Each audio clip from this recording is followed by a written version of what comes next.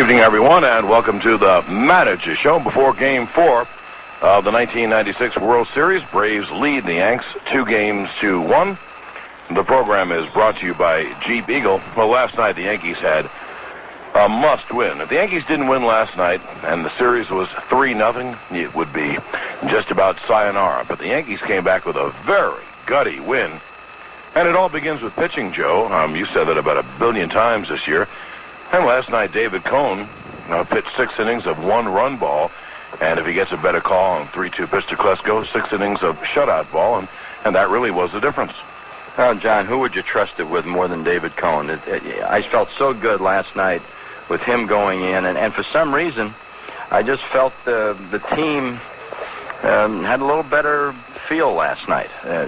Basically because we've, got out of town. And I think there are a lot of distractions in New York. I mean, nobody to blame anything on it. You know, you have family, you have tickets, you have a lot of things you have to get straightened out. But I thought our focus was a lot better last night. And you decided to keep Cohn in the game in a tough situation. Obviously, he said that he had enough to continue. Well, he says that all the time. He didn't hesitate, and the pitch count wasn't up. When I went out there, I was anticipating him staying in the game, and I just felt that at that point, in a key situation, David Cohn knows what to do. Not to say that Graham Lloyd doesn't, because he came in a couple innings later and did a heck of a job. But David Cohn, for me, you make a commitment to somebody, and again, if his pitch count was over 100, he was in the 80s at that time, I thought he was fine. And I thought last night, as you mentioned earlier, it was a gutty performance. We're used to playing close games. Hopefully Kenny Rogers go out there tonight and give us quality 5 innings. I think it's time for Kenny to step up, and I know he feels that about himself, that he wants to pitch better, and we're all counting on him, and hopefully we see that tonight. Well, tonight, Yankees try to get even and make it a 2-out-of-3 series with 2 in Yankee Stadium. So this is a big game tonight. Kenny Rogers, Denny Nagel, Michael Kay has the starting lineups in a moment. Then the first pitch of tonight's game, and this is New York Yankees baseball. Coors Light, the #1 beer in New York and New Jersey, want to thank you, the #1 fans in the world, for staying true to the Yankees and staying in tune with WABC, a great winning combination. And good evening, everybody, and welcome to Game 4 of the 92nd World Series. The Yankees and the Braves. The Yankees trail in the series 2-1 in this best-of-7, and tonight they send out Kenny Rogers. Rogers with a 12-8 record in 96. With a 4.68 ERA, and he'll go up against Denny Nagel. Nagel 16-9, 3.50, and the Braves acquired him, I think, in July from the Pittsburgh Pirates. And now he's pitching one of the bigger games because this is a real swing game if you think about it. The Braves win, they need one more. Yankees win, then they turn this into a best-of-3 World Series. That's how important it is, and it should be an interesting game. I don't think anybody associated with the Yankees knows exactly what to think and what to feel about Kenny Rogers and how he will do today. So they just cross their fingers and they hope for the best. Today's starting lineup is brought to you by Nissan, who reminds you that life is a journey. Enjoy the ride. The Yankees in 92 and 70. They lead off their left fielder, Tim Raines. Raines 284, 9 home runs, and 33 runs batted in. In the World Series, 3 for 9, and in the postseason, 11 for 40. That's 275. Derek Jeter, the shortstop, will bat second, 2 for 8 in the series, 19 for 49, 388 in the postseason. Bernie Williams in center field will bat third, 2 for 12 during the series. That's 167, a home run, and 3 ribbies. And in the postseason, 18 for 46, 391, 6 homers, and 14 runs batted in. Cecil Fielder, the first baseman, he'll bat fourth, 3 for 11 in the World Series. That's 273, 10 for 40 in the postseason. That's 250. Charlie Hayes, the third baseman, will bat fifth, 0 for 6 so far in the Fall Classic. In the postseason, 2 hits and 18 at-bats. That's 111. Darryl Strawberry in right field will bat in the number 6 hole. In the series, 1 for 6. That's 167. And in the postseason, 6 for 23. That's 261. He's hit 3 home runs and driven in 6 runs.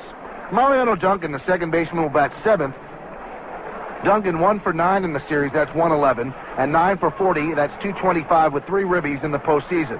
Joe Girardi will catch. He'll bat 8th, 0 for 5 in the series. In the postseason, 5 for 26. That's 192. And batting 9th for the Yankees, the pitcher, Kenny Rogers. For the Braves, 96 and 66 during the regular season. Marquise Grissom, the center fielder, will lead off. 7 for 14 with 2 ribbies during the series. And in the postseason, 18 for 61, 295, a home run, and 5 runs batted in. He's hit 9 straight World Series games. 14 for 34, that's 412. Mark Lemke, the second baseman, will bat second. 5 for 12 in the series at 417 with 2 ribbies. 19 for 51, 373, a home run, and 9 runs batted in the postseason. Chipper Jones, the third baseman, will bat third. 3 for 10 in the World Series with 3 ribbies. In the postseason, 16 for 44, that's 364, a home run, and 9 runs batted in. Fred McGriff at first base will bat cleanup. 4 for 11 in the World Series, that's 364, a home run, and 5 runs batted in. Overall in the postseason, 14 for 48, 292, 4 home runs, and 15 runs batted in. Javi Lopez will catch. He'll bat fifth. In the World Series, 3 for 12, that's 250. In the postseason, 18 for 43, 419, 3 home runs, and 7 runs batted in. Andrew Jones, the 19-year-old rookie, he'll play left field. He'll bat in the number 6 hole. 3 for 11 in the World Series, that's 273, 2 home runs, and 5 runs batted in.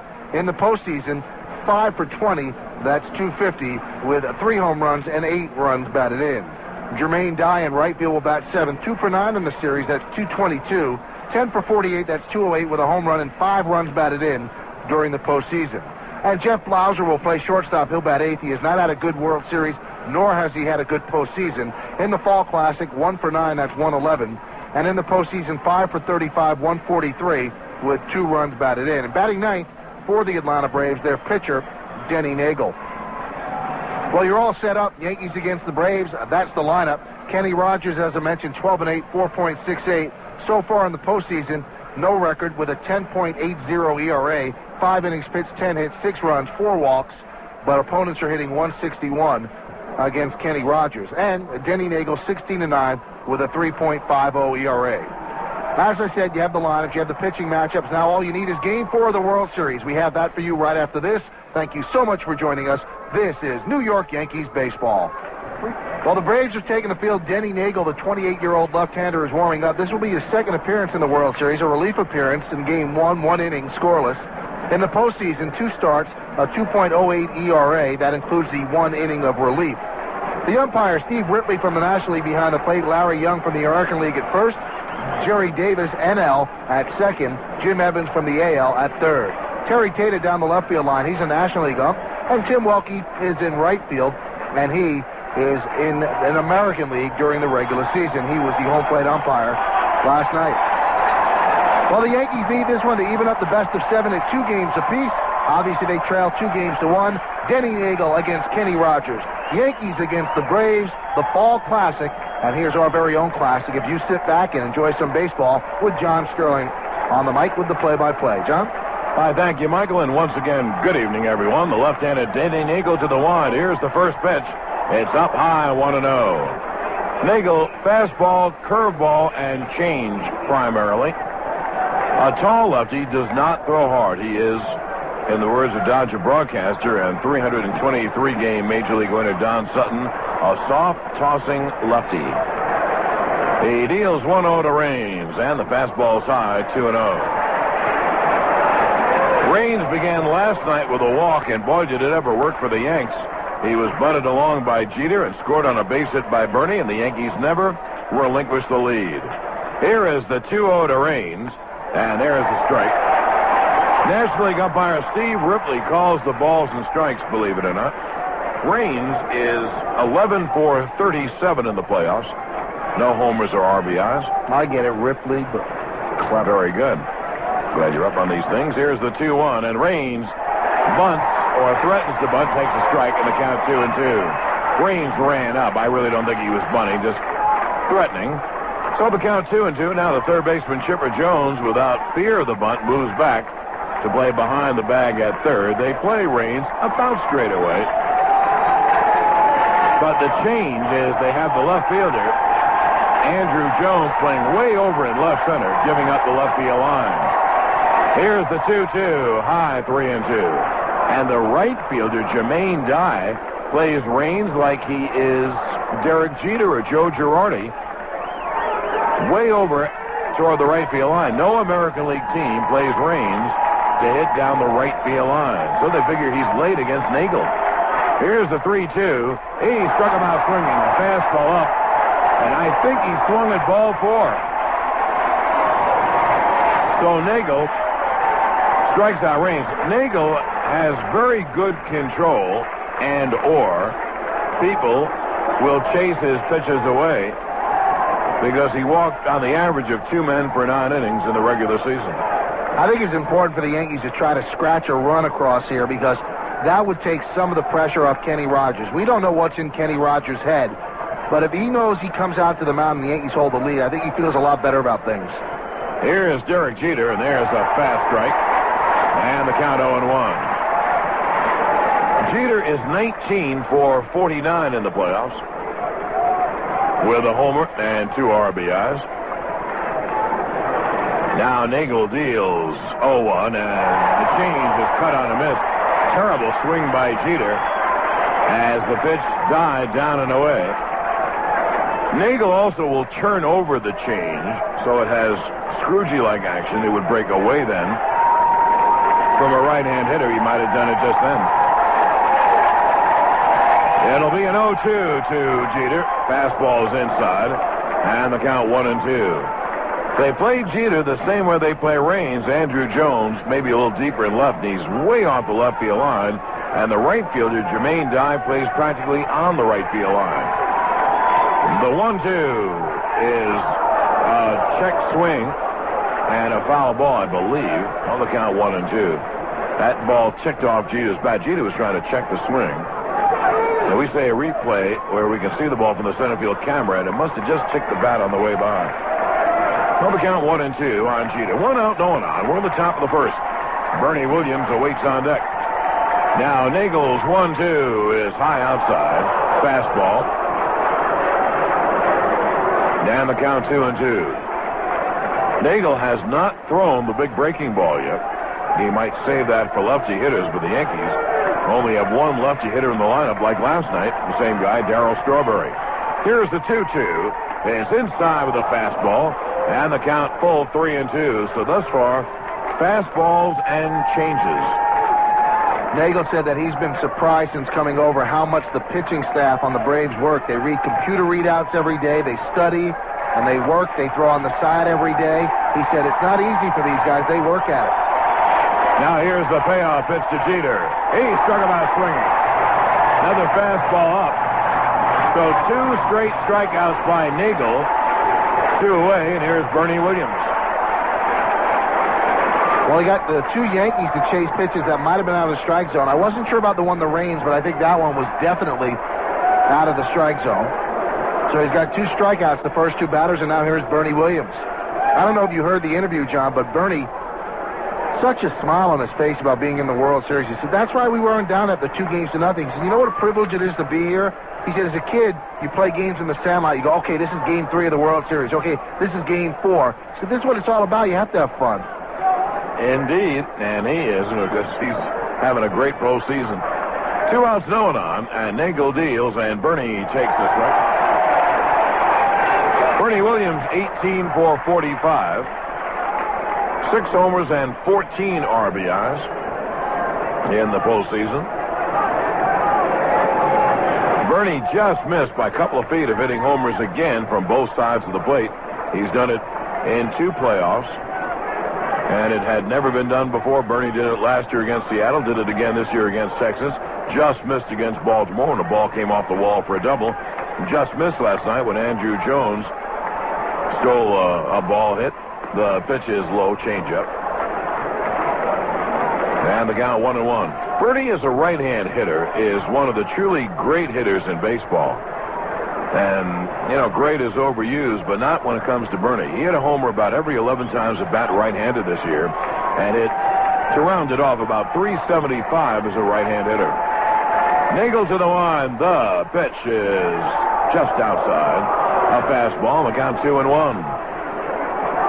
Who knows if Nagel hasn't surprised the Yankees early by throwing a little bit harder than they thought. Perhaps. Now the left-hander to the 1. The 2-1 is strike at the knees on the inside. Good pitch. Well, the Braves got Nagel when they figured that Steve Avery would not be around for them. That painful ribcage pull that kept him out for so many months, and then he really couldn't get back strong. So they made the deal for Nagel. A lot of teams wanted Nagel for the stretch run, and John Sherholtz pulled it off. It'll be a 2-2. 2 outs, no one on. Top of the first. Pitch is just outside. And the count 3-2. It's tough for us to tell. Again, our broadcast booth is way off the plate on the third base side. So we'll reserve judgment till we see pitches in replay. That's pretty close. It'll be a payoff. Cecil Fielder on deck. Now Nagel to the wide. Here's the 3-2. Swung on and popped up to shallow right. Dye comes in toward the line. He's there, and he makes the catch. And the Yankees are retired. 1, 2, 3. At the end of the half inning, the Yankees nothing, and the Braves are coming about. Mind if we climb into your head for a minute? With highlights, interviews, and post-game game analysis, MSG Network.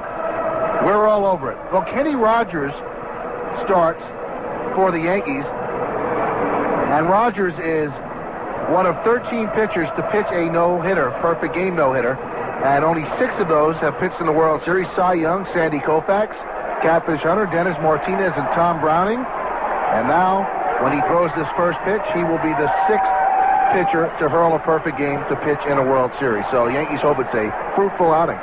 And the biggest start of his career. He deals to Marquise Grissom, and the pitch is low. You'll know pretty soon if Rogers has it or not. Whether it's arm trouble or the fact he simply lost confidence, Rogers in the playoffs has nibbled and has driven the Yankees nuts. He has had 2 very short outings. Yankees down 2-1. They really need a big outing from Rogers tonight. Grissom, a right-hand hitter with power. And the pitch is taken just outside 2-0. Rogers fastball, curve, and change. Rogers walked on the average of 4 per 9 innings in the regular season. He deals 2-0, swung on and grounded to second. Duncan fields and throws to first, 1 away. So Grissom, I think, kind of helps the Yankees out as he swings 2-0 and grounds out second to first. Hey, Rogers has good stuff. This guy won 17 games last year with Texas. Has pitched well both out of the bullpen and as a starter at a very low ERA last year. John Sutton really had a good lineup. I'm talking to this great pitcher about both pitchers tonight. Rogers deals. There's a strike to Mark Lemke, Mike, and he said, you know, Nagel wants to prove to the Braves he belongs. So his pressure is internal, and Rogers, who's had all these problems, the 0-1 to Lemke is low with New York, with the problems with the newspapers, etc. His pressure is a little external, and it really is. But, you know, Rogers wants to have a good outing tonight. Lemke is a terrific playoff performer. Switch hitter batting right. He takes a strike. And the count 1-2. He is 19 for 51, a homer and 9 RBIs. Grissom has had a good playoff, too. 18 for 61, a homer and 5 RBIs. Lemke is simply a good player. Switch hitter, good second baseman, very good second baseman. Rogers deals fastball away. And the count evens at 2-2. Rogers has pitched good games against great hitting American League teams. And the Brave lineup is a good line, not a great lineup. Now, there isn't any reason that Rogers, if he has the confidence, can pitch 5-6 good innings. He deals fastball low. And the count is 3-2. Well, right here, it's a mistake to walk Lemke. He's behind 3-2. Doesn't mean he'll walk him. But he has to challenge hitters like Lemke. Lemke's not going to hit it out of the ballpark. He may get a base hit. And here's the payoff pitch, and it is swung on and grounded to third. Hayes fields, takes a step and fires true to first, and they're a 2-way. I asked Rogers after yesterday's game about this start, and he said, this is one of the biggest starts of my career, which I don't understand why he had to put one of these. This is the biggest start of his career. And he said, I'm really looking forward to it. This is why I signed with the Yankees. He said, I knew I'd get to the World Series. I didn't think I'd get in the first year. He said, but this is the reason I came to New York. I think he had 20 million other reasons, but this was one of the reasons that swayed him. He thought the Yankees had a good chance to get him to the postseason. Chipper Jones, switch hitter batting right with power, takes a good breaking ball strike. Rogers wants to establish the fastball, certainly in on the right-hand hitters. That sets up both the curveball and the change away. Well, there was a good curveball. The 0-1 fastball away, and the count 1-1, the sinker. Jones, 16 for 44 on the year, a homer, 9 RBIs. Now Girardi, who is a take-charge catcher. He runs the show, and he goes out and talks with Kenny. I don't think Rogers would be pitching if Mel Stottlemyre and Joe Torre thought his arm was really hurting. So the question is, can Kenny get confidence in his pitches and challenge hitters? And if he has a couple of innings, maybe, Mike, that'll give him the confidence. He deals 1-1, and Chipper Jones takes inside, and the count 2-1. Left-handed of Fred McGriff on deck. One more thing about Rogers, when a guy like McGriff comes up, he has outstanding success against left-hand hitters, so don't think Rogers doesn't have good stuff. The 2-1 hit on the ground toward short. Jeter fields and fires in time, and Rogers works a 1-2-3. So 1 inning in the books. Both teams going down 1-2-3. And at the end of 1, the Yankees nothing, the Braves nothing. WABC. When you're smiling, when you're smiling. Why are Toyota owners always smiling? Maybe they have more to smile about. This month they're smiling about customer cashback savings up to $1,000. Come in now and get up to $750 in cashback savings on a 97 Tercel. Quality and value do come together at your Toyota dealer. Get up to $1,000 cashback savings from Toyota Motor sales on new 96 Tacoma trucks and the big full-size T100. Offer ends October 31st. See your participating dealer for details. The 97 Toyotas are here now, and your Toyota dealer has hundreds of ways to make you smile. Like the new Camry, all new for $97, and the 97 Corolla at a very affordable $189 a month, 36 months, $750 down. So see your Toyota dealer today, because they like nothing better than to make you smile. For lease details, call 1-800-79-TOYOTA. See your local Toyota dealer today for a great deal that'll make you smile on a full line of Toyota quality cars and trucks. Toyota, I love what you do for me. Got the itch to be rich? Then scratch it. Play Scratch and Match, the Daily News Instant Win Game. That's right, everyone's favorite instant win game from the Daily News is back, and it's bigger and better than ever. There's over $5 million in prizes available, including an instant weekly prize of $75,000. Look for your free Scratch and Match card in every Sunday's Daily News through Sunday, December 8th. It's like getting 9 scratch-off lottery tickets free. And the new Scratch and Match includes a Nobody Beats the Whiz bonus game with more than 10,000 additional prizes available each week, including 50-inch color TVs, APS cameras, and Discmen. Join the over 8,000 previous Scratch and Match winners. And now with better odds of winning than ever, everyone's scratching like crazy for Scratch and Match. Only in the Sunday Daily News. It's the most New York you can get. Game open to U.S. residents 18 or older. See the Daily News for details. No purchase necessary. Copies of the news available at local libraries. Void where prohibited. Game ends Saturday, December 14th, 1996. WABC. It's time for the New York Yankee Injury Report. That's brought to you by GHI Group Health Incorporated. By now, you should all know. Tony Fernandez, 60-day DL, fractured right elbow. Melito Perez, 60-day DL, shoulder and elbow problems. Scott Kamenicki, 60-day DL, arthroscopic surgery on his right elbow. And Mike Figg, a 15-day DL with a torn right anterior cruciate ligament. Paul O'Neill has a bad left hamstring, and Ruben Rivera has a sore right shoulder. You know, somebody came up to me on the field, John, before the game and said, boy, I really feel badly for that Mike Figg. I wouldn't even know he was hurt without you. Mike Figga, we hardly knew ye. Here is Cecil Fields to lead it off, and he takes a pitch outside 1-0. Big Daddy is 10 for 40, but his hits have counted 3 homers and 12 RBIs. He had a booming double off the left center field wall last night and scored the Yankees' 5th run. Denny Nagel deals. There's a strike fastball on the inner half of the plate. So Nagel is coming inside. And if you're going to pitch away, if you want to be one of those Jimmy Key type pitchers, Tommy Glavine pitchers, who pitch successfully away, you have to come inside every now and then to keep them honest. The 1-1. It's all the way inside fastball, and the count 2-1. You know what a good team does, John? A good team has a scout their own team. And I think they're pitching against the Yankees scouting report because Nagel's supposed to throw a lot of slow stuff, and he's actually starting the Yankees with fast stuff. The 2-1. is a check swing ground ball to second. Lemke fields, and he throws to first in time, and there's one away. Fielder trying to check the swing. Frankly, didn't get out of the batter's box. Well, I just think you made a great point. Whatever they expected from Nagel, they're really seeing the opposite, and he's throwing a whole bunch of fastballs. And he's been very successful. You know, you don't have to have the batters completely off stride. Just a little bit off stride will do the job. And if you're a little bit behind, you're in trouble. Here's Charlie Hayes with one out. Hayes is 2 for 18 in the playoffs. No homer and RBI, right-hand hitter. Yankees have an all right-hand hitting team but for Darryl Strawberry. Pitch is fouled away first base side back in the crowd. And the Braves have an all right-hand hitting team in, except for Fred McGriff. Tomorrow night in Game 5, it'll be a right-hander for the Braves. First game starter John Smoltz against first game starter for the Yanks, left-hander Andy Pettit. Now here is the wind and pitch. Fastball zings high from Nagel, and the count 1-1. Nagel did not pitch well coming over from Pittsburgh. Then at the end of the year, he pitched well in a game against the Mets when the Braves really was struggling a bit.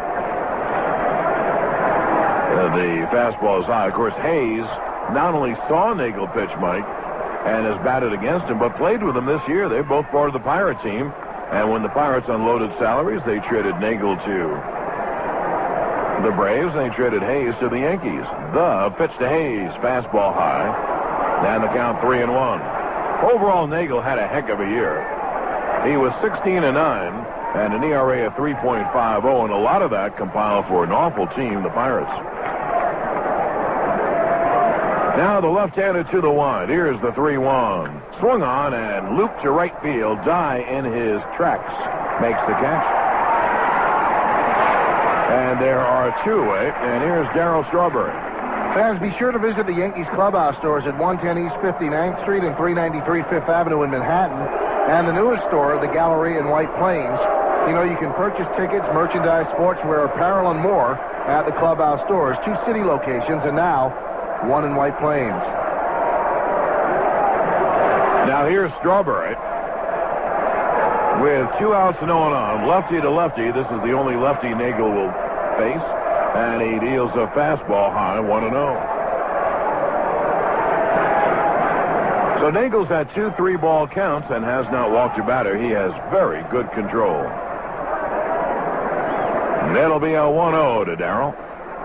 The pitch is up high. Strawberry 6 for 23, 3 homers and 6 RBIs. That's one of the reasons that Fielder and Strawberry play. Fielder has 10 hits and 12 RBIs. Strawberry has 6 hits and 6 RBIs. Nagel deals. That's up high. And the count 3-0. You know, sometimes when a left-hander zeroes in, right-hander, right-hander, right-hander, right-hander, he zeroes in on angles to the plate. Then he faces a left-hander and can't throw strikes, and that is not very odd. And now, with a 3-0 count, figuring Strawberry is going to go for the downs, the Braves change their defense. The 3-0 is cut on and fouled off. He's swinging 3-0. And they overplay Strawberry with 3 infielders on the right side. And the only player on the left side, Chipper Jones, playing shortstop. He is playing so much shortstop, he's playing shortstop for left-hand full hitter. But there's no third baseman. Easy bunt single if he chooses to take it. But 2 outs, no one on. You do want Strawberry to try to hoist a fly ball over the right field fence. And if he does bunt, as Mike said, there's no play at all on him. It'll be a 3-1 from Nagel. Swung on and grounded up the middle to the shortstop. And Blauser throws out Strawberry. And Nagel has another 1-2-3. Good pitching by Denny Nagel. 3 up and 3 down go. The Yanks end of an inning and a half. We are 0-0. Imagine you're giving a presentation. The image has the clarity of a just-washed picture window, none of the usual slight haze. Now, imagine the colors in your presentation looking natural instead of like cartoon colors. Imagine your PowerPoint text and presentation graphics looking like 35mm film. You are imagining digital technology applied to light.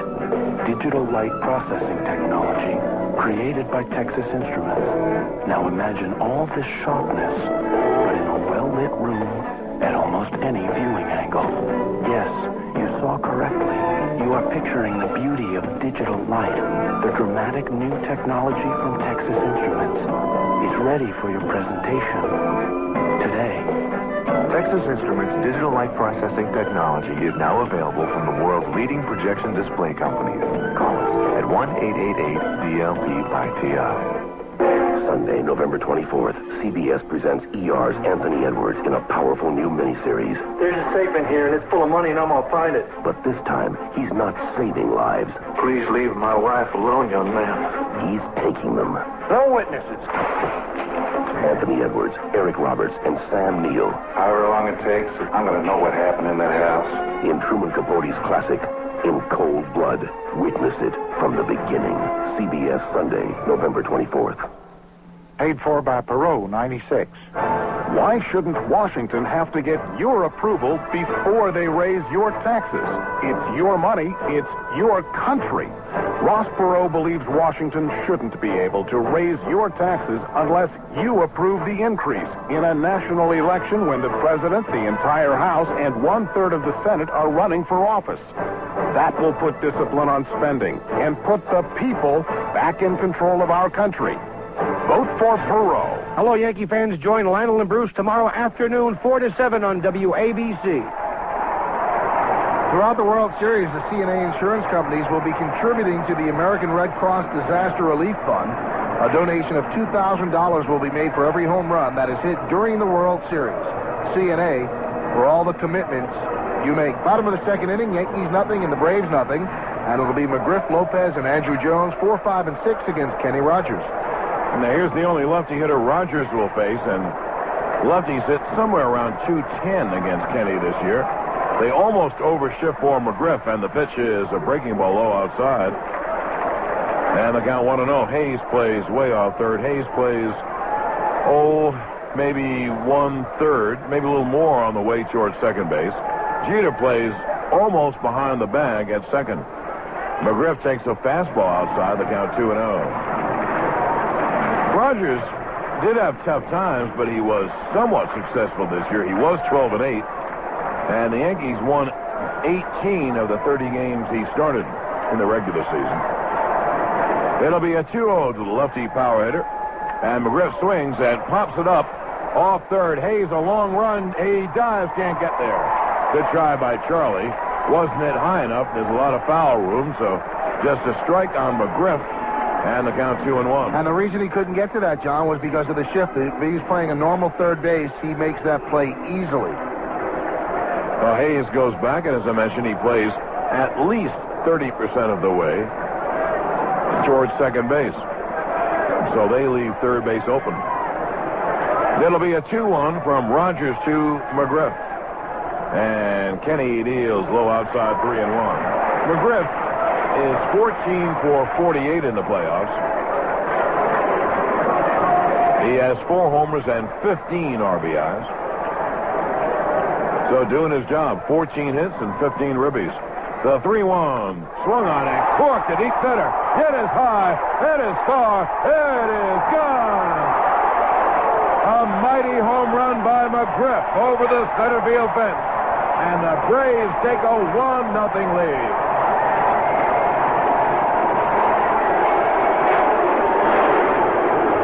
Well, that is McGriff's 5th home run in the postseason, and he now has 16 postseason ribbies. In the World Series, his 4th run batted in and his 1st home run. You can't fall behind Fred McGriff. He's a good lefty hitter against lefty pitching. Well, 3-1 fastball over the plate. No, you can't do that at all. That was made to be crushed, and he crushed it. Rogers was in the middle of the plate about belt high, and McGriff hit it out. So the Braves take a 1-0 lead, and here's Javi Lopez, and he takes a change outside. And the count 1-0. So the Braves have a 1-0 lead on the long home run by McGriff, and that caused by Rogers falling behind 3-1. Lopez takes outside, the count 2-0.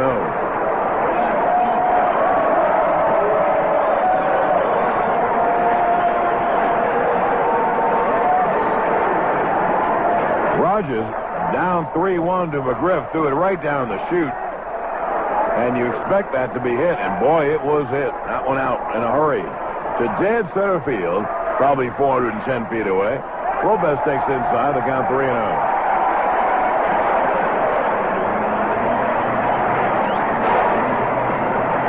Lopez, 18 for 43 in the playoffs. 3 homers, 7 RBIs. And there is a strike. And the count 3-1. So 1-0 Braves. Bottom of the second, no one out, and the catcher, right-hand hitter Javi Lopez with very good power at bat. The 3-1 is low. Lopez is on. And now we'll see the 2 youngsters come up, both right-hand hitters. First, Andrew Jones, and then Jermaine Dye. You really wonder what happens to Kenny Rogers. We've seen this throughout the season. Now Joe Torre will go out and talk with Rogers. He can look great for 1 inning. He can look great for 4 innings, 5 innings. And then all of a sudden, he'll give up a home run or lose the plate. And you know that it's got to be something more than physical, because how could you be physically unable to do something 1 inning and the previous inning you were fine? It's got to be a mental thing where he just starts to get tight. He fell 3-1 behind on McGriff. He didn't get the benefit of a first pitch that was right on the black, so it was called a ball. He seemed to have lost his concentration. Boom, he gives up the home run, and then he walks the next guy. It's like a different pitcher than the one who threw in the first inning. In the first inning, he got 3 ground balls and was in complete command. So Javi Lopez walks, and here's Andrew Jones. Jones 5 for 20 in the playoffs with 3 homers and 8 RBIs, a right-hand hitter with power. Lopez leads. Rogers deals. There is a strike. Well, Torre went out and had a talk with Kenny, and I'm really not sure what Torre said. Obviously, how would I know that? But I can almost tell you that Torre said, look, please trust your stuff and go right after the hitters. The pitch is a strike, and the count 0-2. You know, Kenny could answer back if that's exactly what Joe said. So I trusted myself on 3-1 to McGriff. He hit it over the center field fence. Maybe that's why he's afraid to throw the ball over. Well, Mike, you don't want the guy to throw a fastball over the middle to McGriff. Trusting his stuff doesn't mean that, but the pitch, the 0-2 is low, and the count 1-2. Rogers has an exceptional pickoff move at first, so Lopez, the catcher, certainly will play it safe. Yankees set up hoping to get 2. Jones very speedy. You got to turn it quickly if you're going to try. Now the stretch by Kenny. It'll be a 1-2. And that just missed outside of the count 2-2. Rogers, by his body language, would tell you he thought that was strike 3.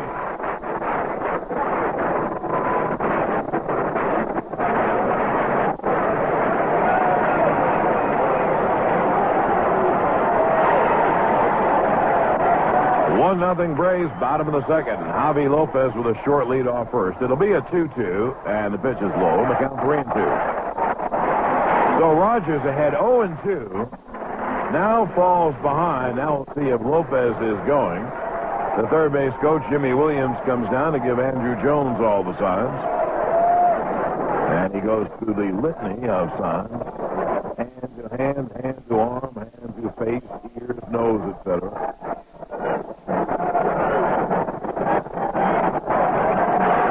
It'll be a 3-2. Lopez stays, and the pitch is grounded foul. It's a changeup. And Jones was out in front and grounded at foul third base side, so the count holds at 3-2. Boy, that is a tough see for Williams to see into that Braves dugout. It's so far away. It's at a bad angle. And he actually had to stand on third base to get a look at Bobby Cox to get the sign to give to Andrew Jones. These dugouts are about as far away from home plate as there are in Major League Baseball. And deep. You're almost below sea level in those dugouts. I'll throw over to first. I haven't not looked in the Braves dugout, and I went through there yesterday, and I didn't bother to look.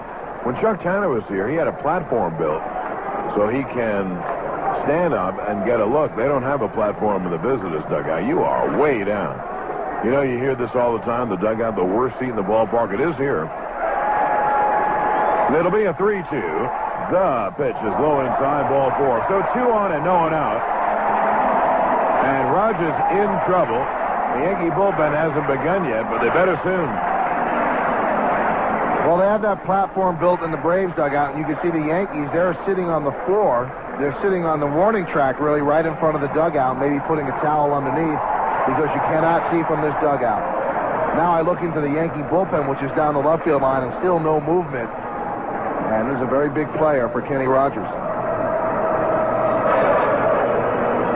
The home run by McGriff certainly shook up Rogers. He's walked the next two. Now here is right-hand hitting Jermaine Dye. Dye is 10 for 48, a homer and 5 RBIs. Lopez off second, Jones off first, and Rogers to the plate, high outside 1-0.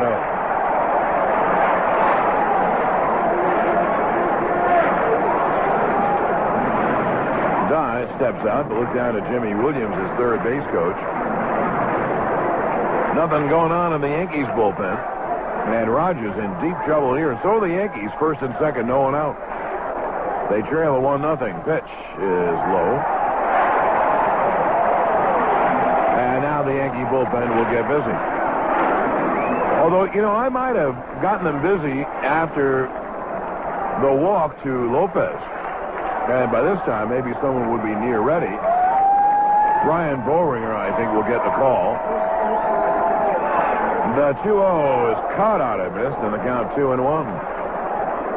I know what you're saying, John, but it is really a tough call in that situation. If it was David Cone pitching, he gave up a home run and a walk, you wouldn't get the bullpen ready, so you don't want to send the wrong message to Rogers.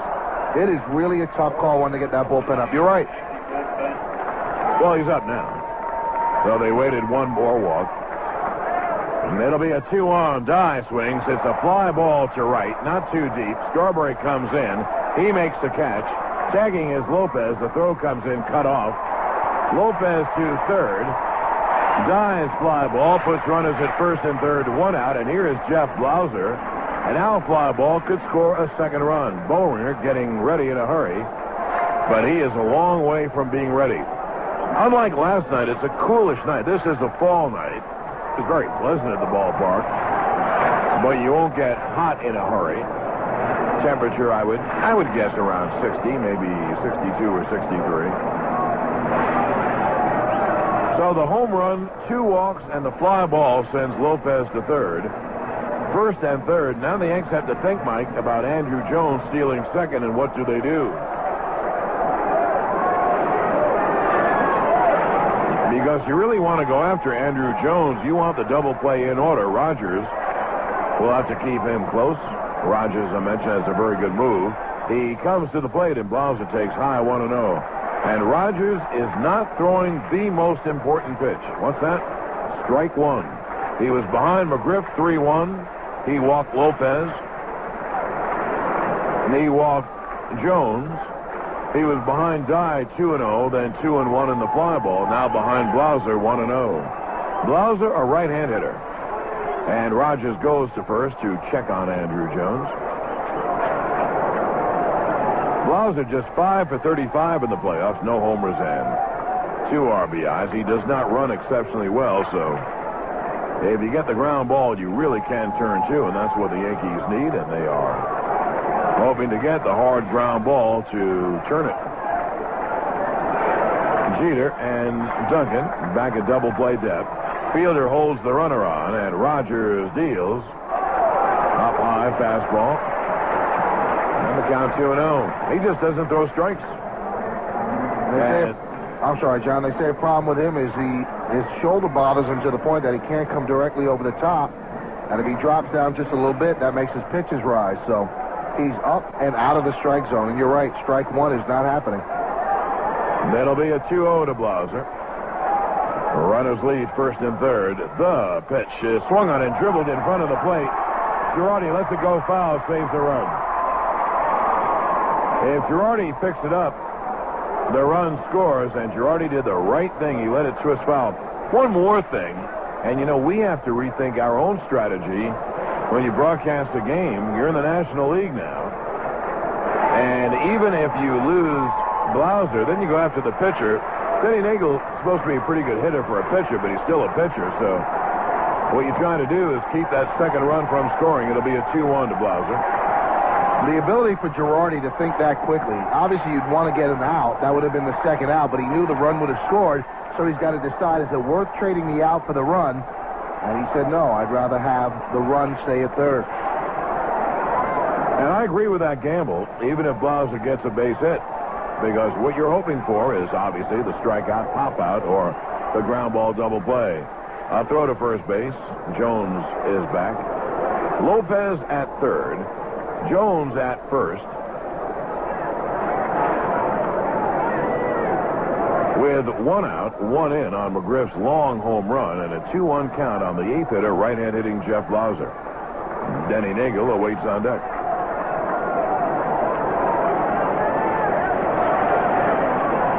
Here's the stretch by Rogers. And again, he goes to first base. He has not given Andrew Jones his real move yet. Well, maybe he's waiting for Jones to commit, and that'll give him a nasty move. He has one of the best moves in baseball. Indeed, he has just soft tossed to first. Well, you don't want to give the good move until the guy is off the base, and you have a chance to pick him. Bowringer by now is about ready. The 2-1 squeezes on. It's going to work. Rogers fields. Has no one to throw to. It's a base hit for Blauser, an RBI as Lopez scores, and the Braves take a 2-0 lead.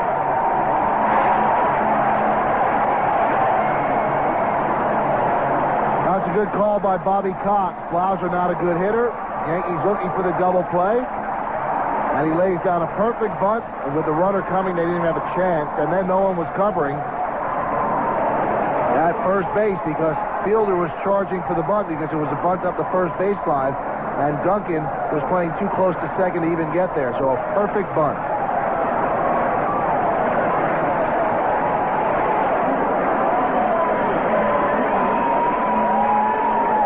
Now first and second, 1 out. And you may see another bunt. Here's the left-hand hitter, Denny Nagel. Bowringer is just about ready in the bullpen. First and second with 1 out. It is 2-0 Atlanta. Nagel squares and Rogers deals, bunted at, and bunted down third. Hayes fields and throws to first in time. So Nagel's sacrifice works. 5-4. Duncan took the throw. Second and third, 2 out. Here is Marcus Grissom, and here is a big out in this ballgame. Because a base hit by Grissom would give the Braves a 4-0 lead. I know the Yankees come from behind, but that might be asking a lot.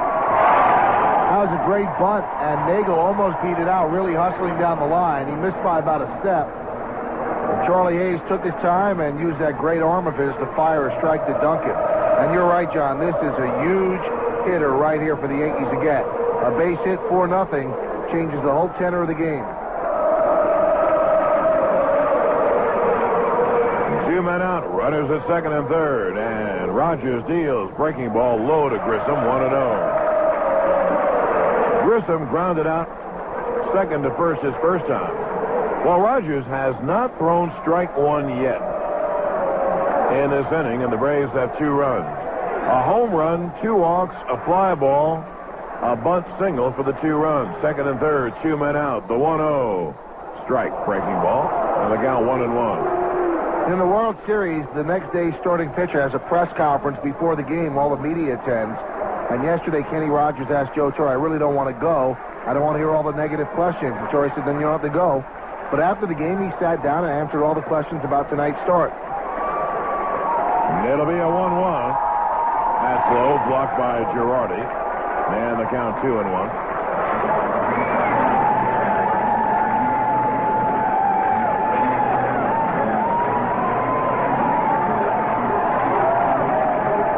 Andrew Jones at third. Jeff Blauser at second. There are 2 outs. And a 2-1 pitch coming. Line on the base center field. Base hit past Jeter.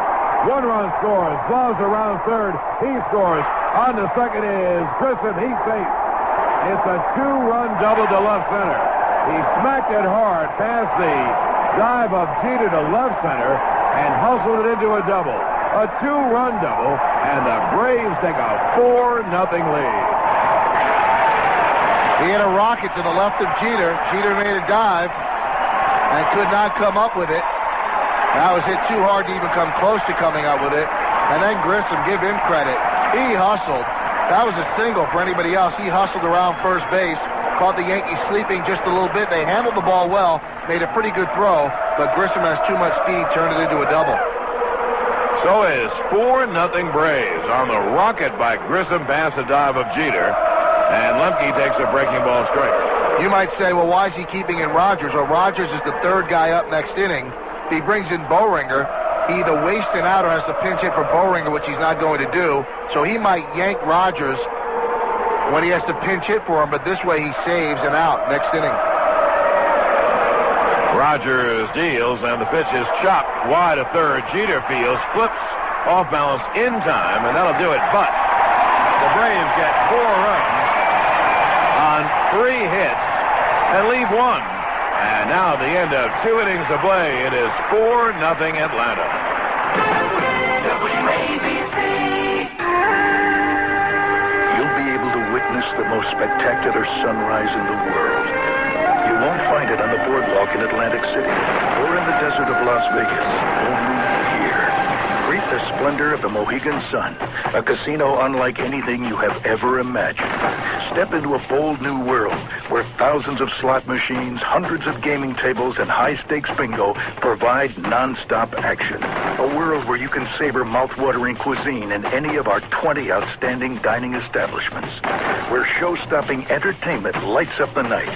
The Mohegan Sun, where thrilling casino action and the celebration of Mohegan culture come together to create the experience you've been waiting for. Come, find your place in the sun.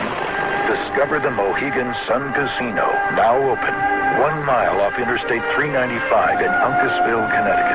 Call toll-free 1-888-226-7711 for more information. A guy named Joe had a big idea, headed west with a guitar and a Sia. Straight to the Rockies by the light of the moon, saw the Grand Peaks and he wrote this tune.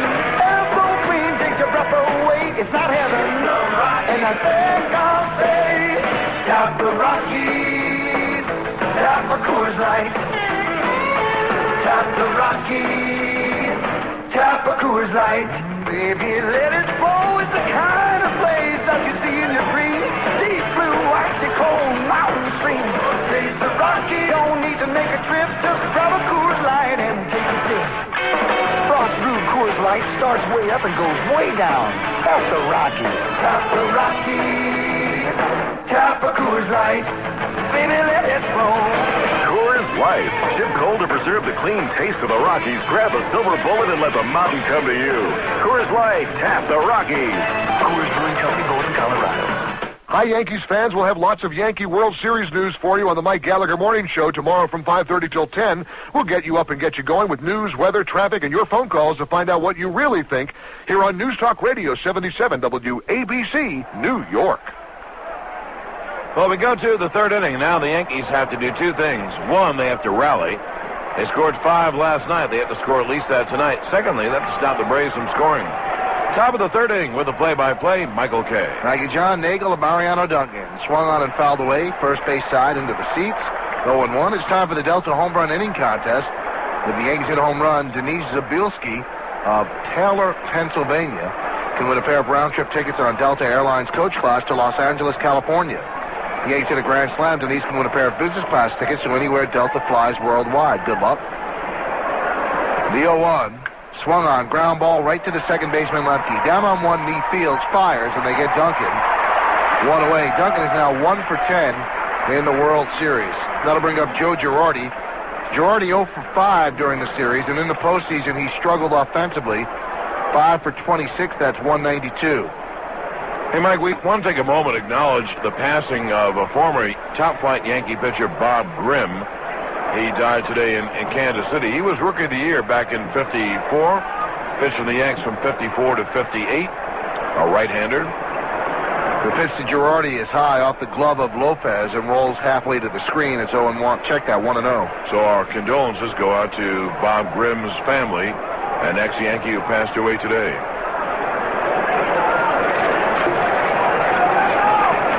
Now Top of the third inning, the Braves lead the Yankees 4-0. Game 4 of the World Series. The 1-0. Swung on and grounded sharply, backhanded by Chipper Jones at third. The long throw, 2-away. Chipper Jones can really play third base. He came up as a shortstop, so he has those skills, hand-eye skills, and he has a pretty good arm as well. They'll let Kenny Rogers hit, so obviously they don't feel comfortable going to Bowringer and also pinch hitting with 2 outs and nobody on. Really, what does that do? Rogers, a left-handed hitter against the lefty Nagel. Kenny has played his whole career in the American League, so he has not come to bat as a major leaguer. Nagel deals, and the fastball is away, 1-0.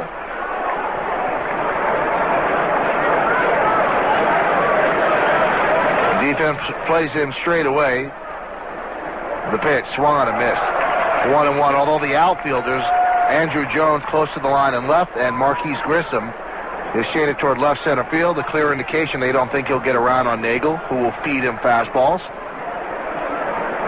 The 1-1 swung on, diving off the glove of Chipper Jones. Picked up by the shortstop Blauser, no throw. A base hit for Kenny Rogers. A slashing line drive off the glove of Chipper Jones. So how do you figure this game, the Yankees' first base hit of the evening?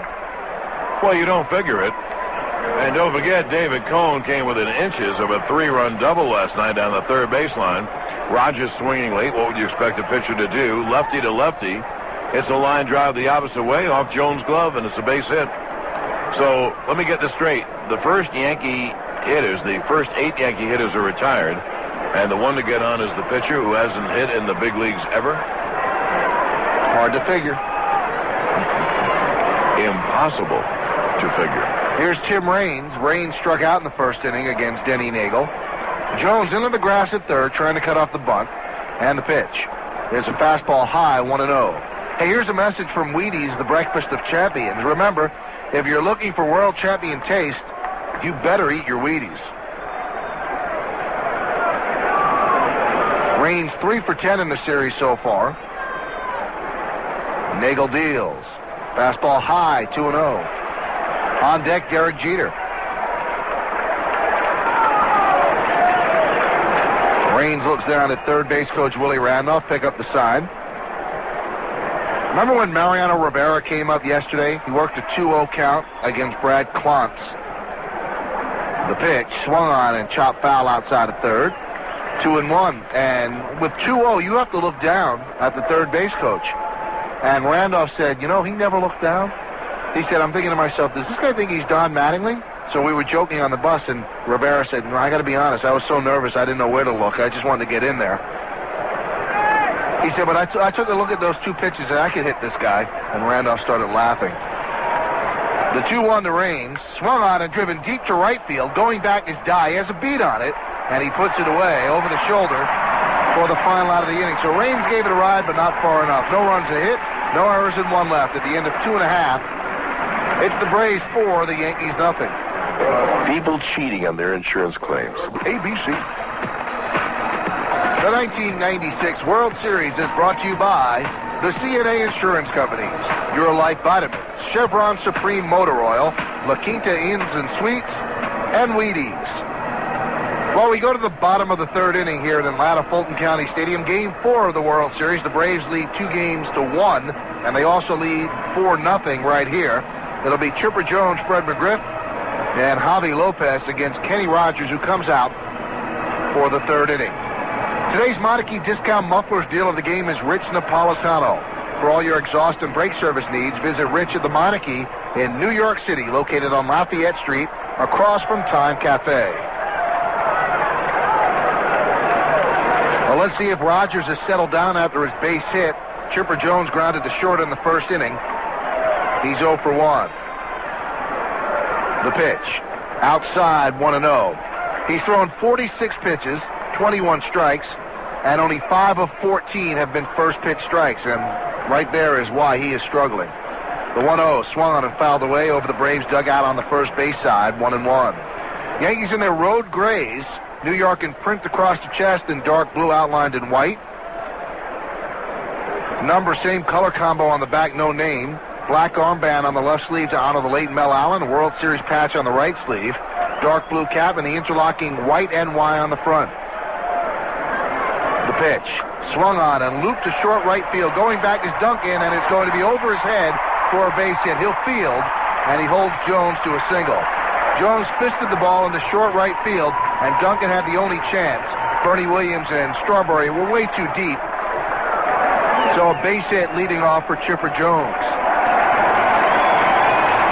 That'll bring up Fred McGriff, who started off the 4-run second inning with a home run over the wall in center field.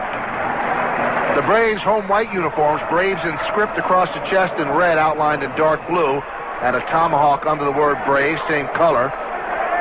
Red and blue piping around the neck and down the front of the uniform. World Series logo on the right sleeve. The pitch to McGriff is a strike on the outside corner, 0-1. Number on the back, red outlined in black, or outlined in dark blue, and the name in blue across the back. Dark blue cap, a red bill, and a script capital A in white on the front. The 0-1. Breaking ball misses away, 1-1. It's probably ironic that Rogers has stayed in the game to face McGriff, because McGriff tattooed him for a home run last time. But obviously, if he doesn't, Brian Boehringer's up again. If he doesn't get McGriff, he is out of the game. This is the last lefty hitter in the lineup. Chipper Jones leads off first, and the pitch to McGriff. Swung on, line drive down the right field line, foul. It hooked foul. He hit it so hard, that's why it stayed as close as it did, but then it was fouled by about 3 feet. So a long strike for Fred McGriff. Fred McGriff really approaches hitting lefties a pretty good way. He goes, no, I know they're going to try and go curveball away. He goes, and I don't flinch. He said, and occasionally they'll try to bust me in with a fastball. As long as you have no fear of getting hit and you don't bail, you have a pretty good chance of hitting a left-hander if you're a lefty batter. And that's why Don Mattingly, coming into last year, had about a .385 lifetime average against Randy Johnson.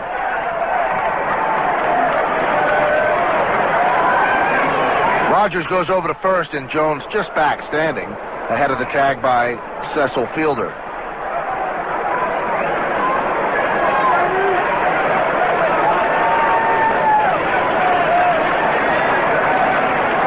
McGriff looks down at third base coach Jimmy Williams. First base coach is Pat Corrales.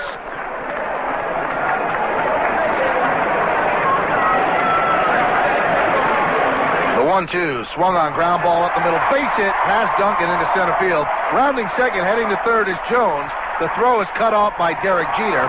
And the Braves have runners on the corners, nobody out, and Javi Lopez coming to the plate. So they haven't exactly tattooed Rogers in this inning, but the Yankees are in trouble, and with a 4-0 deficit, Joe Torre really cannot afford to keep Rogers in there and let him work out of his problems. Torre out of the dugout, and he signals for Boehringer. And this call to the bullpen is brought to you by 9X. For advanced telecommunications, just leave it to 9X, and this is New York Yankees baseball. Well, still here in the bottom of the third inning, and the Braves threatening to add on to their 4-0 lead over the Yankees. Yankees bring on Brian Boehringer, and he will face Javi Lopez, who walked and scored in the second inning. So Jones, Chipper Jones on third, Fred McGriff at first. Again, nobody out. Boehringer on a relief of Kenny Rogers. Rogers again, ineffective. And that's putting it mildly.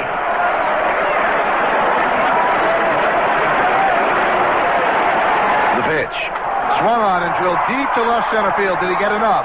Going back is Bernie Williams. He makes the call. On the track, he makes the catch. Tagging is Chipper Jones. He'll score. McGriff going into second. The throw there is not in time. And the Braves lead 5-0 on the sacrifice fly by Javi Lopez.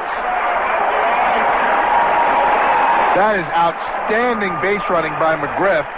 He knew the ball was not going out of the park. He figured if it wasn't going out of the park, Bernie Williams would run it down. Williams did, but he ran it down so deep in left center field that McGriff was able to tag and put himself in scoring position.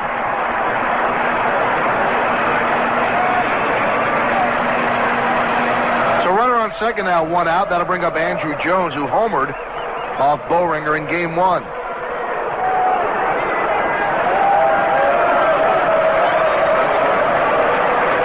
And the the pitch to Jones is a slider just a bit outside, 1-0. Yankees are in very, very real danger of falling behind 3 games to 1 in this best of 7. And then they have the unenviable task of Smoltz, Maddox, and Glavine having to beat all 3 of them if they want to win this World Series. The 1-0. Breaking ball is low, 2-0.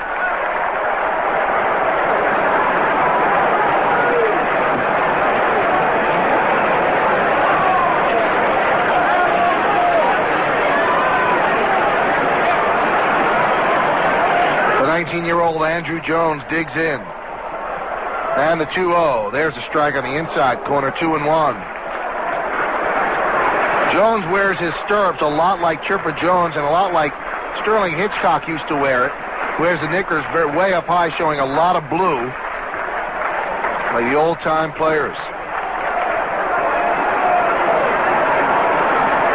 McGriff leads off second. The 2-1. There's a strike on the outside corner, dropped by Girardi, but he scrambles after it to his left, and McGriff stays put at second. And the count is even at 2-2.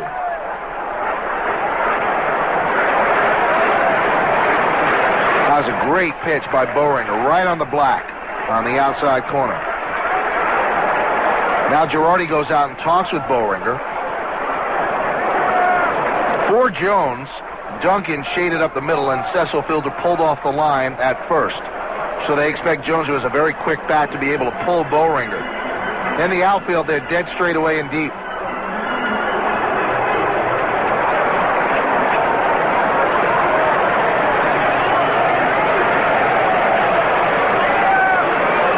Girardi going through the signs. Boehringer gets a sign he likes, sets at the bell, checks the runner at second. And the 2-2. Strike 3, inside corner. Andrew Jones down looking. 2 away. Andrew Jones, so far in this series, watching him, has not seen a called strike that he's agreed with. So he's already got a big league attitude at 19 years of age. Here's Jermaine Dye, flied out to right field. That was in the second inning. We're in the bottom of the third here at Atlanta Fulton County Stadium. The Braves lead the Yankees 5-0. The Braves have knocked Yankee starter Kenny Rogers out of the game. All 5 runs against Rogers, and the runner at second base is also his responsibility.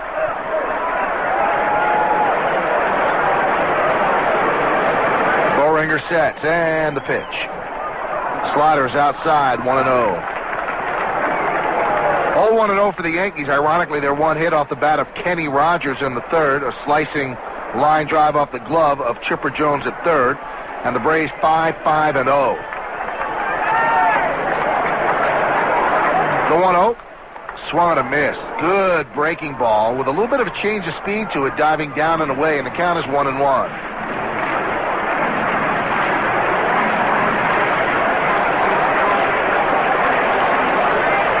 To a full house here at Atlanta Fulton County Stadium. Some scattered seats in the upper deck empty. The 1-1 swung on and popped up right field side, giving chase is Strawberry, but the ball tails into the seats foul. The count 1-2. Symmetrical ballpark, 402 to dead center field, 385 to the alleys, and 330 down the lines. The markings on the wall, on the bottom of the wall, and the wall is a light blue with a yellow line on the top, and the markings are in yellow. Pretty much a 3-deck stadium, although the second deck is really a luxury box deck that's underneath the upper deck. And tomorrow will be the last game ever played here in Atlanta Fulton County Stadium. They move across the street to the old Olympic Stadium next year. The 1-2 swung on and fisted toward the left side. Right there is Charlie Hayes and Jeter. Jeter calls and makes the catch for the final out of the inning. So Boehringer comes in and does a very good job. 1 run, 2 hits, no errors, and 1 left at the end of 3. It's the Braves 5, the Yankees nothing. Hi, folks. This is Mike Gallagher. Tomorrow on the WABC Morning Show from 5:30 till 10, we'll visit with Dr. Laura Schlesinger and talk about parental responsibility after a father sharpened his son's football helmet in order to hurt other kids. That's tomorrow morning on WABC New York. Yankee fans, keep pace with your favorite team all year long on the pages of Yankees Magazine, the official publication of the Bronx Bombers. This month's issue features a profile of Darryl Strawberry, an interview with John Wetland, and a look back at the 1936 Yankees. Were they just as good or even better than the 1927 Yankees? Find out in Yankees Magazine. There's also stats, minor league reports, great color action photos, and more. Subscribe now. Receive 12 big issues for just $18.97. To order, just call 1-800-9-YANKS-9. That's 1-800-9-YANKS-9. Derek Jeter leads off against Denny Nagel. And here's the pitch to Jeter. A little bit high, 1-0. Now, it's not impossible if the Yankee bullpen is equal to the task and stops the Braves. Obviously, Mike, they can't give up any more runs. And the Yankees can't get 5 back in one swing. They've got to get a run or two. And the 1-0 to Jeter is a fastball high, 2-0. And by the way, if you say to me, come on, John, that's a long shot coming from 5 down the World Series game, you're dang tootin'. But the question is, can they get to Nagel? Because the Braves do not have a solid bullpen until you get to the closer, Mark Wohlers. You scratch a run or two and then get an inning, you might get back. The 2-0 is up and away, 3-0. Remember, the Yankees came back from a 4-run deficit against the Texas Rangers in the division series, and that was the largest deficit the Yankees had ever come back from in their postseason history, so they try to make history again tonight. They got 6 runs that night. They got 5 runs last night. It's possible. The 3-0, right down the middle with a fastball, 3-1. Jeter struck out in the first inning. So far in the series, he's 2 for 9.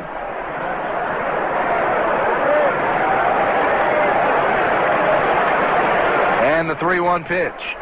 Outside, so he walked him. That's the last thing Nagel wants to do with a 5-0 lead, but that is the thing he does. He walks the leadoff batter.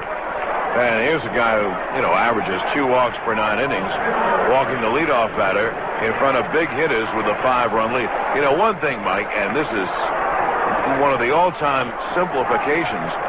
One thing the Yankees are going to have to do, get a big hit. They're going to need a Bernie or a Fielder, a guy like that, to hit one out of the ballpark and get a couple of quick runs. Williams flied out to right field, shallow right field in the first inning. He's 0 for 1.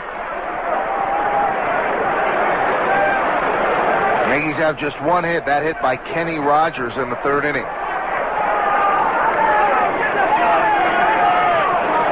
Nagel and Bernie Williams, a little cat and mouse game. Nagel taking too much time, he sets. And the pitch.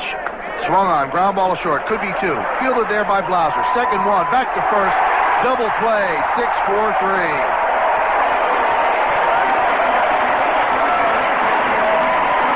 So he came right back and got a big double play ground ball, did Nagel. 2 away, and that'll bring up Cecil Fielder. Say the New York Marriott Marquis, located in the heart of Times Square in Manhattan's famous theater district, featuring The View, New York's only revolving rooftop restaurant. Only at the Marriott Marquis. Fielder tried to get out of the way of a fastball up and in the second inning, grounded softly to second base. He's 0 for 1.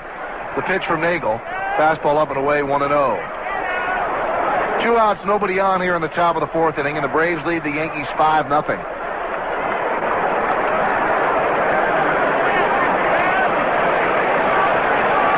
They play fielder to pull, obviously. Blauser and Jones very close to each other on the left side of the infield. The pitch, swung and missed on a change.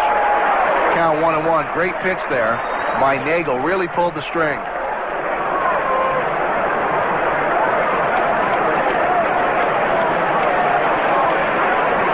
Lemke is shaded up the middle. He's actually on the outfield grass.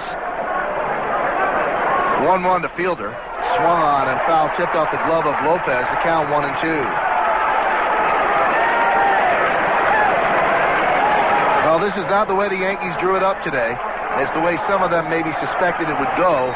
Rogers has been very unreliable for most of the season, and tonight he certainly was that. Unable to get out of the third inning, and he saddles the Yankees with a 5-0 deficit here in Game 4. The 1-2 to Fielder just missed outside, 2-2. Yankees signed Rogers for $20 million, a 4-year deal during the offseason, and to be blunt about it, he has not been worth the money.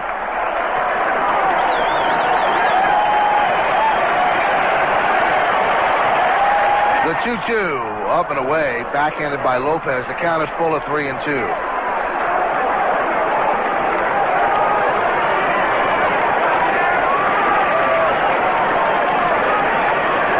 on deck, Charlie Hayes.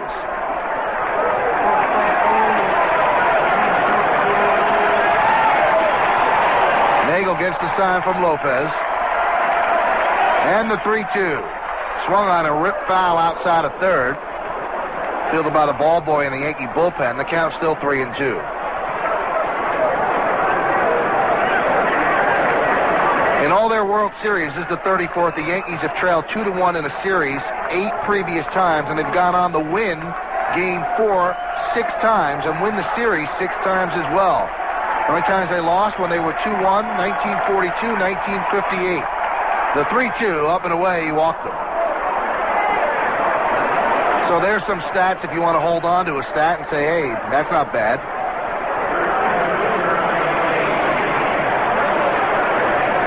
And they won series after being down 2-1 in 1923, 1926, 1951, 1952, 1956, and 1978. We know one series they were down 3-1 and they won, and that was 1958 against these same Braves, who were then playing in Milwaukee. Here's Hayes. He flied out to right in the second. And in that series, they won the 5th game at Yankee Stadium and then won the last 2 games at County Stadium.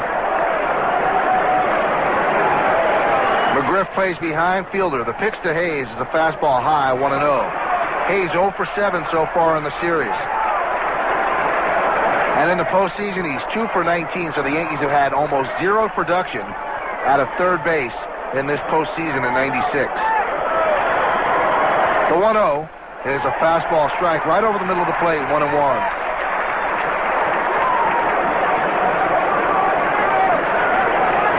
Yankees trail 5-0, top of the 4th inning, runner on first base, 2 outs. On deck, Darryl Strawberry. The 1-1 is low and away, 2-1. 5-0 seems like a lot, but if you think about it, Hayes gets on and Strawberry hits one out. All of a sudden, you've got a completely different game, but that is so much easier said than done.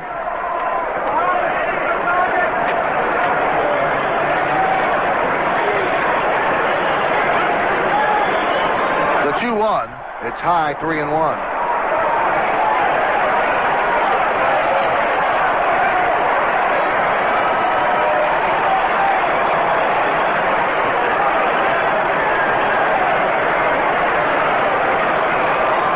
So a 3-1 pitch. This is something that Hayes would love to drive, get a pitch he can drive, but Nagel doesn't have to give in. He has the 5-0 lead. The pitch. Up and away, he walks Charlie Hayes, so he has walked 3 batters this inning, and the only thing that has made this stray away from a disaster is that Bernie Williams wrapped into that double play. Well, there's no question about it. That saved Nagel. I mean, even if Bernie had made out, let's say he hit a fly ball somewhere, and the Yanks had the bases loaded, 1 out, a base hit would have put him back in the game. So you never can take anything for granted. Leo Mazzoni, the Braves pitching coach, comes out to talk with Nagel. And here's a guy who averages 2 walks per 9 innings. He just walked 3 men in 1 inning. It is tough to figure out baseball, and it isn't just us. We're not talking about Sterling and Kay. Bobby Cox, Joe Torre, Don Zimmer. Tough to figure out baseball in every way. So here is Strawberry. You know, Mazzoni went out maybe to settle him down also, to go over how they want to pitch Strawberry. They're well aware one swing, and the Yankees could climb right back in the game. Nagel's thrown 62 pitches, which is fairly high for the 4th inning. 33 balls, 29 strikes. On the flip side, Rogers threw 52 pitches, 26 strikes, and 26 balls. Strawberry grounded out to short. That was in the 2nd inning. 3 fielders on the right side of the infield for the Braves. The pitch is a strike. Fastball right down the middle, 0-1. The only person on the left side of the infield is Chipper Jones, and he's not playing the shortstop position as much as he is third base, pulled way wide of the line. But he's very close to what would be shortstop. In the outfield, they shade the other way. Marquise Grissom is playing in left center field, not thinking Strawberry will pull, and Dye happens to be in right center field. The whole right field line is open.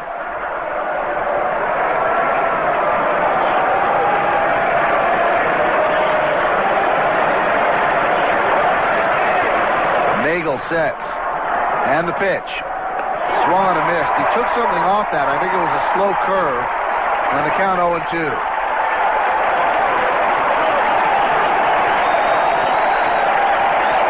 And the crowd here at Atlanta Fulton County Stadium rises to its feet.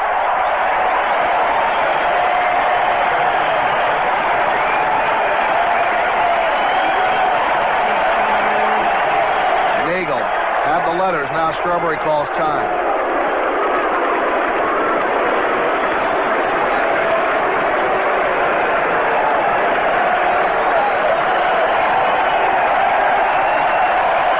Fielder at second, Hayes at first. 2 outs here in the top of the fourth inning. Yankees trail 5-0. The 0-2. Breaking ball just missed outside. Strawberry holds up the count 1-2.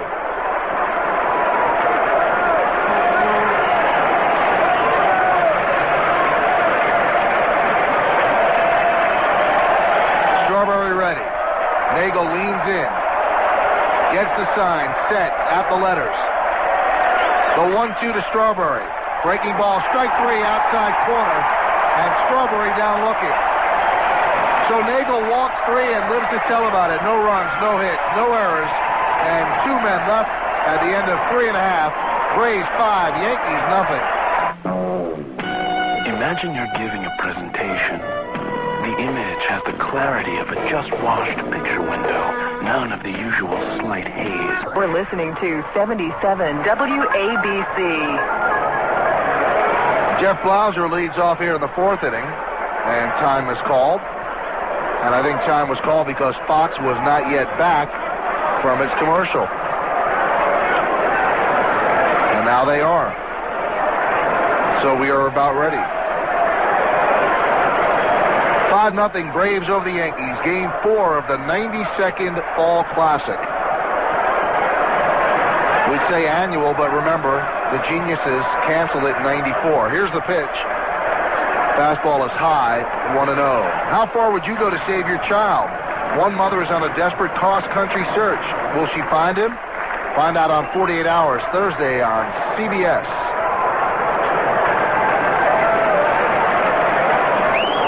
The 1-0 from Boehringer is a strike. Fastball right over the middle, 1-1. Boehringer is working from the stretch. Boehringer came in the first game when things got out of hand with Andy Pettit, and Pettit will start tomorrow against Smoltz. And if this score holds, that's a do or die for the Yankees. The 1-1, swung and foul back, 1-2.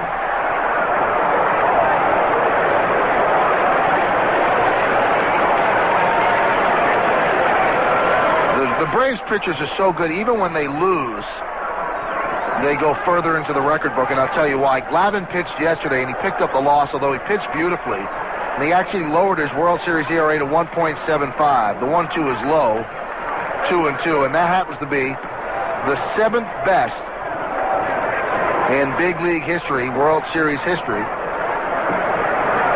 We'll give you the guys in front of Glavine, some names that you'll know and some that you wouldn't.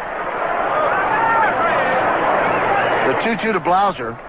Foul back to the screen, still 2-2. Number 1 on the list is Sandy Koufax with a 0.95 ERA in 57 innings pitched. Number 2, the Giants' Christy Mathewson, 1.15 and 101.2 innings pitched.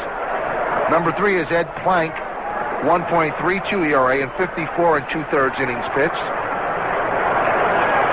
Here's the 2-2, fastball high, 3-2. Tied for 4th at 1.58, George Earnshaw and Orville Overall. Earnshaw with 62 2/3 innings pitched. Overall with 51 1/3. The 3-2 to Blauser. Swung on and popped up foul. First base side into the seats. Still 3-2. Number 6 on the list is Stan Kovaleski. A 1.74 ERA in 41 1/3 innings pitched. And now tied with Glavine for number 7 is Lefty Grove with a 1.75. And both of them, Glavine and Grove, have pitched 51 1/3 innings in World Series play. So Glavine joining some select company and still picked up the loss. The 3-2. Swung and a missed. He blew a fastball right by him. 1 away.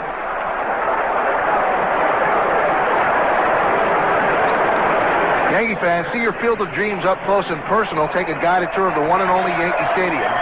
Visit the field, Monument Park, the clubhouse, and more. Tours are available by appointment only. For more information and reservations, call Tony Moranti at 718-293-6013. Here's Denny Nagel. The pitch is swung on and fouled back, 0-1. Nagel laid down a sacrifice bunt in the second inning, which proved to be a big play because Grissom followed with a 2-run double. The pitch to Nagel, low, 1-1. Jones was on second, Blauser on first with 1 out. Nagel laid down a sack down the third baseline, putting runners on second and third. The 1-1, a fastball strike on the outside corner, 1-2. Grissom followed with a line shot pass to the left of Derek Jeter. Really a single for anybody else, but Grissom hustled it into a double, and that gave the Braves a 4-0 lead. The 1-2 swung on and fouled straight back here and into our booth. And the count is still 1-2. And our intern Scott now has themselves a World Series souvenir.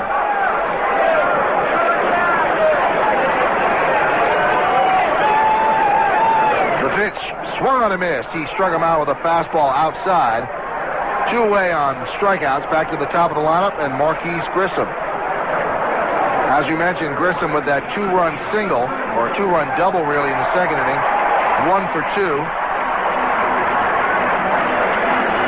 Grissom is 8 for 16 in this World Series with 4 ribbies. Now, World Series overall, that double in the second inning gives him a 10-game hitting streak. He's been in 10 games in the World Series, got a hit in every single one of them. He's hitting well over 400. The pitch to Grissom. Swung on and chopped toward shortstop. Jeter is right there, and he fires to McGriff, and that'll do it. A 1-2-3 inning for Boehringer and the Yankees, and at the end of 4 full, it's the Braves 5 and the Yankees nothing. WABC. You know those classic tunes that really take you back? Well, now they're all available on your very own personally recorded Greatest Hits disc, including the song that was playing the first time you took your dad's car out with your new driver's license. Step away from the vehicle. You'll even get the oldies, like the song those big kids were listening to while they beat you to a pulp and stole your lunch money. This disc is priceless, but it's only available if you have the Sony Recordable Mini Disc. It lets you make your own digital copy of a CD and play it back with digital quality sound anywhere you go. So you can record all your favorites on your own Greatest Hits mix, including that classic that was playing on the dance floor when you realized your polyester suit was one size too small. Now save $100 on Sony's new mini-disc system. Just $598.88. Available at Nobody Beats the Wiz. Once again, experts are predicting a mild winter. At least as far as Jeep Grand Cherokee owners are concerned.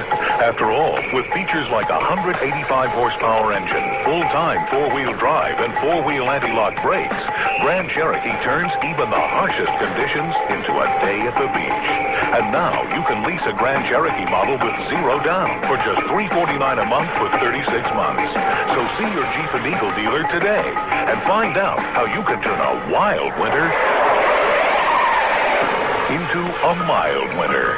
Monthly payments of this 0 down $349 Laredo lease total $12,564. For details and restrictions of this typical lease and for information about upfront charges and how this payment was figured, call 1-800-768-JEEP.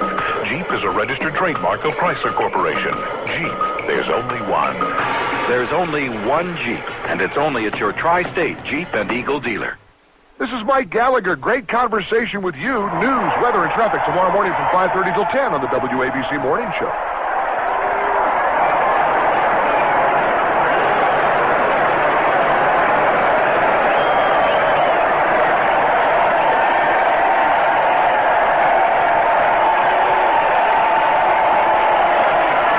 Pretty neat thing just happened here at Atlanta Fulton County Stadium. They gave flip cards to everybody on their seats before the game, and a hardware company sponsors a Man of the Year, and everybody in the stadium was instructed what to do with their card. First it said the the hardware store's name. It said Man of the Year, and they said, all right, when we count to 3, flip it over, and you see who won. And it was Kirby Puckett, and you could see it spelled out in the upper deck, and it really looked great. And my only thought was there had to be a reason why they didn't try to do that at Yankee Stadium. I just don't think that the fans would have reacted the same way. They might have run onto the field with the cards, but I don't think that we would have seen that Kirby Puckett won the Man of the Year. Anyway, we go to the top of the 5th inning. Braves lead the Yankees 5-0, 0-1-0 for the Yanks, 5-5-0 for the Braves. And stepping in for the play-by-play is John Sterling. John? Well, that really did work. First, the sponsor's name. I don't know why we're not saying that. True Value is the sponsor. True Value Man of the Year. And then they reflipped the cards around to different colors, and it spelled out Kirby Puckett. And then Kirby got up and got a great hand. That is great. That looked great. What a great idea. Whatever it cost them, it was worth it. Oh, I thought that was terrific, and well done by the fans. Well, here is Mariano Duncan to lead off. Yankees down by 5 in the 5th, and the left-hander deals in on the ground to third. Chipper Jones fields and throws across, 1 away. The Yankees obviously have not had a rally. Last inning, though, Nagel walked the first man, and Bernie hit into a double play. Then he walked 2 more, but struck out Strawberry. So the Yankees in desperate straits in this game, trailing 5-0 in the 5th, and if they lose it, and they're halfway there, they would then need to beat John Smoltz tomorrow night to send it back to New York, and then they'd have to beat Maddox and Glavine in New York to win the World Series. Here's Joe Girardi with 1 out. He cuts and misses strike 1. Luis Sojo is on deck to hit for Boehringer, who really did a good job. I think if Joe had to second-guess himself tonight, the pitch to Girardi is grounded foul. The only second guess he would have is after McGriff hit the home run and Rogers then walked Lopez and Andrew Jones. If he had brought in Boehringer there, maybe they would have been able to stem the tide. Maybe. Pitches up high. You don't know. But the Braves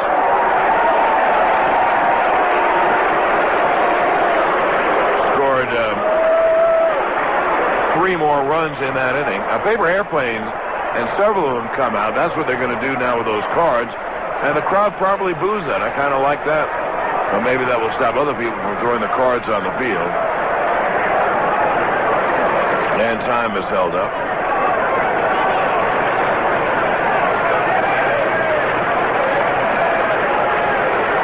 The Yankees have only 1 hit.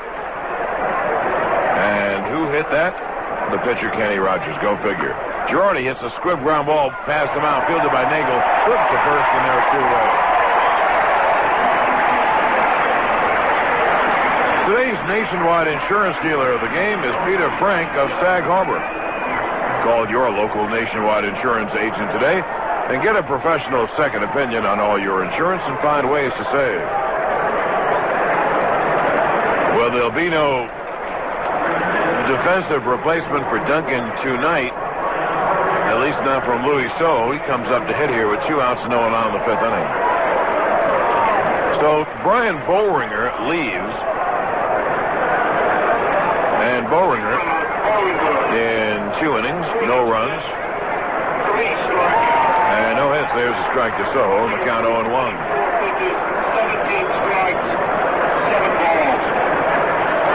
2 outs, no one on top of the 5th. And the Yankees trailing 5-0. Nagel deals. Strike is called, and the count 0-2. Right-hander David Weathers will come on in the bottom of the 5th.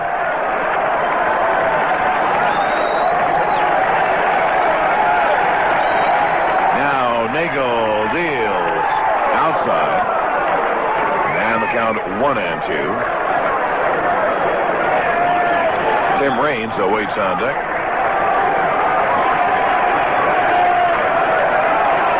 The pitch. Sojo lines a base hit to center field. So the second hit for the Yanks. They both come from the 9th spot. So a 2-out single.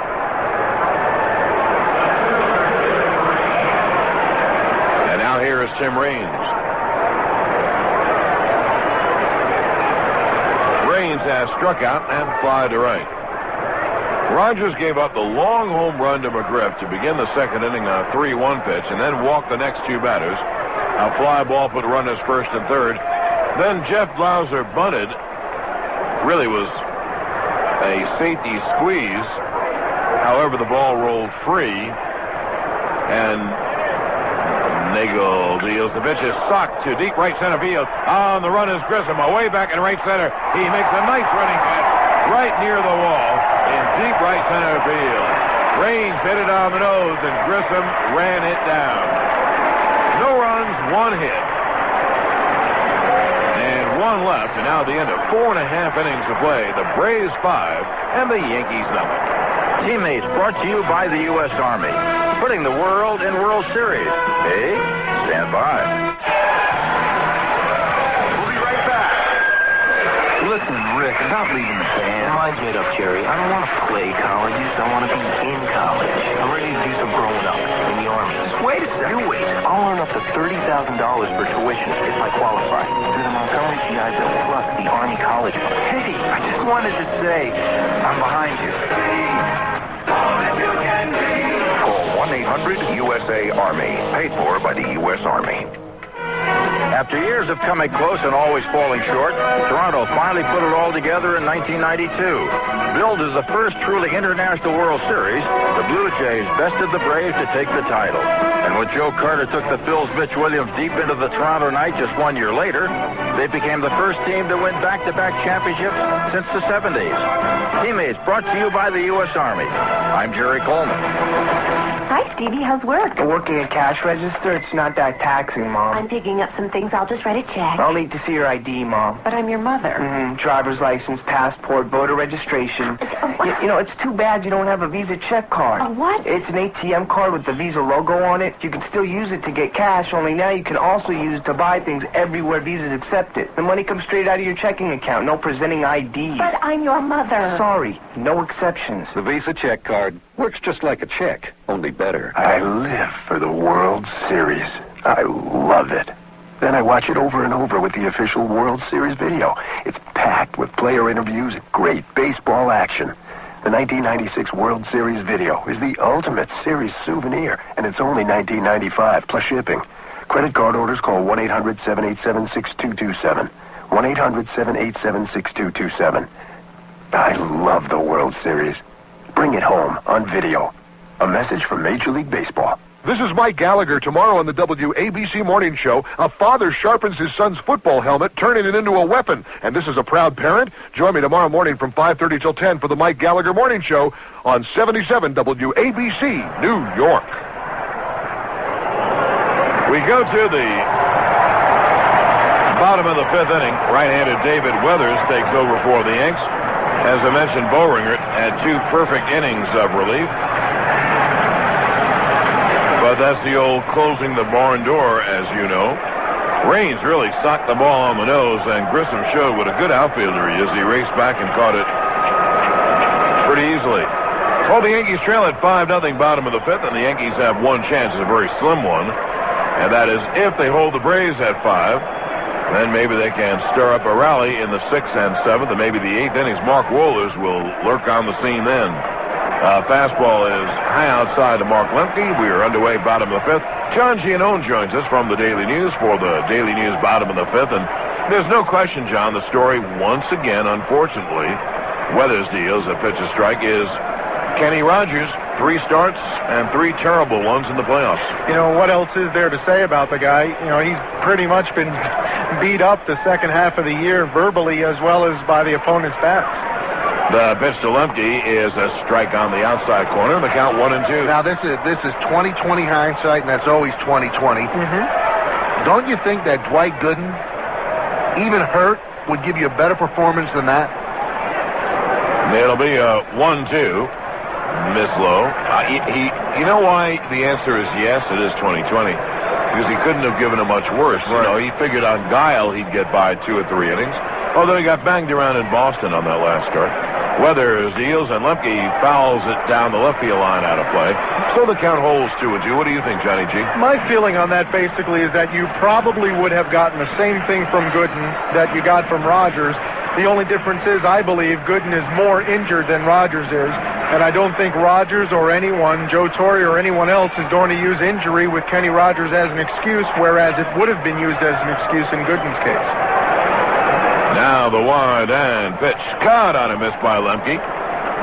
You could say, if you want a second guess, now we should do, it's not fair to Joe, but if you want a second guess, you could guess, should Weathers have started? Should Bullringer have started? Should Mendoza have been activated to make this start? I mean, that's an even better second guess, but it really is a second guess, and Joe Torre's made a lot of right guesses to get the Yankees to the fourth game of the World Series.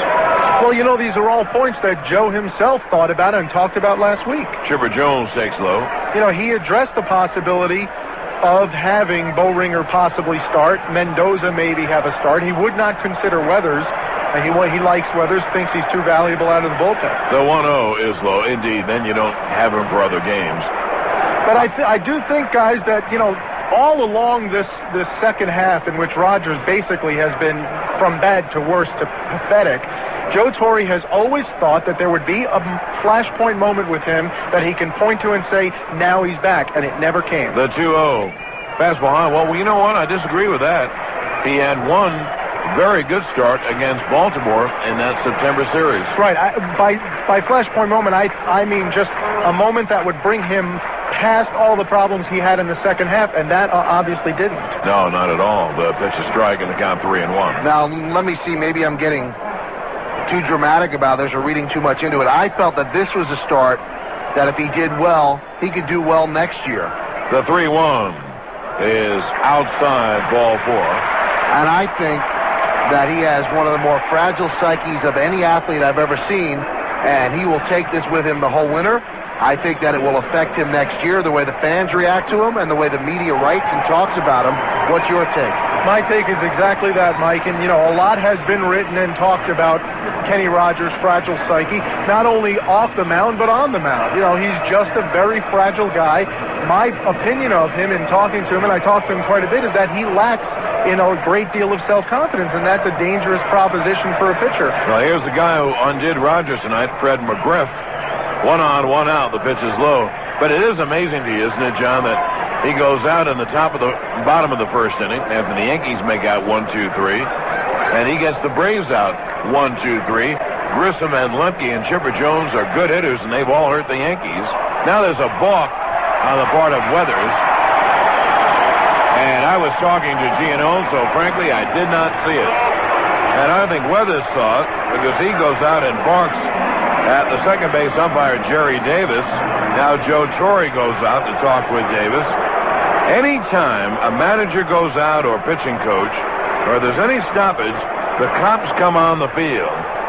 In a way, it's a very good sign, but it happens every time, and they ring the field. You could see it. He holds the ball in his hand, John, behind his back as he's getting the sign, and you could see the hand twitch just a moment as if he was bringing it into the glove for the set, and then he brought it back down. It was a very small motion, but it was a balk nonetheless. That's a good call by Jerry Davis. Guys, I just wanted to bring one more thing up about Rogers. I'll tell you another interesting point about him is, because we heard it when Rogers had a terrible game in Seattle, it's coming. George Steinbrenner is going to be very, very critical of Kenny Rogers, not only because of this start, but because of what he did throughout the postseason. And that as well is going to stick with Rogers all winter. So in addition to what he did on the field, I think there are going to be some off-field problems for Rogers in the offseason as well. Well, they're going to walk McGriff intentionally now that the balk pushed the runner, Chipper Jones, up. So McGriff will get a walk. Anyway, how do you explain, John, the fact that he retires 3 in a row? He's done this a lot. 3 in a row in the first, and then falls apart in the second inning, falls behind McGriff 3-1, gives up the homer, walks Lopez and Dye. Really, that's when he should have been taken out of the game, when it was 1-0, 2 on, and no one out. Yeah, I mean, he is easily the most enigmatic and schizophrenic pitcher that has come down the pike in a long time. And the fact of the matter is, it's not only start to start, it's or maybe even inning to inning. It's batter by batter with this guy. Almost pitch to pitch. Yeah, one batter he might look outstanding. The next batter he'll look awful. And, let's not forget, this guy pitched a perfect game. And in order to do that, you have to have some kind of inside. You have to have some kind of belly to get you through, a very crucial moment, at least personally. You know what I don't understand? I understand if somebody's taking a bar exam and they get nervous and maybe they fail because they're too nervous because their whole career is on the line. Their future's on the line. This guy has a guaranteed $20 million contract. Why would you scare? Go out there and have fun. Whatever you do, you've got $20 million in the bank. The stretch by Weathers and pitch is low. You make a good point, Mike. We can't answer because we're not getting it done in that way, but if you have whatever it is, $4 million for 5 years or $5 million for 4 years, I don't think it makes much difference. But if you have that guaranteed coming in every year for the next 5 years, it's odd that you would be nervous. I guess maybe you try too hard to earn it, but... Well, the thing is, it was something we heard about Kenny Rogers before he even signed with the Yankees, and then after he signed, how nervous he gets before and during games. The 1-0 is grounded foul at the plate. Well, then he came to the wrong place. And he did nothing through most of this season and in the playoffs to prove that point wrong. He said, no, it's not true. That's not the way I am. I'm perfectly fine on the mound. I have confidence in myself. But we never saw any of that during the playoffs. It is amazing, though. How do you pitch a perfect game? Because the final 2 innings of a perfect game, how could you keep it together? I can't fathom Kenny Rogers having a perfect game and not walking somebody in the 8th inning. I mean, it again just feeds this attitude that he might be one of the most enigmatic guys to come down this avenue in a long, long time. It'll be a 1-1 to Javi Lopez. 2 on, 1 out. Bottom of the 5th, 5-0 Braves. Pitch is low, and the count 2-1. Weathers, of course, pitched this past year for Florida and before that, so he well knows the Braves and vice versa. Chipper Jones leads off second. McGriff offers. Yankees, of course, set up, looking for 2, hoping to get the ground ball. The 2-1, caught on him, missed on another sinker by Weathers. Weathers gets ground balls. He is very much a sinker slider pitcher. Well, the count is even at 2-2 on the right-hand hitting Javi Lopez.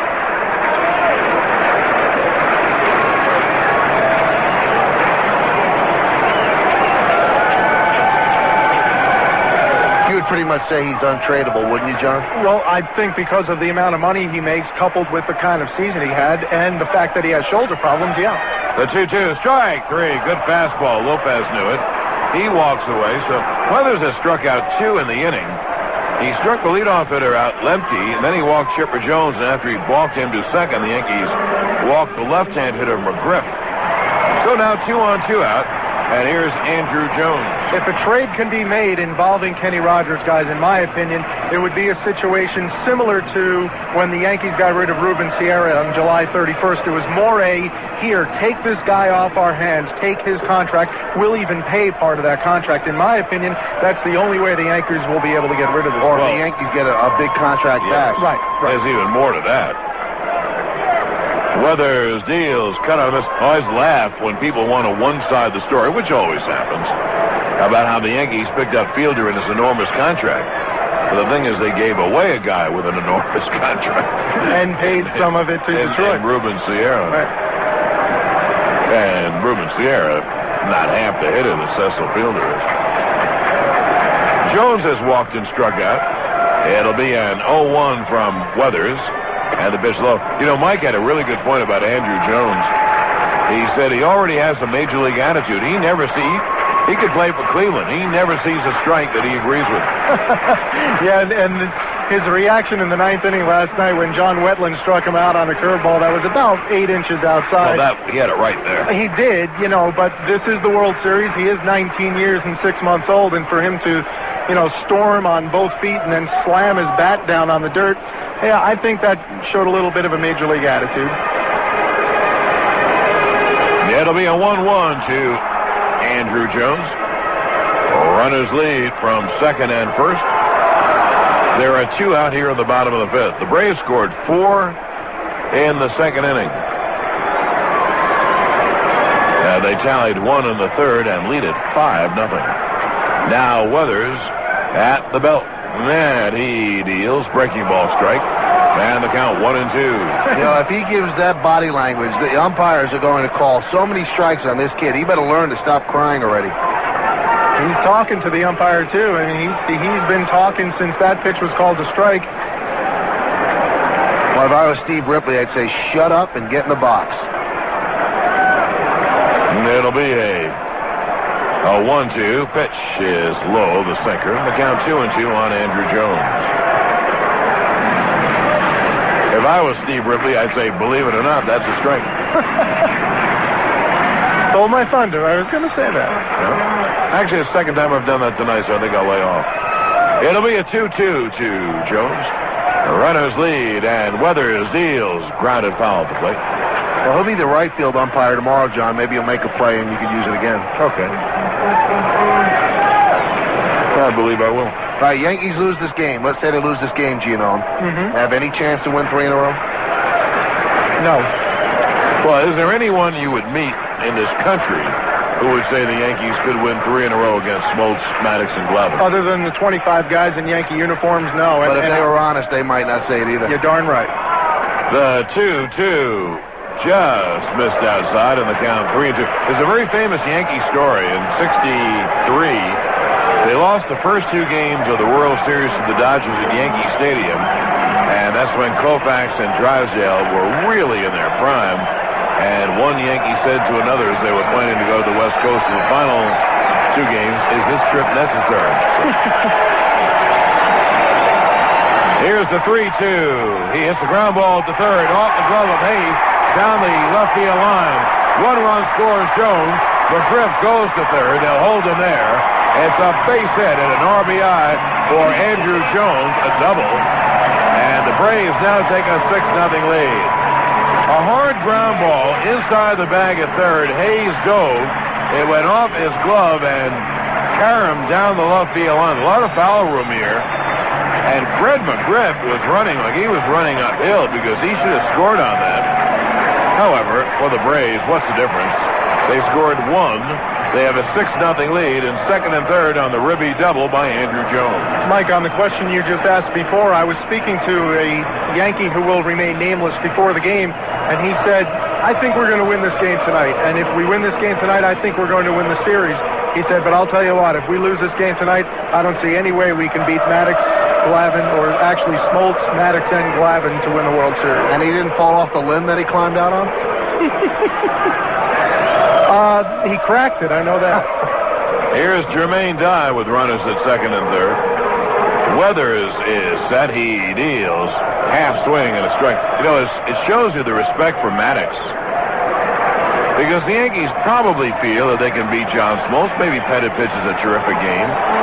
And if it went to a 7th game, Cone and Glavine, they probably feel they can win that game.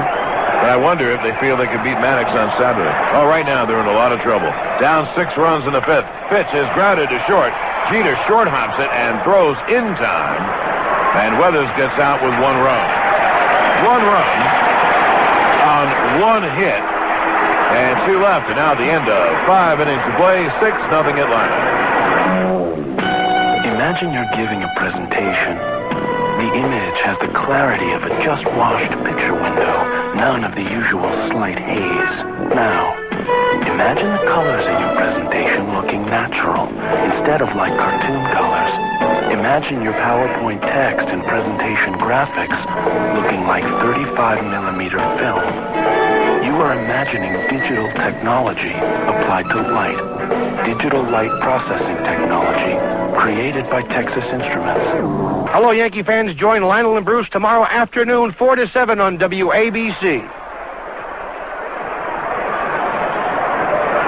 Today's game is brought to you in part by the Sports Authority and the Authority on Sporting Goods with 20 locations in the tri-state area. Well, here we go to the 6th, and the Yankees trail by 6. They have a long road to climb. Left-handed Denny Nagel has been brilliant. He deals to Jeter outside 1-0. Nagel's pitched a 2-hit shutout. He has walked 3, all in the same inning. And another irony of this game, baseball is always full of ironies. As as Nagel deals 1-0. Swung on and popped high in the air. Outside of first, down the right field line. McGriff and Dye and Lemke, and Dye overruns the ball. That might be an error. No play, they call it. Dye, the right fielder, ran into foul territory, but overran it, then tried to dive back, and the ball was just off his glove. But they give no error, just a no play. Jeter gets the life, and the count 1-1. McGriff wasn't near the ball. He was going out for it, but he lost it. And when Dye came back and dove for it, it landed, I guess, about a foot or so away from him. Jeter has struck out and walked. But anyway, another irony of the game. Yeah, the Yankees have 2 hits. They're both from the 9th position, one by the pitcher Kenny Rogers, the other by the pinch hitter Luis Sojo. The 1-1, Jeter takes a strike, and the count 1-2. It is 6-0 Braves. And as we have mentioned, if the Yankees lose, they're down 3-1 in the series. And then have to win tomorrow night against John Smoltz. Andy Pettit will pitch to send it back to New York. The pitch is popped foul off first. It will go into the crowd right near the Atlanta dugout. So the count is at 1-2.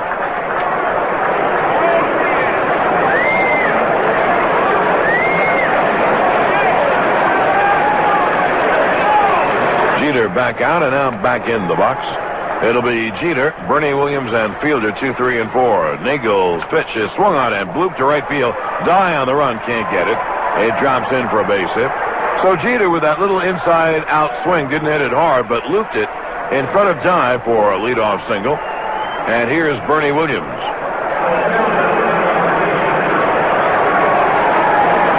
Bernie has fly to right and then bounced into a double play. In the inning that Bernie hit into a double play, probably was the Yankees' best chance to score. Jeter had walked, and Bernie banged into the DP. And right after that, Nagel then walked Fielder and Hayes. So he had walked 3 men, but lived to tell about it. First and second, 2 out. He struck out Strawberry. Nagel deals up high. And the count 1-0.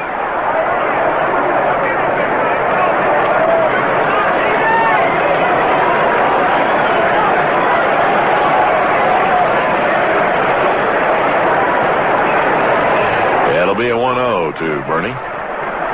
Jeter leads, and Bernie takes a fastball and missed outside, and the count 2-0.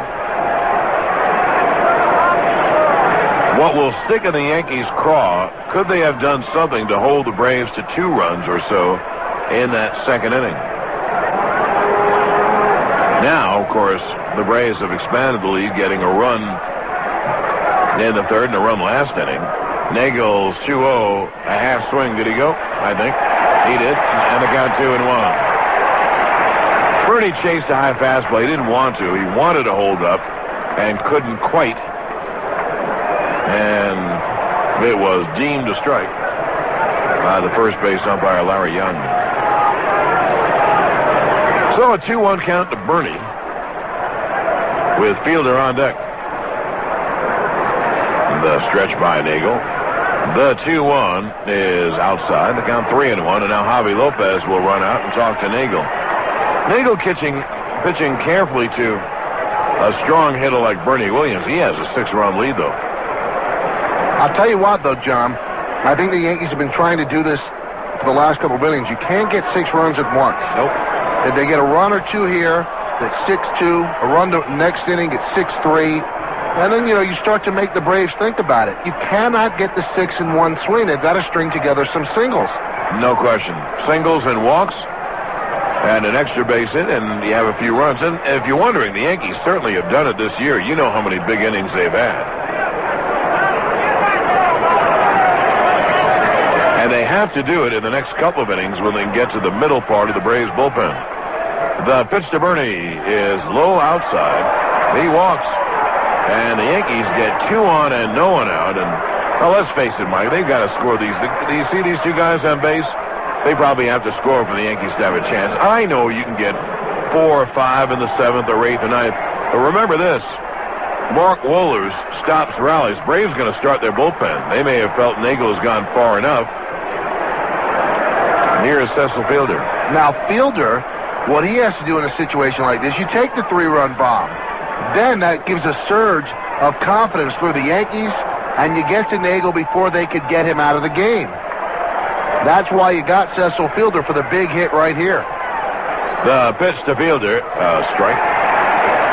The left-hander, I believe, is Terrell Wade.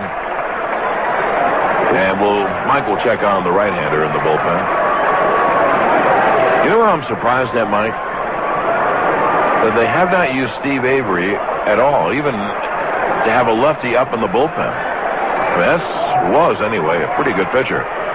Fielder swings and grounds it foul outside third. That was a low breaking ball. That was ball one. It's Wade and Bilecki. Staying away from McMichael and Clumps. So Fielder behind 0-2.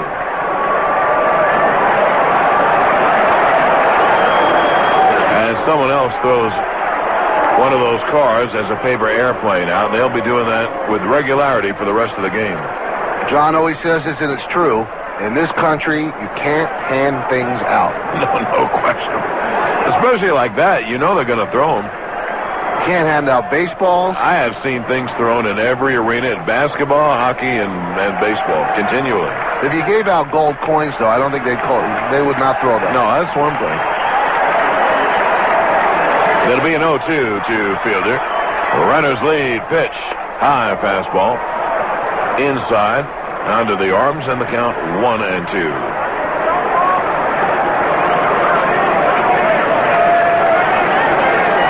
The Yankees trail Cleveland in a similar spot by a similar score in a game. I wish I could remember the exact numbers. Here is the stretch and pitch.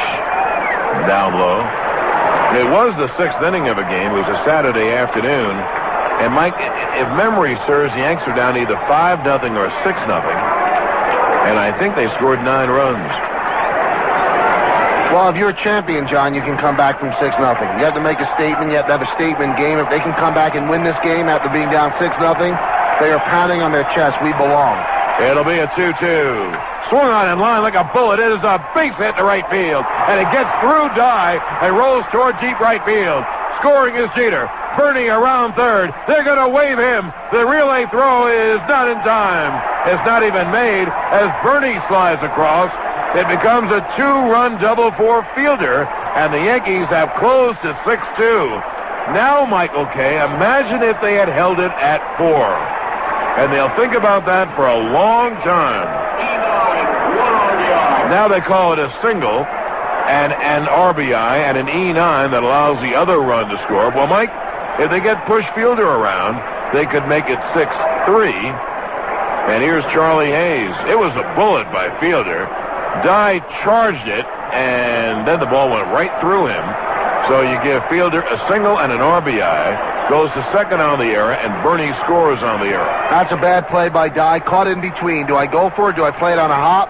And then he played it into a double, or really into a single and an E9. I was surprised that Randolph waved Bernie Williams. McGriff was surprised. If he had made the throw, they might have gotten him. Hayes cuts and fouls it off. You know, I anticipated too. He would have been out, I think. I really thought McGriff would throw. Maybe McGriff was caught by surprise too, and then he just held the throw. You know, one thing is odd. I'm not taking the RBI away from Cecil, but I think if Dye short hops the ball, if he's good enough, I think the bases are loaded. You're absolutely right. They would not have tried to score Jeter. Because Jeter and Williams had to hold up, John. Sure, that ball might have been caught. It'll be an 0-1 to Hayes. Nagel deals. Swung on in line like a bullet. It is a base hit toward right center. Cut off by Dye. Fielder rounds third. He scores. It's a Redby single for Hayes. And the Yankees now trail 6-3 with no one out in the 6th inning. John, what a play by Dye right there. A big base hit for Hayes.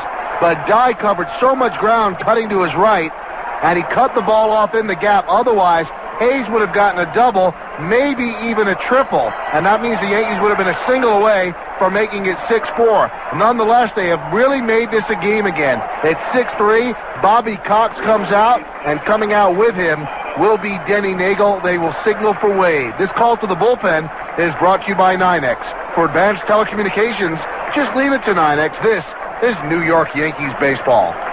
Do you have a car to sell? Do you have 100 cars to sell? Imagine how quickly your car would sell if over 100,000 people stopped by to take a look. If you're in Greater New York or Long Island, that's exactly what Car Buyers Market will do for you. If you're in Connecticut, the Bargain News will do the exact same job. You see, both Car Buyers Market in New York and Bargain News in Connecticut are weekly newspapers that specialize in advertising cars for sale. The unique twist, however, is that these cars are advertised along with their pictures. You can actually see the advertised car in the pages of these two highly successful newspapers. For 25 years, the Bargain News has gone on sale every Thursday all across Connecticut. And Car Buyers Market is doing the same throughout Greater New York. See how fast your car or cars can sell with a photo ad in either of these two remarkable papers. Remember, New York cars sell fast with a photo ad in Car Buyers Market. And Connecticut cars sell fast with a photo ad in the Bargain News. Ask for this week's copies today, wherever newspapers are sold. When it comes to building quality cars and trucks, the UAW Ford team knows they need everybody in the game. That's why they're working together to ensure that every product they build meets the needs of today's customer. Just listen to what the men and women of the UAW Ford team have to say.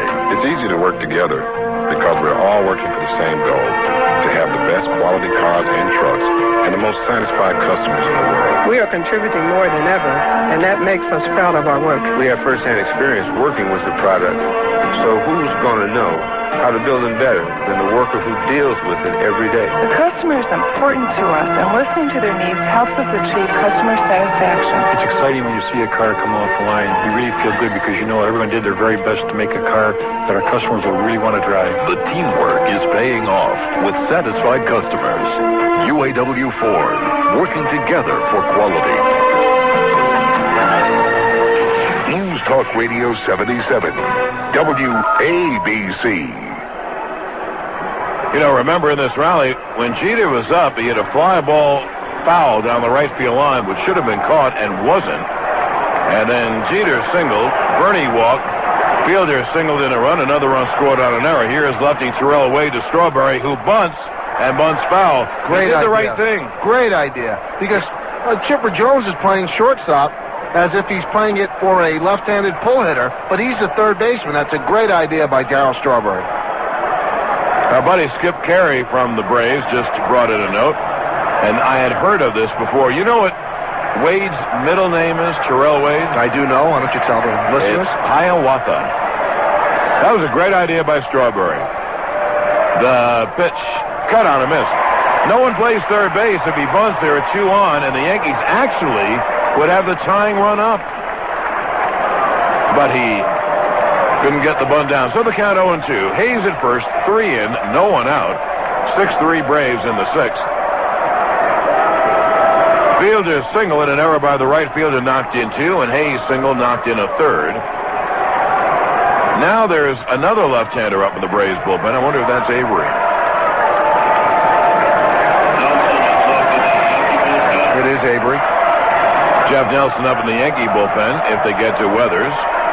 The stretch and pitch just missed outside, and the count 1-2. Mariano Duncan is on deck. Avery is up for one very good reason. The Yankees have a flood of lefty hitters on the bench, and I mean lefty hitters with big names and big bats. The stretch by Wade. Hayes off first. Now time is called. Oh, we talk about the grit that this team possesses and the determination. Again, they show it. They could have rolled over and died at 6-0, but they have made it a game. I'm not saying that they're in it, but it's a game. Now the stretch. And the pitch is inside. The count 2-2. You know, one thing. We offer empty phrases at times, Mike, like, well, if so-and-so holds them right here, if they hold them right there. Think of it. It was 4-0 in the second inning, first and third when Bowringer came in. 2 more runs have scored. The pitch inside, and the count 3-2. Well, look at it this way. If Strawberry is lucky enough to draw ball 4, the Yankees will have the tying run up with no one out in the 6th inning, when they were down by 6 runs. That's how close the Yankees are. Doesn't mean someone's going to hit it out, but you have to like your chances to scratch more runs. Here's a big pitch in this game. Wade, the 3-2. Low ball 4. Summit bat for Strawberry from 0-2 to a walk. The Yankees have 2 on and no one out. Now let's see if the Braves take out the left-hander Wade. The Yankees have 2 right-hand hitters coming up, Mariano Duncan and Joe Girardi. If they leave Wade in, they have 2 righty hitters to oppose him. And then the Yankees still have 1 more right-hand hitter off the bench if they want to use him, Jim Leyritz. Well, if you bring in Bilecki now to face Duncan, you're really bringing him in for 1 batter. Because then the Yankees will pinch hit for Girardi with a lefty and might pinch hit for the pitcher with a lefty. So then you would bring in Avery. So that's exactly, I think, what Bobby Cox is going to do. He's coming out and talking with Wade, and I guess they'll bring in Bilecki. So you think they would sacrifice Girardi that early? They might. Well, they are going to go to the bullpen, and right-hander Mike Bilecki comes on. And do you know that the Yankees are a long ball away from tying this game? And with the long ball notwithstanding, if they can scratch another run and get to 6-4 or 2 runs and get to 6-5, well, they're knocking on the door. Well, Bilecki's had a pretty good postseason. 5 games, 4 2/3 innings pitched, no hits, 4 walks, and 8 strikeouts. So opponents hitting 0 against him. He's done a good job. This call to the bullpen brought to you by NYNEX. For advanced telecommunications, just leave it to NYNEX. And this is New York Yankees baseball. Do you have a car to sell? Do you have 100 cars to sell? Imagine how quickly your car would sell if over 100,000 people stopped by to take a look. If you're in Greater New York or Long Island, that's exactly what Car Buyers Market will do for you. If you're in Connecticut, the Bargain News will do the exact same job. You see, both Car Buyers Market in New York and Bargain News in Connecticut are weekly newspapers that specialize in advertising cars for sale. The unique twist, however, is that these cars are advertised along with their pictures. You can actually see the advertised car in the pages of these 2 highly successful newspapers. For 25 years, the Bargain News has gone on sale every Thursday all across Connecticut. And Car Buyers Market is doing the same throughout Greater New York. See how fast your car or cars can sell with a photo ad in either of these 2 remarkable papers. Remember, New York cars sell fast with a photo ad in Car Buyers Market. And Connecticut cars sell fast with a photo ad in the Bargain News. Ask for this week's copy today, wherever newspapers are sold. When it comes to quality, what makes the difference? At UAW Ford, one of the differences is teamwork. The UAW and Ford are working together to build quality cars and trucks. And when it comes to the expertise of our employees, they're proud to say they're among the best trained workers in the industry. We have first-hand experience working with the product, so who's going to know how to build them better than the worker who deals with it every day? Our expertise helps us build the products right the first time. Quality is built into each and every part. The commitment between UAW and Ford is unique. All employees are able to express their views on how to build better products. They have more pride in their work and in the products they build. Commitment, quality, and customer satisfaction are the cornerstone of the UAW Ford partnership. This spirit of teamwork is helping to build quality vehicles for the year 2000 and beyond. UAW Ford, working together for quality. The Yankees have rallied for 3, 2 on, no one out. Right-handed Bilecki deals. Duncan takes strike fastball. Hayes at second. Strawberry at first. It has been single, walk, single, walk. 3 are in, 2 are on. The Yankees came into the inning trailing 6-0. It's now 6-3. Tying run, Mariano Duncan. It'll be an 0-1 from Bilecki. And the pitch a half swing. Did he go? Nope. Check the swing and the count 1-1. Left-hander Steve Avery, right-hander Brad Klontz in the Braves bullpen, and Avery is up to discourage Joe from going to one of his lefty hitters. And he has lefty hitters. Wade Boggs, Paul O'Neill, Tino Martinez. He has some creme de la creme lefty hitters. The 1-1. Strike. Good fastball at the knees. Duncan didn't think so. And he's gesticulating with his bat to Steve Ripley. Low. He kept swinging the bat at his lower shins. Looked like a good pitch to me. I might even have a lefty pinch hit for Girardi. This way you lose Bilecki after one batter. Bilecki's one of their better middle relievers. It'll be a 1-2 to Duncan. Bilecki deals high fastball. He has come on and thrown fastballs to Duncan. The count 2-2. They feel Duncan cannot pull. Duncan does it a lot to right and right center. But the left fielder, Andrew Jones, is way off the left field line. Duncan 1 for 11 in the series. It'll be a 2-2. The pitch. He struck him out swinging, one away. Now the Yankees called Girardi back, and you had to go for it. And the Yankees will probably send up either O'Neill or Tino Martinez to send up a big lefty bat and try to have him hit one. And if not hit one, have him hit a double. Double would be good enough. So Girardi is called back. And here comes Paul O'Neill out of the Yankees dugout. It'll be O'Neill to swing here in the 6th inning. You never know if you'll have that opportunity again. And you could say, well, maybe O'Neill won't hit a home run. He's gambling on that. He really isn't. I mean, he'd be overjoyed if he hit a home run. But he'd love to see O'Neill hit a single or a double, get a run, chase a guy to third base, and try to get out of this inning 6-4 or 6-5. Well, they haven't announced him yet. I wonder if Cox immediately goes to Avery. Now, Avery has struggled. He was out for a lot of the season, a couple of months, with a pulled rib cage muscle. Then he came back and never really could get his strength back. He's a free agent at the end of this year, just 26 years old, but he has been displaced in their rotation by the guy who started. That's Denny Nagel. So somewhere other than Atlanta, Steve Avery will be pitching next year. This guy was a big World Series star in 1991 at the age of 21. So O'Neill's coming out to the plate, and it looks like they'll stay with Bilecki. Why even have him up then? Why have Avery up? I think they called his bluff, and I think you were right. They don't want to lose Bilecki after one batter and go to Clonson McMichael, who got hit yesterday. And I think it's as simple as that. You know, Bilecki has gotten left-hand hitters out. Hayes on second, Strawberry at first. Bilecki to the lefty hitting O'Neill. Pitch is low, 1-0. And one more thing, too. Let's say Bilecki pitches very carefully to O'Neill and winds up walking him. That's possible.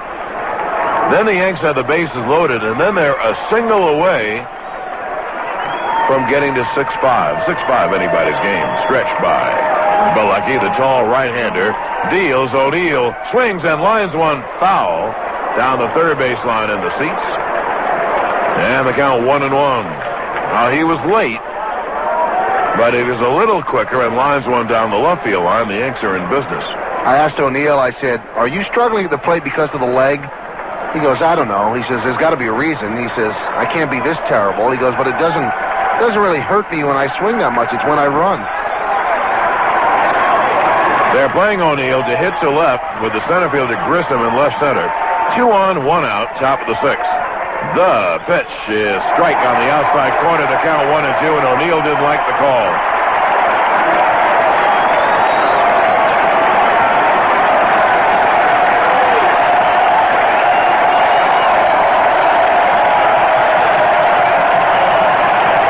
Well, O'Neill gets back in there. Yankees have scored 3 times to cut the deficit in half. Hayes off second, Strawberry off first. It'll be a 1-2. Bilecki is set high on the chest. Now he backs off. Right-hander Brad Kluntz and left-hander Steve Avery continue to work in the Braves bullpen. Now Javi Lopez goes out to talk with Bilecki, and O'Neill talks with Steve Ripley about the last pitch. He and Ripley know each other from O'Neill's National League days.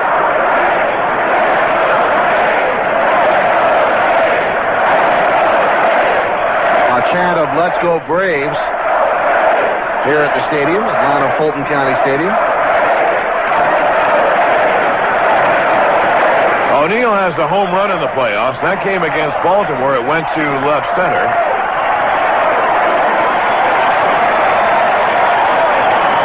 And another one by O'Neill right here would tie the game, the stretch. The 1-2, low 2-2. Oh, that was awfully close to take. I'll tell you one thing, though. Bilecki has thrown O'Neill low sliders and fastballs, and this guy is a dead low ball hitter. In fact, from a right-hander, he is a dead low breaking ball hitter. The stretch. The 2-2. Swung on and pop foul third base side out of play.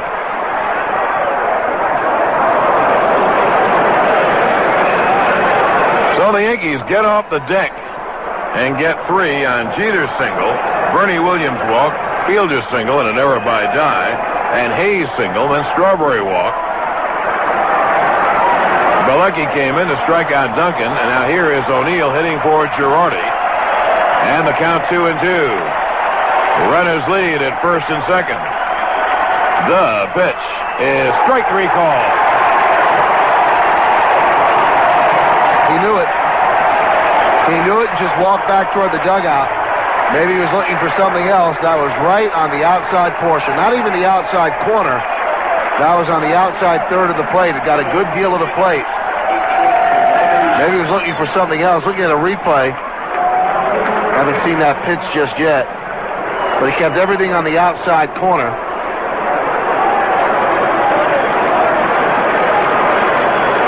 Perfect pitch. Yeah, great pitch. Outside corner at the knees. Everything away, away, away. Joe Torre is going for it. He is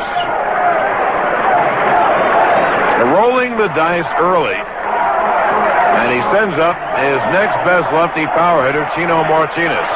2 on, 2 out. Bilecki deals low slider in the count 1-0. Martinez hitting for David Weathers, and that means that Jeff Nelson will pitch in the bottom of the 6th. Bilecki has done a great job. He's come in to strike out 2 good hitters, Duncan and O'Neill. Here's the 1-0. Swung on, grounded foul. That pitch was about an inch off the plate. So Martinez chased ball 2, a little anxious. Tried to pull an outside pitch, John, rolling away. Let's not forget that Tino is really out of sync. He's 1 for 7 in the series. He's yet to drive in a run in the postseason, and the Yankees would love him to break that schneid right here.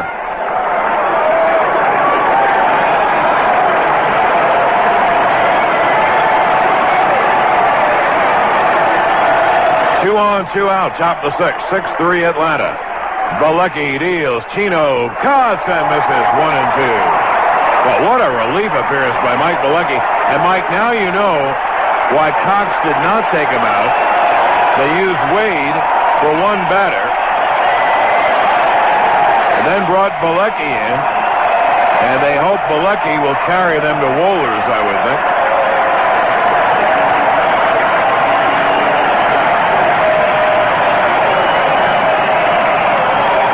Now the stretch.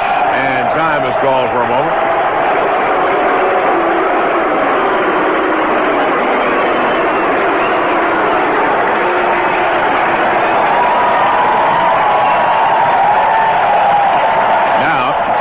In. Runners lead. It'll be a 1-2. He struck him out swinging. What a job by Bilecki. First and second, no one out. 3 straight strikeouts. 3 good hitters. Duncan, O'Neill, and Tino Martinez. A great pitching performance in the World Series by Mike Bilecki. For the Yankees, 3 runs on 3 hits.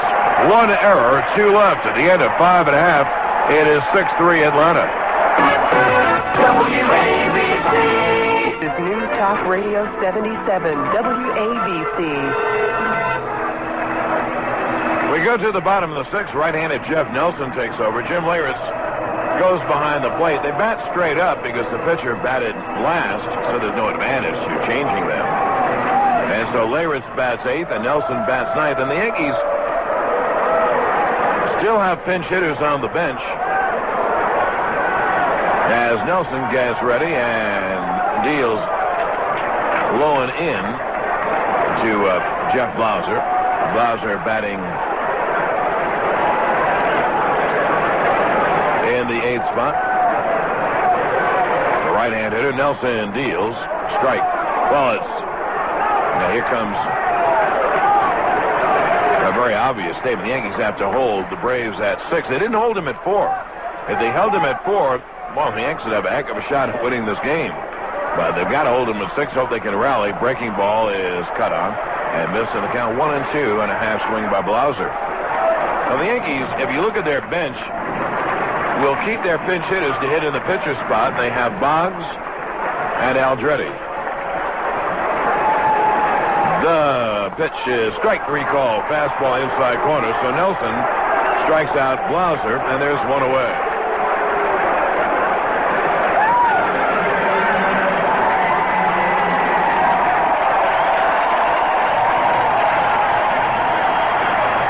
Now, one away. Here's Mike Malecki, and he gets a great hand, and boy, does he deserve it. He came in 6-3, first and second, no one out. And boy, did he ever stop the bleeding. 3 straight strikeouts to 3 very good hitters. Malecki, a right-hand hitter, takes outside.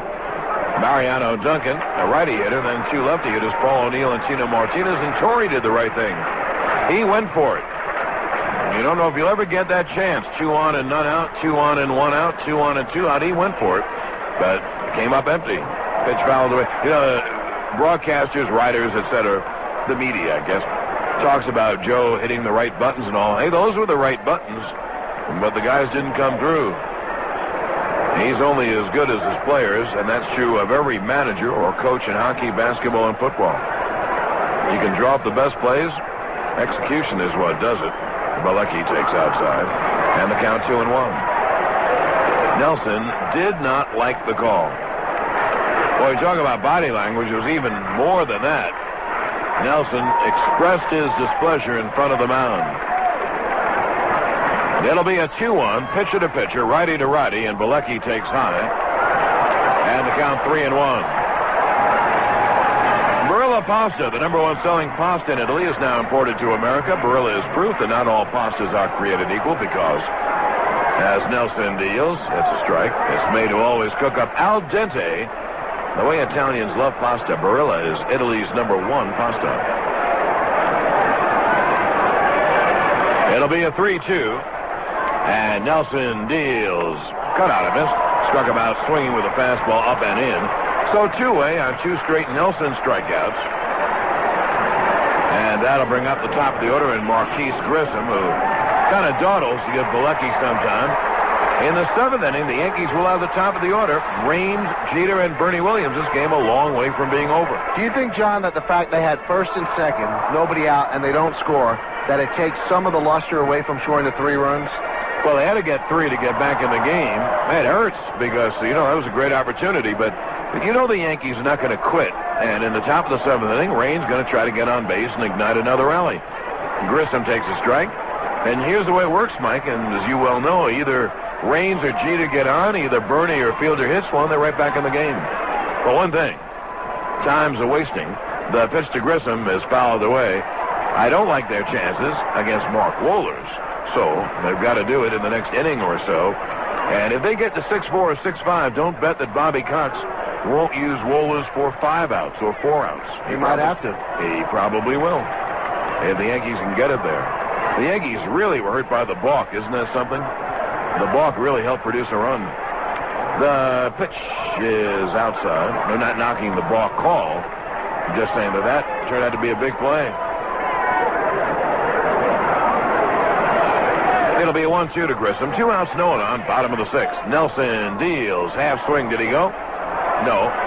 And the count 2-2 is a slider away.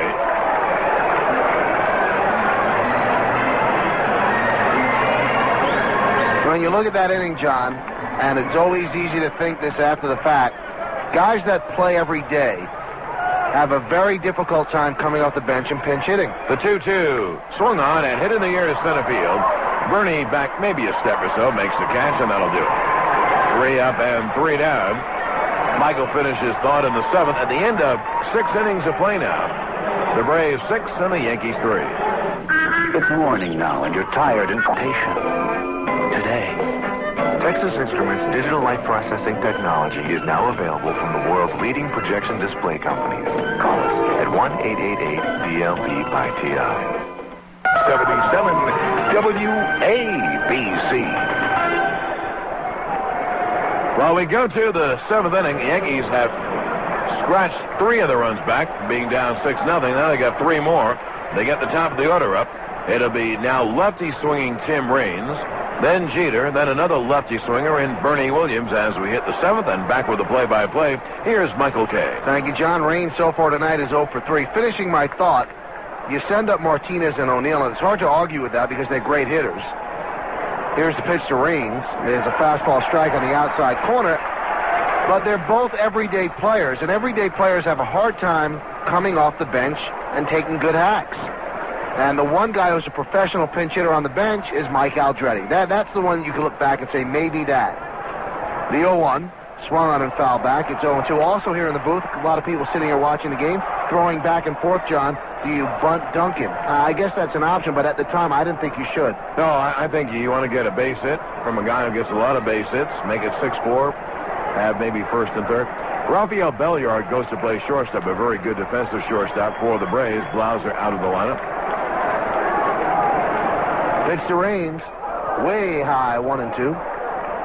So it's 6-3, Braves over the Yankees. We're in the top of the 7th inning here in Game 4 of the 1996 World Series.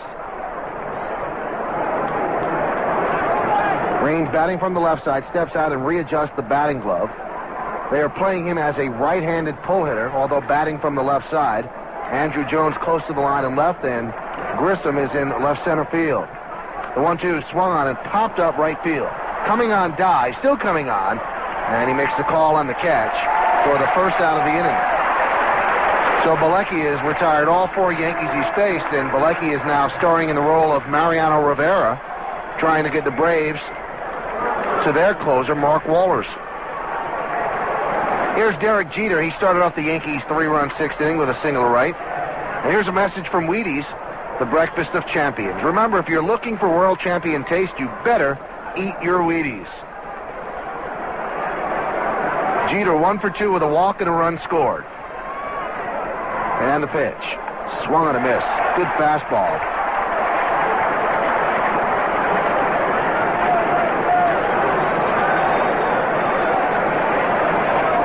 Chipper Jones in on the grass at third. The Braves have scouted the Yankees beautifully. They always seem to be in the right place defensively.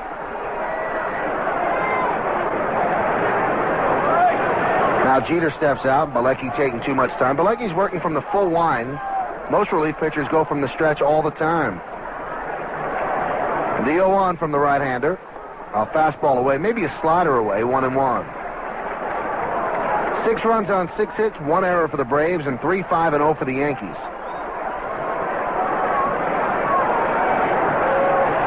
The 1-1. Fastball high, 2-1.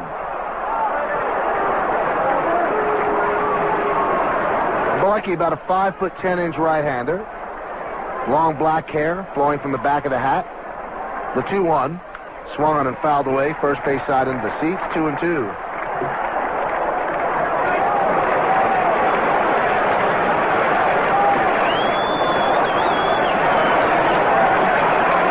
Jeter steps out and readjusts the batting gloves, his bat underneath his left armpit. Now he's ready. Back foot on the back line of the batter's box. The 2-2. Fastball high and away, and the count is full at 3-2. Yankees would not mind a base runner for Bernie Williams when he comes up. Williams is on deck.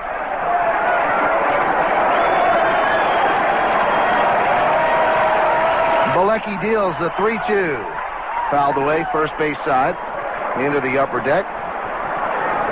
And the count remains full.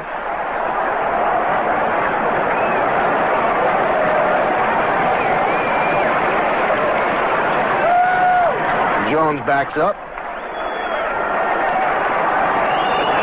And Bilecki deals the 3-2. High, checks his swing, so he works a 1-out walk. A good at-bat for Jeter. his second walk of the night. That'll bring up Williams with a runner on first.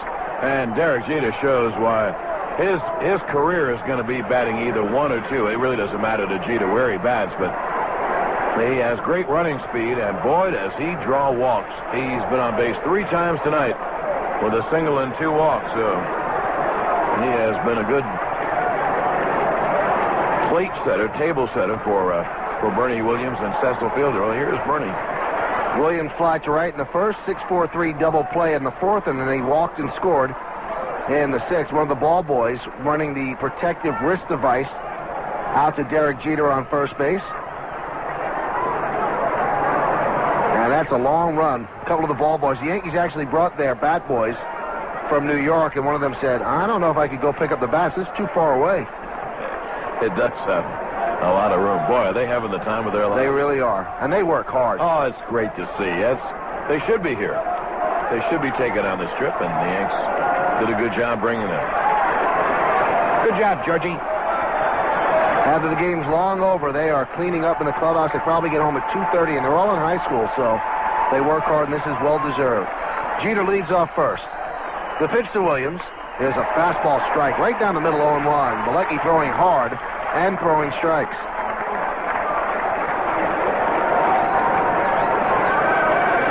Bernie Williams is 2 for 14 in the World Series. That's 143, a home run, and 3 runs batted in. Yankees trail 6-3, top of the 7th inning. McGriff is holding Jeter on at first. Jones about even with the bag at third, I'd say 15 feet off the line. In the outfield, they're straight away for Bernie Williams. On deck, Cecil Fielder. The 0-1. Swung on and line back to the screen, and the count is 0-2. Bernie Williams a little late on the Bilecki fastball. Bilecki, B-I-E-L-E-C-K-I. And that has spelled trouble for the Yankees so far. The crowd rises to its feet, imploring Bilecki for another strikeout. Williams, a switch hitter from the left side. Bent at the knees. The pitch. Swung on a rip foul outside of first. Hit so hard McGriff couldn't even move, but it was a foul ball. The count 0-2. We are with you again tomorrow night, again starting at 6:30 with an hour talk show. Yankee talk from 6:30 to 7:30, our regular pregame from 7:30 to 8. And then Game 5, John Smoltz against Andy Pettit. First pitch around 8:05, 8:07.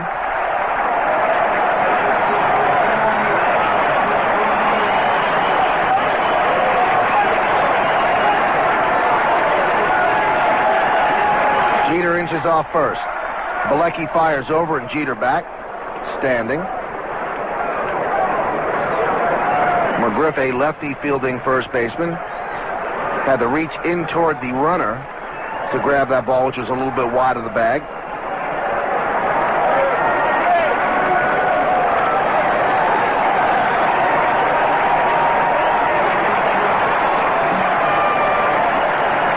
Bilecki takes a long look into Lopez for the sign. The 0-2. Fastball high, way high, the count 1-2. We're in the top of the 7th inning of Game 4 of the 92nd World Series. The Braves lead the Yankees 6-3, and the Braves lead the Yankees 2-1 in this best of 7. So those words right there tell you how important this game is. If not, the Yankees fall behind 3-1 in games, and it's Smoltz, Maddox, and Glavine in that order in Games 5, 6, and 7, the final 2 if necessary. So the Yankees would love a win tonight.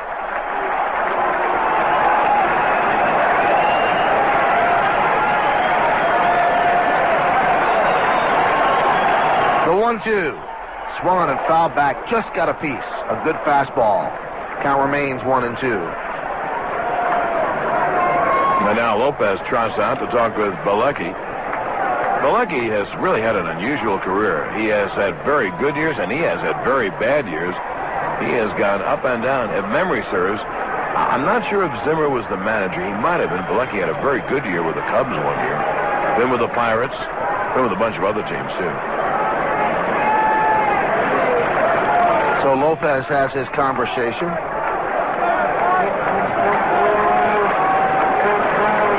This is his third time around with the Braves. 91 and 92 with the Braves and 94. And his second postseason, he made 2 starts for the Cubs against the Giants in 89. So Don Zimmer was the manager. Yes, he was. So Zimmer knows him well. The 1-2. Swung on and missed. He struck him out. A fastball up and away, and he blew it by Bernie Williams for the second out of the inning. That'll bring up Fielder. The 4th strikeout for Bilecki in an inning and 2/3.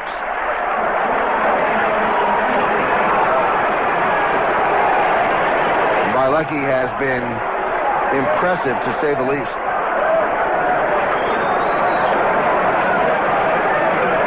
The Braves get a righty up in the bullpen.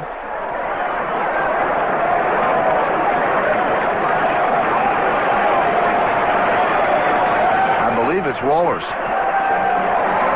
The pitch. Fastball low and away, 1-0. Well, I wouldn't be surprised. I bet it is Wohlers, too. It is. So they might ask him to pitch 2 innings, the 8th and the 9th. That is Wohlers. The 1-0. Swung on and lined to left field. Taking a step back is Jones, now coming in. He makes the play chest high for the final out of the inning. No out, no runs, no hits, no errors, and 1 left. At the end of 6.5, get up and stretch. Braves 6, Yankees 3. What would life be like if there were 0 restrictions? You could act on your every desire, give wings to those pent-up emotions. You wouldn't have to edit those politically incorrect thoughts. You could go with your gut. It would be like, finally, after all these years letting your true self come out, you would be living this incredibly cool, powerful, passionate existence. But why confine this to your imagination? When we've taken every bit of that, molded it, shaped it, and made a car out of it. Then we supercharged it. What is this incredibly powerful, passionate machine, you ask? The Riviera by Buick. That's right, Buick Riviera. And the best part of it is that you don't have to own those feelings. You can now lease them. Lease a Riviera for just $399 a month with only $19.95 down for 30 months. $28.44 due at lease signing. Monthly payments total $11,970. Call 1-800-4-RIVIERA for lease details. Inhibitions not included. That's my friend Mike. He's humming because, well, he doesn't want to hear me talking about prostate health there. I said it. Sorry, Mike, but those frequent trips to the bathroom at night? Well, you should know about Propomex. All natural Propomex supports prostate health. 2 a day, and in about 4 weeks, you'll start seeing results. Satisfaction guaranteed or money back, Mike. Propomex, the natural choice for prostate health at food, health, and drug stores. Learn more. Call 888-899-3000. You listening, Mike? Propomex. Use as directed. So, Mr. Klimstra. It's a great car. I'll take it. What did you just do? Just kick the tire. Please leave. What? Next, I suppose you'll be slamming doors and overstuffing the trunk. No, I... Treat your car right and we'll treat you right. But it's just What kind of gas will you be putting in it? I don't know, unleaded? Wrong answer, Mr. Klimstra. You should have said Amoco Ultimate unleaded. This car needs premium. I knew that. Oh, sure. But... Good day. Crystal clear Amoco Ultimate for cars that can benefit from premium gasoline. You expect more from a leader.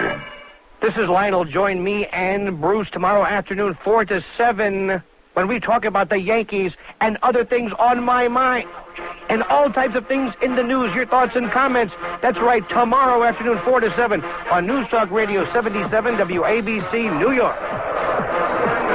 The 1996 World Series is brought to you by NyQuil, CBS Television, Texas Instruments, Buick, and your local Buick dealer, and by Propomax. We go to the bottom of the 7th inning, and the Yankees trail 6-3 to the Braves. Jeff Nelson still on. He'll face Mark Lemke. The pitch swung on and chopped foul outside of first. 0-1. Looking at Bilecki's record, he's 37 years old, and he's been in the minor leagues 12 separate seasons. So he has bounced around. That 1989 we spoke about, he was a starter. I believe he was 18-7 in that season. I'll give you the exact stat.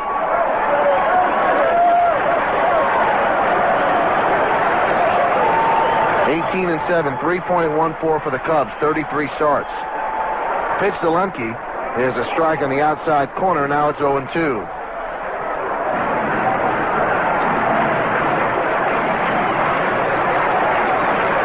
So Mike Bilecki is certainly the player of this game. Lemke 0 for 3 tonight, and the pitch. Just a bit outside, and the count 1-2.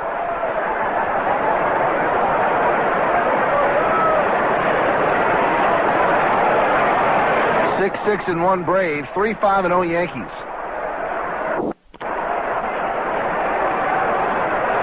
The 1-2, fastball inside, and the count is even at 2-2.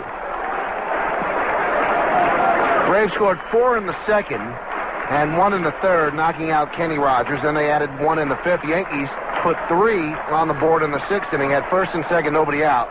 The 2-2 swung on and grounded toward first. Right there is Fielder, and he flips to Nelson covering, and he just beats Lemke to the bag. 1 away. Anyway, they had runners on first and second, nobody out. And they bring in Mike Bilecki. Bilecki strikes out Duncan, gets O'Neill looking at a called third strike. O'Neill pinch hitting for Girardi, and then gets Tino Martinez swinging at a third strike, pinch hitting for Weathers. So Bilecki stopped it right there. Here's Chipper Jones, 1 for 2 with a walk and 2 runs scored. Switch hitter batting from the left side. 4 for 12 in the World Series. The pitch is a strike on the inside corner. And it's 0-1. Deer Park Spring Water, proud sponsor and the official water of the New York Yankees for 7 years. Deer Park, that's good water. The pitch to Chipper Jones is a strike on the outside corner, quickly 0-2. So Jeff Nelson really has been a different pitcher over the final 2 months of the season, including this month. He throws that first strike. The 0-2 is a breaking ball low and inside, gets past Leyritz, rolls to the backstop. The count 1-2. 1 out, nobody on, bottom of the 7th inning, and the Braves lead by 3, 6-3. They held a 6-0 lead at one point.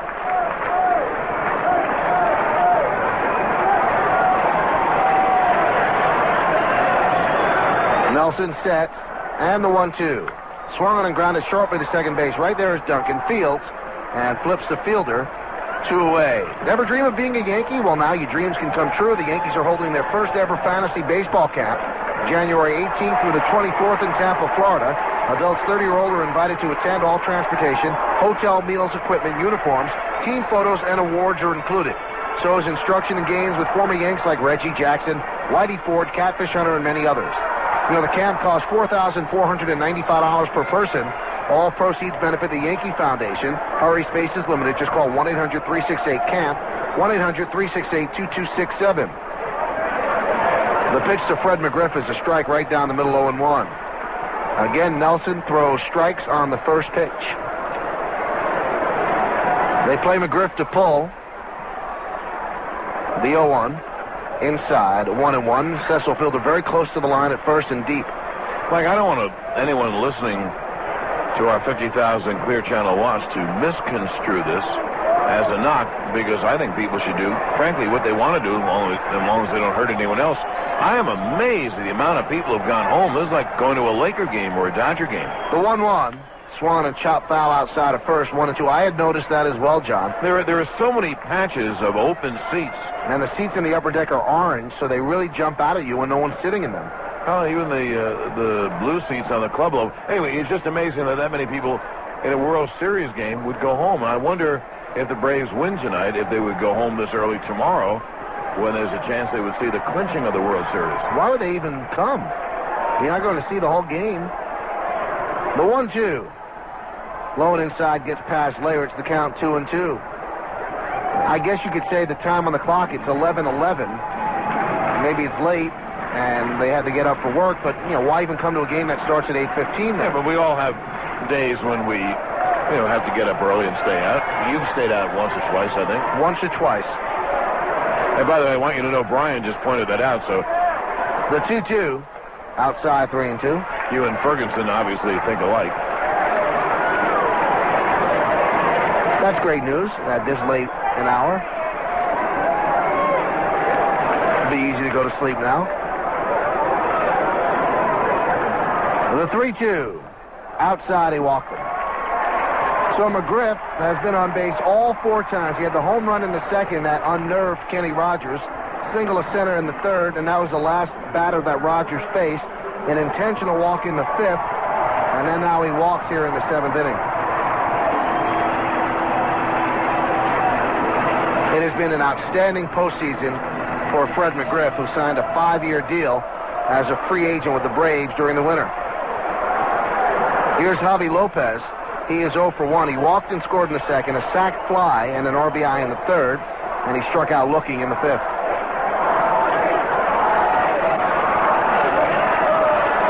Nelson fires over, and McGriff is back. Braves 6, Yankees 3, bottom of the 7th inning in Game 4 of the 1996 World Series. Nelson sets, and the pitch. Inside, sidearm fastball, the count 1-0. Lopez, so far in the series, 3 hits and 13 at-bats. He's driven in 1 run, hitting .231.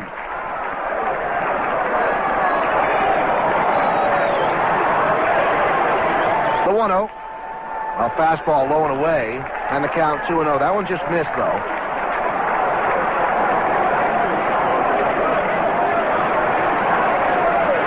Wallers is taking a seat in the bullpen, now climbing atop the bullpen mound one more time. The 2-0.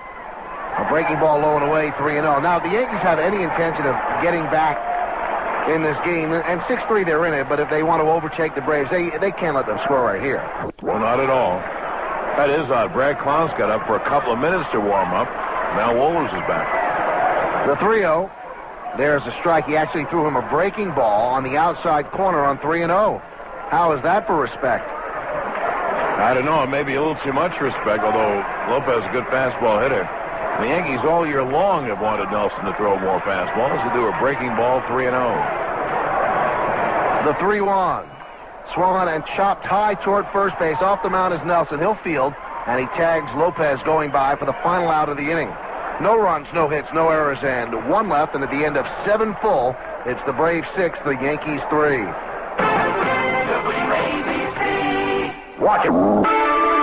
Bob Franks. He shares our common sense values.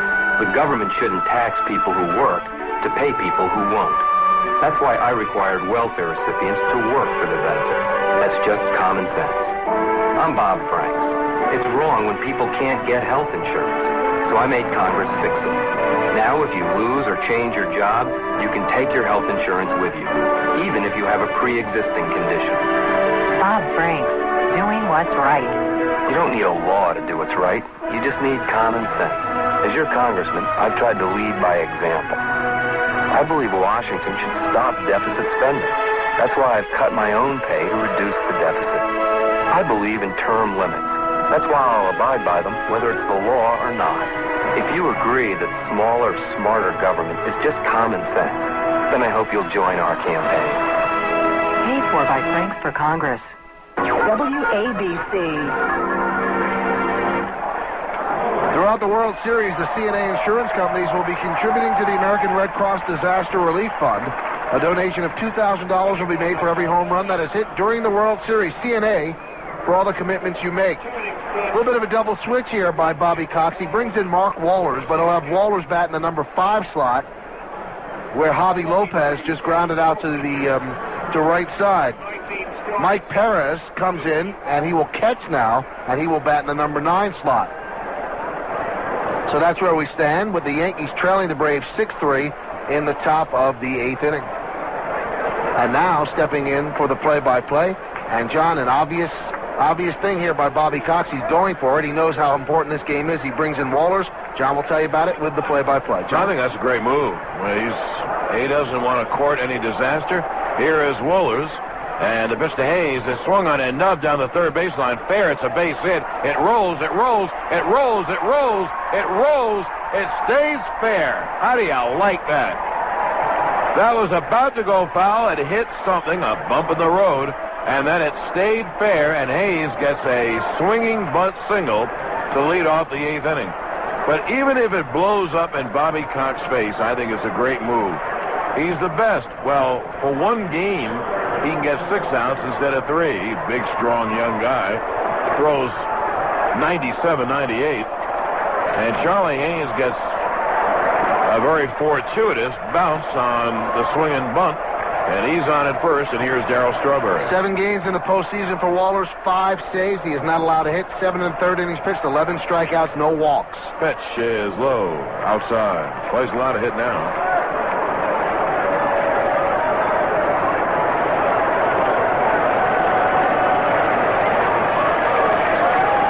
So Wohlers bats 5th, and it'll take a couple of innings to get around to him, and Bobby Cox hopes by that time the Braves are in the clubhouse with a victory.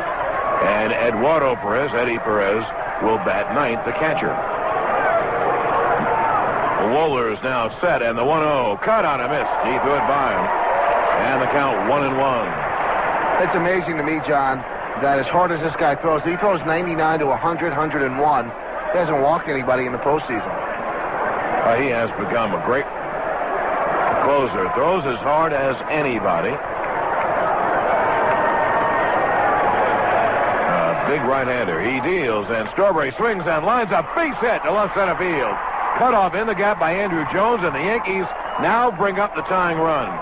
But one thing, and we've seen this with Mariano Rivera, it's easy to say, boy, I'd like to see someone hit the ball with a great swing as hard as Wohlers throws, but it's tough to get around. You have to shorten your swing, and that time Strawberry shortened his swing and lined a base hit the opposite way to left field, and here is Mariano Duncan.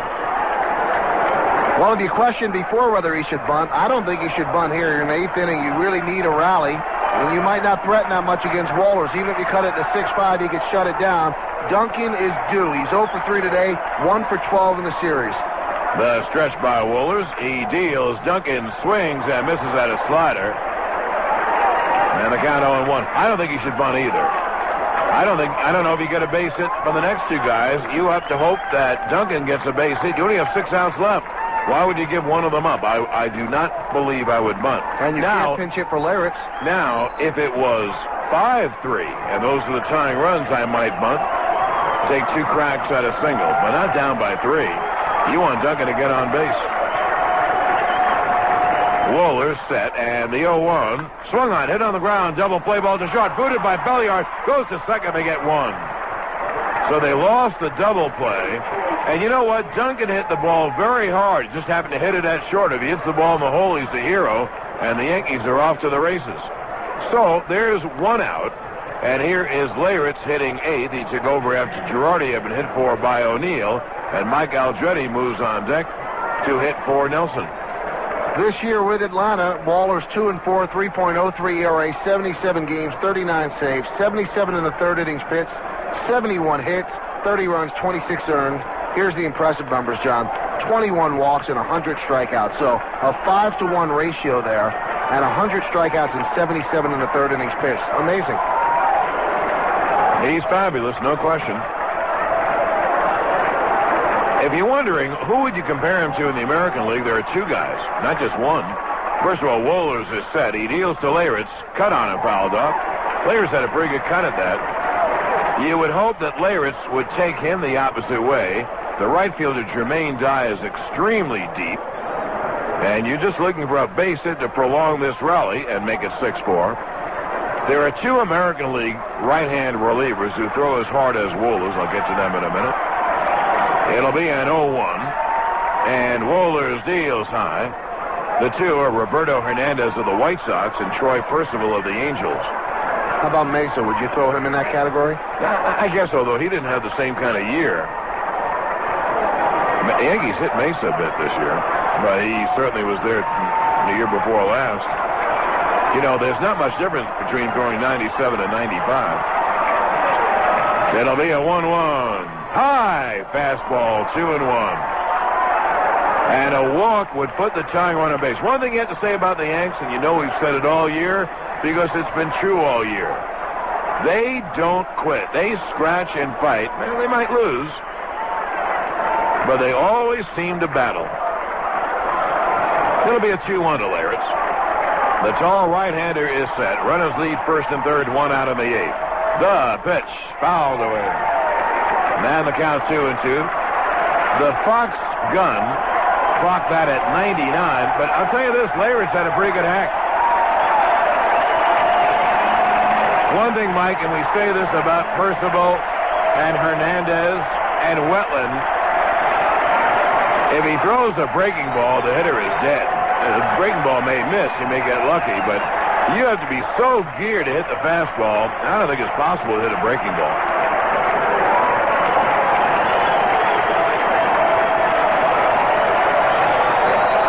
Hayes off third, Duncan off first, one out. It'll be a 2-2, and the pitch is grounded foul outside of third. He threw the breaking ball, and he got a piece, which is pretty amazing. He threw the slider off the plate, and Leyritz reached out and grounded it foul. The right fielder, Jermaine Dye, plays very deep. They're trying to cut off the extra base hit, but anything in front of Dye probably falls in, and he's playing right near the right field line.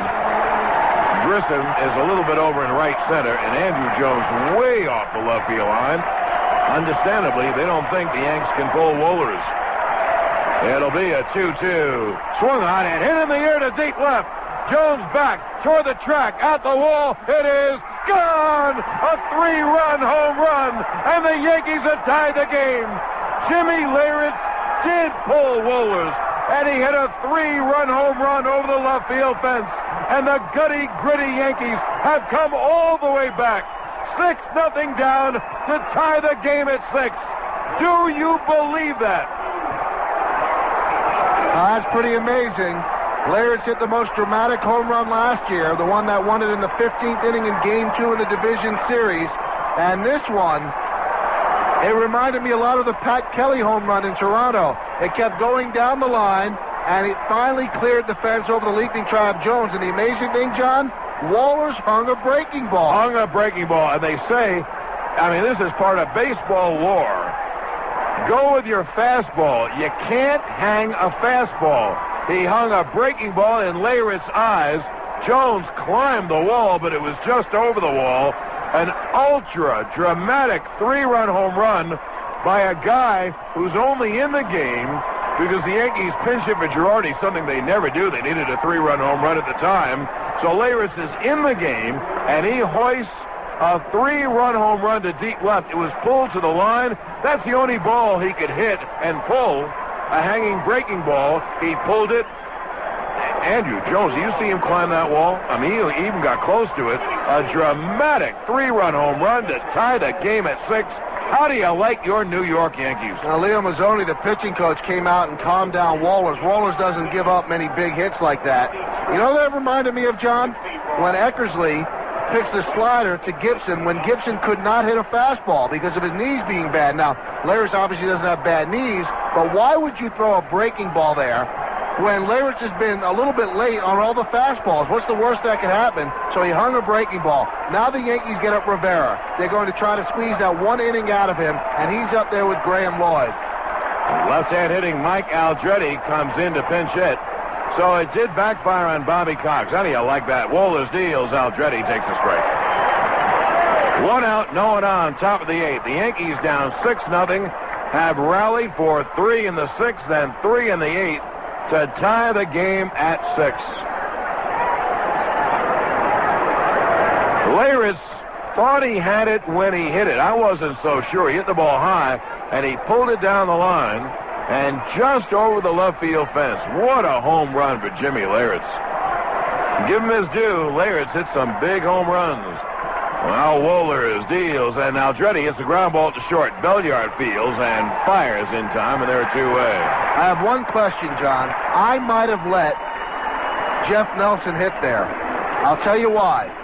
You look at the Yankee bullpen, and what do the Yankees have? They have a guy, Mariano Rivera, who said, I might be able to give them 1 inning. I don't know if I can. And you have a lefty specialist. So you're getting into a scary category there. What if it remains tied? I mean, is Wetland going to give you 3 innings? Who can you go to? I would have maybe tried to squeeze 1 more inning out of Nelson. He's looking to get the lead, that's all. Now Raines is looking for the trainer, Gene Monahan. There's something in his eye, and I think the something in his eye might be accurate. Or maybe they're just trying to get more time for their bullpen. Well, what a surprising turn of events. Is this the most dramatic rally of the year? It's up there. Well, I mean, you have to look at the stage, too. I think it is up there. I think it is the most dramatic rally. But the Yankees tied at 6. Wohlers threw great fastballs to Leyritz. And then on 2-2 came in with a breaking ball. First of all, he threw a slider. And then he threw the breaking ball. And he hung it. And Leyritz hit it out. You know, if they win this game, it would be the biggest comeback in the history of the Yankee franchise in postseason. That's why you have to take those numbers and toss them aside. They've done it twice now in the same year. Here's Raines with 2 outs. Wohlers deals. Raines hits a ground ball towards second. Lemke boots it, bobbles it, throws. Got him. And that will end the top of the 8th. But the Yankees get 3 runs on 3 hits. And now at the end of 7.5 innings of play, the score, the Yankees 6 and the Braves 6. Well, Mariano Rivera comes in. I talked to Rivera in the clubhouse today, and I said, how do you feel? Can you pitch? And he said, well, maybe, John, I can give 1 inning. Well, they hope that he gives this inning. Joe Torre Mike was asked that by the writers in the clubhouse. And he said, I don't think so. Maybe I can get an out or 2 from him. Well, sometimes you have to do extraordinary things under extraordinary circumstances. So Rivera, who does not pitch very much 3 days in a row, is doing that right here. Here's Andrew Jones. Rivera deals. Fouled away. Fastball. He has nothing but right-hand hitters. And one thing about the Braves, they've made a couple of changes. The 3rd hitter in the inning is Rafael Belliard, a non-hitter. And the 4th hitter is a right-hand hitting catcher who is nowhere near the hitter that Javi Lopez is. So they put a couple of defensive players in there. They do have lefty hitters on the bench, though. Rivera deals, strike. And the 0-2. The Yankees have used Rogers, Bowringer, Weathers, Nelson, and now Rivera. And you know what? In this day and age where the games are so vital, here's the 1 and the 0-2. Swung on, hit on the ground. It's a base hit to right field. He had a ground ball between first and second. So there's the potential lead run. Actually, the potential winning run, if you look at it. Tied at 6 in the 8th inning. A ground ball single to right field. And here is Jermaine Dye. Let's see if Dye bunts. Now, on the Braves bench, they do have 3 lefty hitters. Ryan Klesko, Luis Polonia, and the switch hitter, Terry Pendleton. Well, you spoke to Mariano, and I spoke to Mariano, and you can see the look in his eyes. This guy has wanted to play in the World Series, obviously, like all these guys, their whole lives. And he really did honestly say, I don't know if I could pitch today. So we'll see what he has. Well, Jones didn't pull him. He had a ground ball the opposite way. Not just a ground ball. The pitch is low, blocked by Leyritz. Dye had run the hands up. Now the count is 1-0. Rafael Belliard on deck. That doesn't mean Belliard will hit. They can use Pendleton to hit for him, and then Pendleton plays third, and Chipper Jones plays short. And they also have another infielder, Mike Mordecai. So just for this purpose, to pinch hit for infielders, they're loaded up on infielders in the dugout. How about that, though? They bring in Belliard for defense, and he blows a double play. Indeed. The best laid plans of mice and men. A throw to first base was high.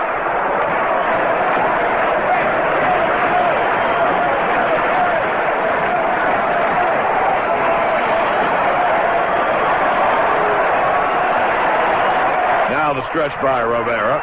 The pitch, and Dye bunts at it and misses, and the count 1-1. Let us look. Bowringer is gone. Nelson gone. Rivera is in there. Weathers gone. The Yankees are down to Wetland and Lloyd. And Lloyd will be used when lefties come up. And then they have the starting pitchers. The stretch by Rivera. Dye squares, and the pitch is bunted foul down the first baseline. On the count 1-2. So he's looking for the guy who's a free agent who can make it all the way back and is into leather, English leather, the official cologne of the New York Yankees baseball radio network. Get into leather, English leather. John, I know a lot of people are going to say this. Rogers pitched 3 games in the playoffs, in the postseason, didn't lose one of them. Nope. The Yankees came back in every one. They were down in Texas 4-0 and came back. I don't think they ever were down in the Baltimore game, Mike. I think in that game they always had the lead. It'll be a 1-2 to Die. Jones, very quick runner, leads off first. And Rivera deals, butted at, and they really didn't butt. The count 2-2. He brought the bat back. So the Braves have Die bunting. Do they have him bunt again? If you haven't bunt on 1-2 strike pitch, why not another? Well, I guess if you see the infield charging that hard, maybe you let him swing. Rivera really ought to throw his fastball up if he's bunting. That's a very tough pitch to bunt and get down. It'll be a 2-2 bunting, and he bunts it beautifully toward the mound. Rivera throws to first. Duncan takes the throw, so the sacrifice goes 1-4, and Andrew Jones at second.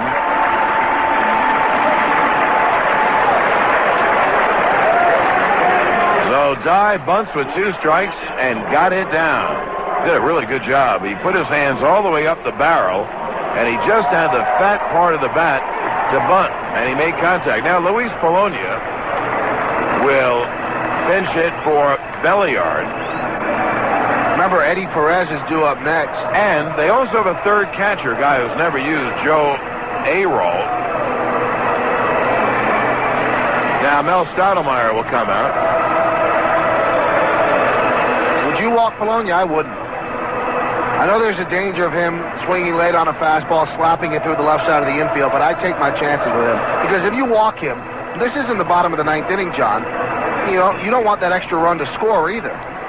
So you want to get your outs while holding the guy at second base. I would pitch to Polonia. Yeah, Rivera had trouble pitching to him yesterday and walked him. Ryan Klesko, I believe, is on deck to hit for Eddie Perez. Remember, they have a third catcher who never plays, a fella named Joe Arol, right-hand hitter. Why don't you think Lloyd is up? You know, I just looked for that, and I don't know why.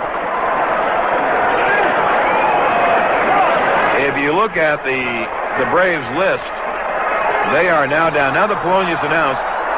They have Pendleton, switch hitter, Klesko, lefty hitter, Mordecai, a right-hand hitter, and then Arol, a right-hand hitter who's never used. Well, it's Rivera to get out of this mess. The go-ahead run, maybe the winning run at second. Polonia, lefty hitter. And Rivera deals outside 1-0. The reason that I wouldn't walk him, Mike, is not your concern. My concern is that would bring out Marquise Grissom unless you get a double play, and Grissom is a heck of a hitter. A heck of a player, so... Rivera ready to deal, and Polonia takes a strike. You know, Terry Pendleton could be used here, and you wouldn't have to sacrifice a player, but he obviously doesn't get around on the fastball, as we mentioned yesterday. He is warming in the bullpen to come in and play third, and Chipper Jones will go to short. Polonia pinch hits. Well, of course, that may be the winning run. Rivera deals, cut on him, missed in the count 1-2. Rivera got hurt. He was overpowering Jones. He had Jones 1-2, and Jones, to his credit, fought off a pitch at a ground ball, and it happened to find the hole between Fielder and Duncan. Then the Die bunt. Die was able to get the bunt down with 2 strikes. Andrew leads off second. He has great speed. It'll be a 1-2 to Polonia. Struck him out swinging fastball, overpowered him. I mean, just simply overpowered him. And now with 2 outs, the Braves bring Klesko back. Why, you say? Well, because if they send up Klesko, the Yankees simply will walk him, and they'll lose Klesko's bat.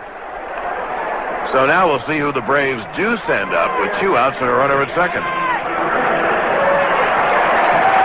They're going to let Eddie Perez hit, which I don't quite get.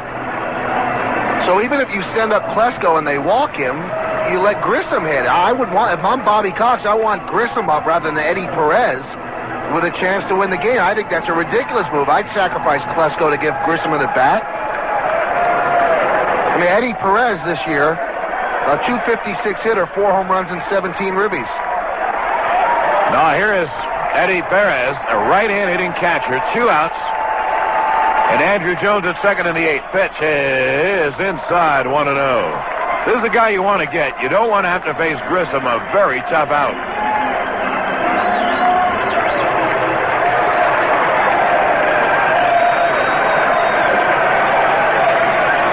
Now Rivera deals, fouled away.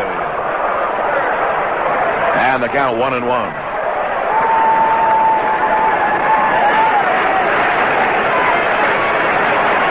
I have never seen Eddie Perez. I can't remember him being in a game. I watch the Braves.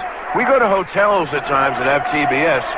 They were on the West Coast and they're playing an earlier game, and I'll see a bit of the Braves. I try to catch them all the time. At home, I try to catch them. I don't think I've seen Eddie Perez play. Pitch is swung on and chopped to Rivera. He fields, turns, fires in time, and the inning is over. So, no runs, 1 hit, 1 left. And now the end of 8 innings of play. The Yankees 6 and the Braves 6. You know, now you can access the Yankees on the Internet. Their website is www.yankees.com. The site features game reports, box scores, ticket info, team tidbits, Yankee history, and more. That's the Yankees on the Internet at http://www.yankees.com. Well, Mark Wohlers is in for his second inning. He got touched up for 3 runs. And that hasn't happened a lot. Mike gave you his numbers in the regular season, which are, as they say in singles bars, awesome. Terry Pendleton goes to third. Chipper Jones moves from third to short. Lemke at second, McGriff at first. The outfield remains the same. Andrew Jones, Marquise Grissom, and Jermaine Dye left to right. Eddie Perez, the catcher. Wohlers, the right-hander, faces Derek Jeter, and the pitch, strike. I'll tell you, for a guy who they didn't know if he could pitch for an inning, looked pretty good, Mariano Rivera.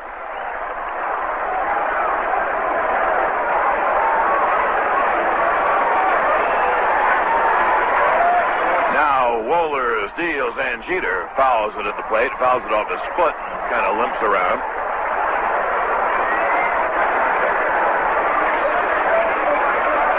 What a rally by the Yanks. 3 in the 6th and 3 in the 8th. People will never forget this.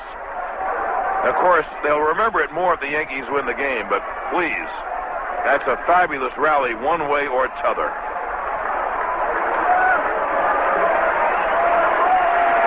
Now Jeter way behind on the count 0-2. Jeter, Bernie Williams, and Fielder.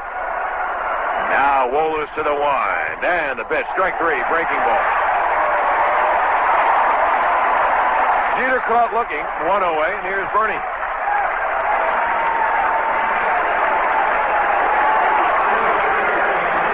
The Yankees on the bench have 2 players left, Andy Fox and Wade Boggs. And they will use Boggs at one point as a pinch hitter, especially if they have a chance to score the winning run. I'll give you who the Braves have left in a moment. They have Mordecai Arol. Well, Arol is never used. He's just a third catcher used for emergency. Arol and a great lefty hitter in Ryan Klesko. Wohlers deals to Bernie. And there's a breaking ball strike in the count 0-1. Well, he's got some courage, I'll tell you that. Now, this is a sign that Rivera cannot go in the ninth because they have Wetland up. So they probably asked Mariano, can you give us one more inning? And he probably said, I don't have it. So they get up Wetland. And they'll use Wetland for 2 innings. Pitch is just outside, a laser off the outside corner. But the Yankees have 2 cracks at it. Hey, listen, they were 6-0 down, please. In the 6th, they were 6-3 down in the 8th, and Wohlers came in. And now in the 9th inning, tied, they got 2 cracks, Bernie and Fielder. Maybe one will hit one. Pitch. Breaking ball low, slider, and the count 2-1. Wow, he's going to hang another one if he keeps throwing breaking balls. And Mike, the Yankees hope just that. If he hangs one, Bernie could deposit it in the right field seats. It'll be a 2-1. 1 out, no one on, top of the ninth. We are tied at 6. Wohlers to the line and pitch. Swung on and grounded to third. Gloved by Pendleton. He throws in time, and there's 2 away. So with 2 down, that'll bring up Cecil Fielder. Well, he sawed his bat off. The barrel of the bat is only now being picked up by Fred McGriff, and he tosses it to the Yankee bat boy. So just a laser, and it broke Bernie's bat, and Bernie hit a hot shot, and Pendleton made a nice play to the glove side on a short hop. Here is Fielder, and if you remember back in New York when Wohlers came in to finish the 4-0 Maddox game, Fielder came up against Wohlers, who was only pitching 1 inning and throwing bullets, and Fielder had a great hack. He lined a base hit to right center field off Wohlers. 2 outs, no one on. Pitch. Swung on and bounced to the right side and threw a base hit to right field. Well, Joe Torre has a decision to make. I would not take Fielder out. Andy Fox could run for him, and that's the winning run, but I wouldn't take him out because I think this game is going to extra innings. And you know what? If Hayes gets a base hit, Strawberry still has a chance to drive him in, and Joe is resisting the temptation to put in a pinch runner for Fielder. I agree. Do you agree? I agree. The other question is, would you pinch hit for Hayes? And they're not doing that. Wohlers set, and he deals. Swung on in line, base hit left field. Fielder to second, he holds on. Hayes pulled him. He hit a bullet between third and short. And the Yankees have 2 on and 2 out. Now I would pinch run. Now you can pinch run Fox. I still wouldn't do it. I would not do it. Here's Darrell. Yeah, but John, you'll be kicking yourself if Strawberry gets a single and Fielder doesn't score. But the outfield's going to play deep for Strawberry. And I think Fielder will score. He's a good athlete. And besides, if it's close at the plate, he will murder the catcher. Now Eddie Perez trots out to talk to Wohlers. I wonder what Yankee fans listening to this broadcast think of the Yankees. These are their Yankees, and what a year it's been, and they've done it all year long. They are the gutty, gritty Yankees. It's just amazing what they do. And I have no idea if they're going to win the game or not. But they're down 6-0 tonight. And scratch their way back. And now they have a bona fide 2-out, 2-on rally against Mark Wohlers, arguably the best closer in the National League, on hits by Fielder and Hayes. Here's Darrell Strawberry. Oh, what a finish. Top of the ninth inning, tied at 6. Wohlers set. He deals. Low 1-0. Started him with a breaking ball. Strawberry has grounded out, struck out, walked, and singled. And he has shown that he'll go the opposite way and single to left field. And now, with that in mind, Andy Fox goes out to run for Fielder. So Joe Torre thought it over and decided maybe Strawberry has to go the opposite way and get a base hit, but you lose Fielder's bat. And when you come see me in the 10th or 11th or 12th innings, you're going to say, gee, I wish Big Daddy was behind Bernie. Bernie will never see a pitch now. And maybe Andy Fox will hit one out then. You never know how the baseball gods work, but I think this is the right move. Strawberry, chance he gets a single, you've got to score the run. The stretch, the 1-0. Swung on and nubbed down the third baseline. It's a base hit. And the bases are loaded. A little nubber off the end of the bat, rolled weakly down the third baseline. I'll tell you one thing now, that takes the slider away from Wohlers. Wohlers threw a pitch to Mariano Duncan his last time up, which was in the dirt, and Duncan slashed at it. And that takes the slider away, because he throws one in the dirt now. The potential winning run will score. Now you're sorry you pinch ran because Fielder could score from third on a single, but one thing we should know, he didn't know that was going to happen, but one thing we should point out, the distance from home plate to the screen is the smallest in the big leagues, and it also bounces back. So a wild pitch, it still could be a play at the plate. Here's Mariano Duncan. Bases loaded, 2 out, top of the ninth. Wohlers deals. Caught on a miss. He threw it by him. Duncan 1 for 13 in the series, John. He's 0 for 4 tonight. He reached on a fielder's choice in the 8th and ended up scoring. But 1 for 13 in the series, 0.77. And I don't think you're stretching it to say that he's due. And he has had a season replete with nothing but big hits. Remember the two-out hit in Texas to drive in the winning run of the Friday night victory over Darren Oliver and give the Yankees a 2-1 lead? Mariano Duncan. It'll be an 0-1. Wohlers at the chest. Deals. Swung on in line to right field. Dye running in. He makes the catch. Duncan hit it on the nose. Dye played shallow and made a head-high catch to end the inning. No runs, 3 hits, 3 left. At the end of 8.5 innings of play, the Yankees 6, the Braves 6. To the bottom of the 9th inning. Remember, there's no DH, so Fielder, the first baseman, was taken out, and Andy Fox, who ran for him, goes to third. Hayes shifts to first. I've never seen Hayes play first base. Rivera stays on the mound. And the Braves send up the top of their order. So Rivera said to me today, and I'm so glad I ran into him to ask him, and just the two of us, wasn't in a crowd, can you pitch today? John, I can give 1 good inning. Now the Yankees are asking him for 2 good innings. He deals, and Grissom takes high 1-0. Grissom almost hit one out on Rivera yesterday, and he said to me, if I had good stuff, that would not have happened. Well, let's see what he has here. The 1-0 swung on, hit in the air, softly to center field. Jeter out on the pop-up. Bernie and Jeter makes the catch, and there's 1 away. Hey, one thing, we had to get off the air for the commercials. Mariano Duncan hit a bullet. He hit it as flush as you can hit it. Too bad he hit it so flush. Too bad he didn't hit it a little weaker off the end of the bat. It would have fallen in. Dye, playing shallow, raced in and caught it head high. He hit a screaming line drive. Well, 1 away. And here's Mark Lemke, the switch hitter, batting left. And if anybody joined us late, you might wonder, well, why did they switch Hayes to first? Well, they used Tino Martinez as a pinch hitter in the 6th inning, so Martinez is not available. And also, they've used Mike Aldrete as a pinch hitter. He's not available. The pitch is outside. Look, they only have 1 more player to use. That's Wade Boggs, and they're keeping him to pinch hit for the pitcher.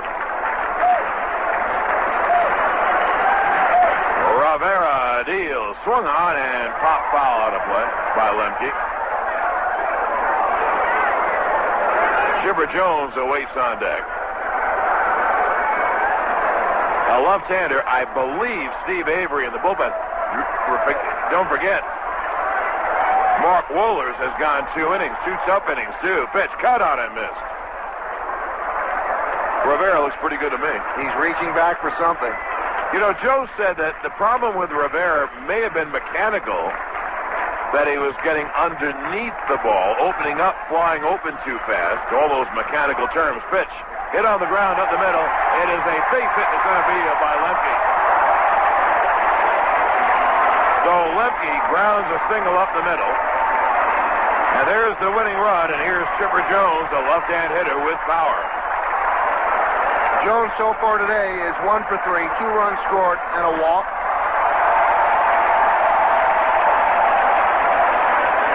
Lemke's a tough out in the big games. He just reached out and slapped that up the middle. Good hitters hit the ball up the middle. That's what he did.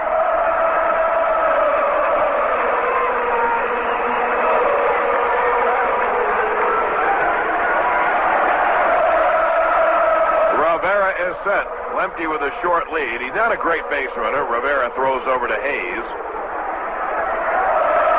Have you ever seen Hayes play first base? I can't recall that he ever played first with the Yanks. I think I do remember him playing first this year once.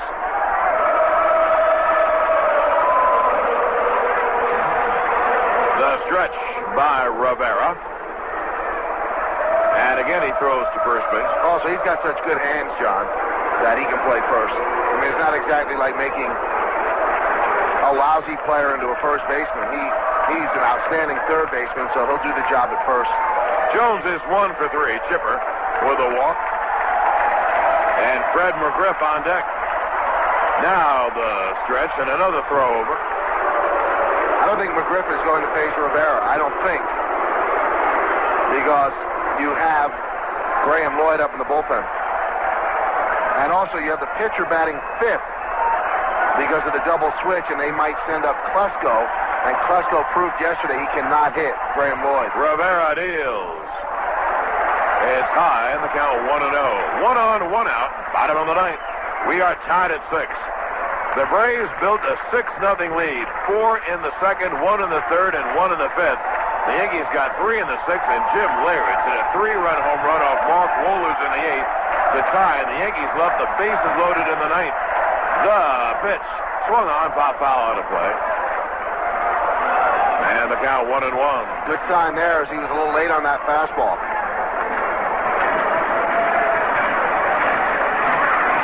You know, it's funny about having Klesko. Maybe that's what Bobby Cox was thinking. Managers do manage a couple of innings ahead. Having Klesko is vital. First of all, they have to get Jones. If they get Jones, then I'll explain. No need to explain now.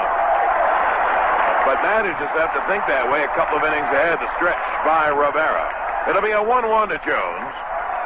And pitch up high. And the count 2-1. He's still throwing hard, John. 94 miles an hour on the Fox gun. When he's really feeling good, it's 95, 96, but he'll get by on 94 as long as it has some late life to it. Rivera was explaining to Willie Randolph what it was like to bat against Quantz. And Randolph said, all right, now double that, and that's how they feel hitting against you. It'll be a 2-1 to Chipper Jones. The pitch high, 3-1. He's overthrowing, that's why he's up in the zone. Graham Lloyd getting ready. I would say that if Rivera loses Chipper, that you'll see Lloyd, and I think if he gets Chipper, you'll see Lloyd. Really? You think that if he gets Chipper Jones, he won't let Rivera face McGriff? Right. I think he'll bring in Lloyd, who came in to get McGriff yesterday. It'll be a 3-1. The pitch high, ball four. So the winning run goes to second. Jones to first. Here is McGriff. And here, in a moment, I expect you'll see Joe Torre. Duncan goes in to talk to Rivera. They want to check the bullpen, and the hat has been raised. Tony Cloninger raises the hat, the time-honored symbol that he is ready. And this call to the bullpen brought to you by NYNEX. For advanced telecommunications, just leave it to NYNEX. And this is New York Yankees baseball. Well, they bring in Graham Lloyd. Lloyd will face McGriff. McGriff, who hits very well against left-handers. He got him out yesterday. Then after they get McGriff, or if they get McGriff, then they have some questions. The pitchers due up next. And you have available Klesko, Mordecai, and Arol. That's it. That's all you have available.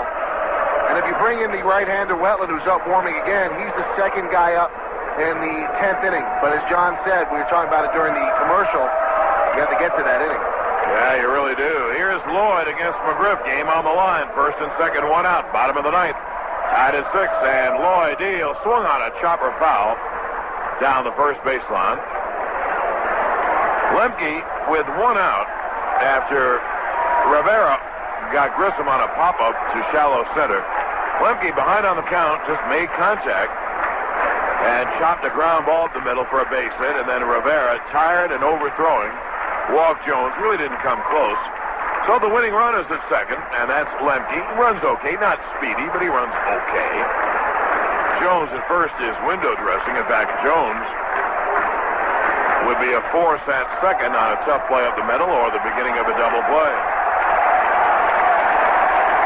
Lloyd deals, and the pitch low, and the count 1-1. I'll tell you one thing, Mike, if the Yankees do win this game, it'll make this World Series. The whole nation will know about it after this comeback, if the Yankees win. But McGriff trying to get a base hit to end the game right here. It'll be a 1-1 from Lloyd. Low, and the count's 2-1. He can't afford to walk him. Then you have to bring the infield in, outfield in, and usually you lose the game right away there. This guy's such a good cripple hitter, though, John. You can't throw one right over the plate. No question. That's how he homered off Rogers early. Pitch. Swung on and hit up to short. Go to second. There's one. On to first. It's a double play. A 6-4-3 double play. A Deer Park Water double play. And Graham Lloyd does it again. Well, it was a pretty good trade after all. no runs, 1 hit, and 1 left. At the end of 9 innings regulation, the Yankees 6, the Braves 6. Hello, Yankee fans. Join Lionel and Bruce tomorrow afternoon, 4 to 7 on WABC. Well, the Yankees complete the 6-4-3 double play. We go to the 10th. Steve Avery deals, and Leyritz cuts and misses. We are tied at 6 in one great World Series game. The Yankees coming back from a 6-0 deficit. They tied it in the 8th on this fella, Jim Leyritz' 3-run home run off Mark Wohlers. So we're tied. Leyritz in the batter's box 0-1, and here with the play-by-play in the 10th is Michael Kay. Thank you, John. The 26-year-old lefty deals the 0-1. Swung on a miss. Fastball on the outside corner, 0-2. Avery, injury-plagued year, 7-10, 4.47 ERA, 24 games, 23 starts, 131 hits, checked 131 innings, 146 hits. The 0-2, swung and fouled away right side. Out of play. 70 runs, 65 earned, 40 walks, and 86 strikeouts. Avery used to be the goods, but he had a left oblique muscle ailment that kept him out 2 months, and that's really left rib cage muscle, and then he never really got it back. The pitch, high, 1-2. I don't think Bobby Cox really planned on having Avery in there in an important part, not during this series, but he's on the roster, so he's in there. The 1-2, swung on and chopped left side, charging his Pendleton, gets the high hop, fires across the diamond. They get Leyritz for the first out of the inning. Well, the batter up next is supposed to be Graham Lloyd, and I don't think Lloyd's going to hit. Yankees have Tim Raines on deck right now. The Yankees only have Wade Boggs to come up. So you'd have to be a lefty against a lefty right now. Still nobody out of the Yankee dugout, and they're going to send up Graham Lloyd. That I don't know, but... Well, it's easy, Mike. Who do you want to send up? Do you want to use Boggs, and then you don't have a pinch hitter left? And you want a pinch hitter in a situation where you can score a run. And so they send up Lloyd. And the reason that they don't send up someone else, they don't have someone else to send up. How about Cone? The pitch, a little bit low, 1-0. Graham Lloyd. The Braves will have the pitch, swung on and fouled back, 1-1. The Braves will have the pitcher Avery up first, and they can go to Klesko to try to end it. But the Yankees want to keep Lloyd in. That will keep Klesko on the bench. The 1-1, low, 2-1. Because why waste Klesko on Lloyd?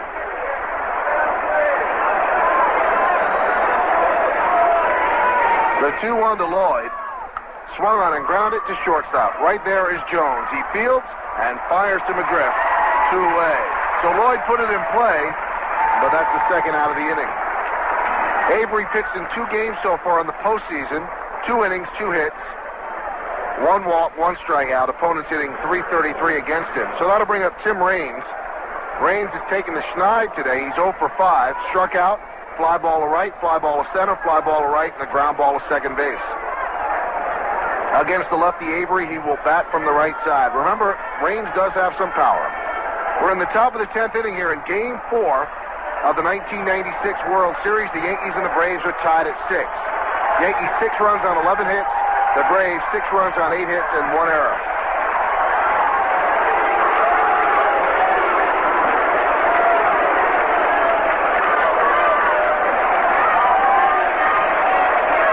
Avery from the full line. He deals to Raines. A little bit low. 1-0. Derek Jeter is on deck.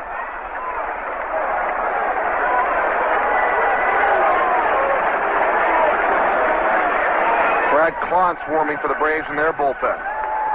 The 1-0. Fastball high, 2-0. Wetland is not up. And the one problem with Graham Lloyd, does he have the pitches to get out righty batters?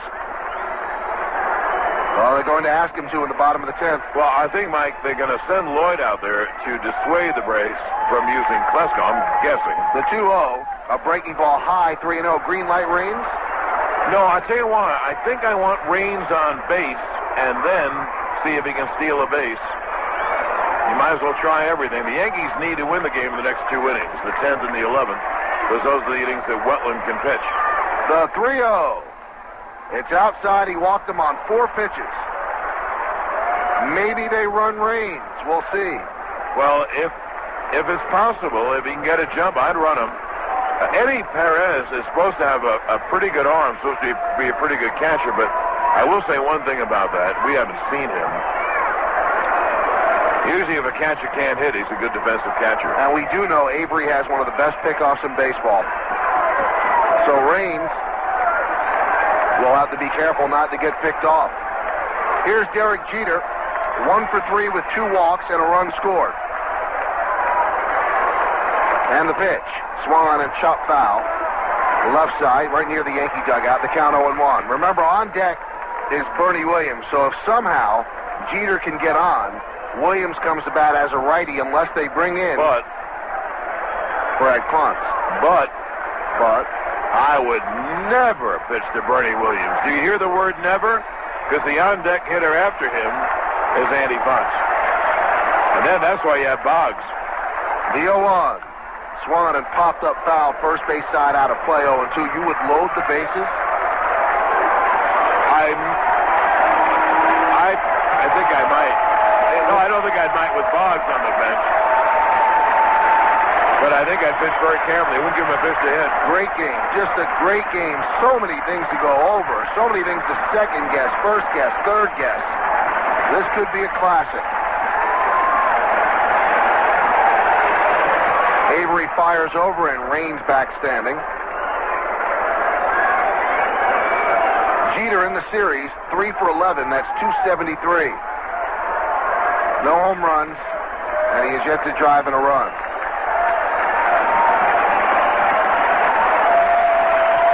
Snap throw, almost threw it away. Diving back is Raines. A great move by Avery, but he threw it wide, and a good play by McGriff. And one thing for our radio listeners, if he throws it away, Raines goes to third. That's how much foul room there is. If you throw it away here, that ball rolls a long way. The 0-2. Fastball up and away, 1-2 by Avery. If you're familiar with Tiger Stadium, it's kind of like Tiger Stadium's foul ground down the right field line. Not quite as wide as Tiger Stadium, but pretty close.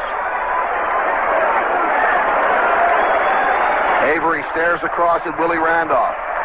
Jeter is ready. The 1-2. Way outside, 2-2. Of course, it was Raines staring across at Randolph. And Randolph looking into Joe Torre now to get a sign from the dugout. He gets the sign. Now he relays it to Raines and Jeter. Jeter not even looking down, though.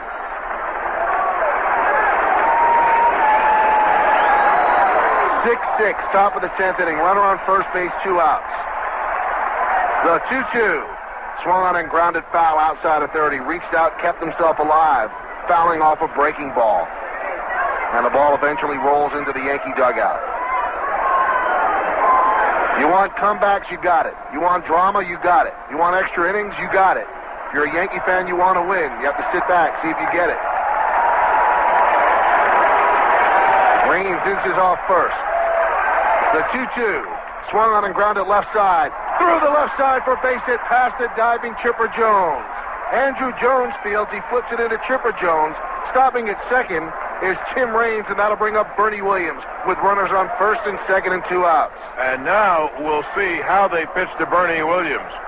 It's easy to say that Bernie's going to come up, and now they're going to turn him around because Bobby Cox comes out. I just want you to remember that the on-deck hitter is not Cecil Fielder. And isn't it funny, Mike, it's come home to haunt the Yankees pinch running not 1 inning later. So Cox comes out, and we'll keep it here until we see a sign. They would want to turn Bernie around. Nope, they keep him right here. So Cox leaves. You know what that is? That is a fan's vote against either Clontz or Greg McMichael. They don't want Clontz or Greg McMichael in the game because they've been getting roughed up. Bernie Williams 0 for 4 with a walk and a run scored. Well, what do you do, Mike, if you're the Braves? You pitch very, very, very carefully to him. You know that's why Cox went out, right? I pitch carefully to him, but I know I'm going to face Boggs and not Fox. So that really stops me from really... You're going to walk him. Intentionally walking below the bases. I mean, I threw it out as a trial balloon a few minutes ago. I didn't think they'd walk him. I thought they'd pitch around him. They're going to walk Bernie Williams, and now the Yankees will, I think, take their last shot and send up Wade Boggs. I know I would. Boggs still not out of the dugout. And poor Andy Fox looking, and finally he gets called back. So Wade Boggs, who has struggled throughout the entire postseason, has a chance to be a hero. The bases are now loaded with Yankees. The last pitch was just thrown. Raines is on third. Jeter on second. Bernie Williams on first. The best speed is on the bases for the Yankees. And Wade Boggs, one of the best singles hitters in the history of baseball, will pinch hit for Andy Fox. And one more thing about Wade Boggs, he not only is a great singles hitter, he's a great taker of pitches. And if Avery gets behind and a walk would force it a run, he might have to throw something down the pipe. This is the Yankees' last move. There are no more moves. They could put Hayes back at third and put Boggs at first. Boggs is a very good first baseman, by the way. Last year, Buck Showalter thought that Boggs was the second best fielding first baseman on his ball club. So Wade Boggs comes up with the bases loaded in the 10th. The second straight two-out rally by the Yankees that have loaded the bases. They're amazing. They never stop. They never stop. Now can they get lucky and get the win? They deserve this win. They really deserve it, coming back from 6-0. They loaded the bases last inning, and Duncan hit a screaming line drive at Jermaine Dye. Now they load him up. Here's Avery. Here's Boggs. 2 outs, top of the 10th, and a great baseball game. Wade Boggs, 3 for 8 in the series. Bases loaded, 2 outs. 6-6 game, top of the 10th. The pitch. Fastball high, 1-0. Steve Avery will have to throw strikes. Wade Boggs will not swing at a bad pitch. Wade Boggs, who has struggled the last 3 weeks, looking for a big hit. The 1-0. There's a strike, a breaking ball that drops just into the strike zone. 1-1. Tim Raines is on third. Derek Jeter on second. Bernie Williams on first. 2 outs, top of the 10th inning. The Yankees have come back from an 0-6 deficit. The 1-1 swung on and fouled straight back here, 1-2. So now he was up in the count, 1-0. Now he's behind, 1-2. Avery, a tough left-hander when he's healthy, when he's got his stuff. 26 years old. He pitched in the World Series when he was 21 in 1991 against the Twins. He sets. And the 1-2. Breaking ball, check swing, ball 2, outside, and a little low. Charlie Hayes is on deck, but the story is at the plate. That's Wade Boggs. Avery climbs down the backside of the mound, goes to the mouth, now back on the rubber. He leans in for the sign from Perez. He sets. The 2-2. Outside, 3-2. You want drama? You have the bases loaded, 2 outs, top of the 10th inning, and a 3-2 count on Boggs. And they'll all be off, and 3 of the fastest runners the Yankees possess. Raines at third, Jeter at second. The 3-2 to Boggs. He walked him. He walked him. Here comes Raines, and the Yankees lead 7-6. Wade Boggs called off the bench, works out a walk, picks up an RBI, and the Yankees lead 7-6 on the 3-2 pitch that was high. He does not swing at bad pitches, Wade Boggs. Boy, that is some at-bat by Boggs. Behind 1-2. The Yankee bench is going nuts. Bananas. And now, here comes Bobby Cox. They'll bring in the right-hander to go to Charlie Hayes. And don't think the game is over. The Yankees need Hayes to get a base hit. This call to the bullpen brought to you by 9X. For advanced telecommunications, just leave it to 9X. And this is New York Yankees baseball. An ultra-dramatic 2-out, no-one-on rally for the second inning in a row.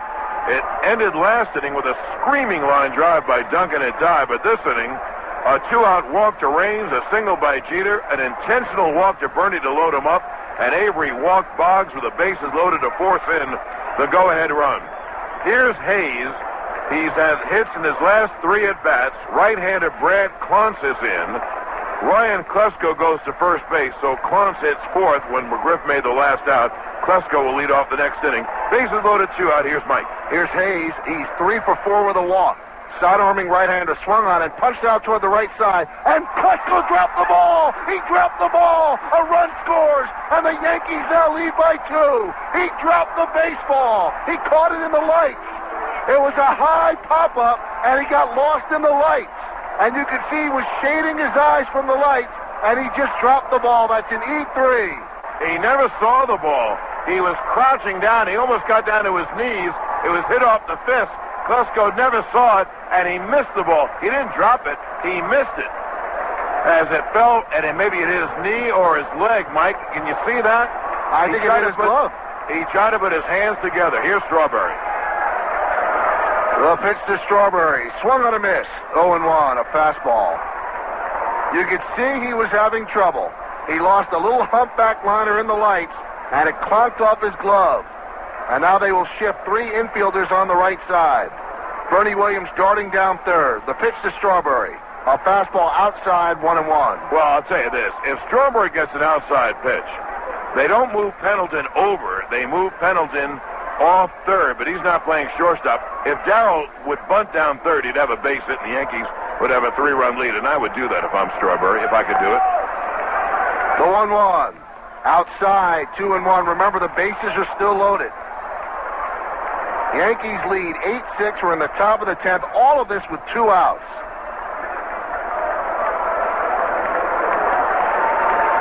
One thing, Mike. Yep. The Yankees never think they're out of the game. How many times have we said it this year? Probably 100,000 times. They never think they're out of a game.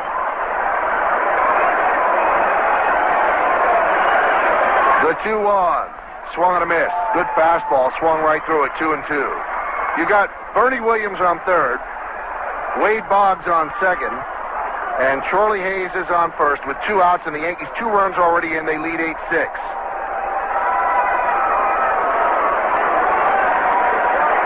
Klont sets at the belt.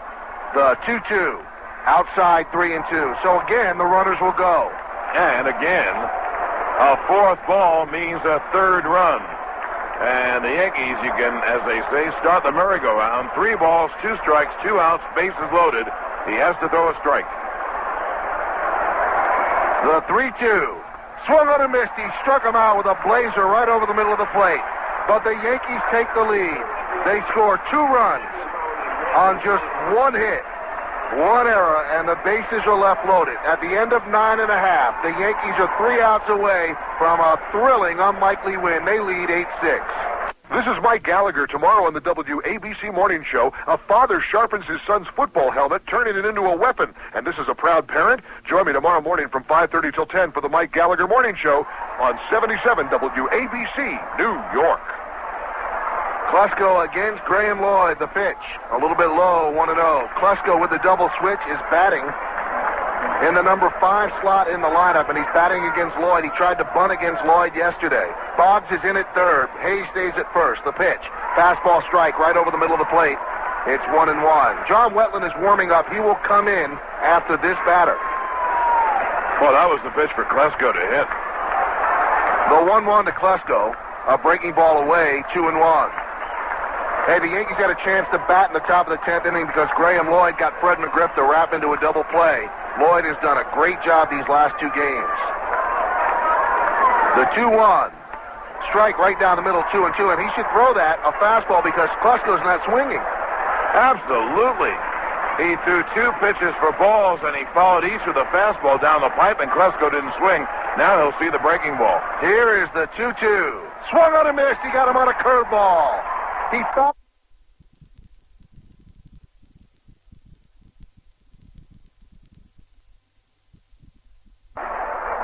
Klesko against Graham Lloyd. The pitch. A little bit low, 1-0. Klesko with the double switch is batting in the number 5 slot in the lineup, and he's batting against Lloyd. He tried to bunt against Lloyd yesterday. Boggs is in at third. Hayes stays at first. The pitch. Fastball strike right over the middle of the plate. It's 1-1. John Wetland is warming up. He will come in after this batter.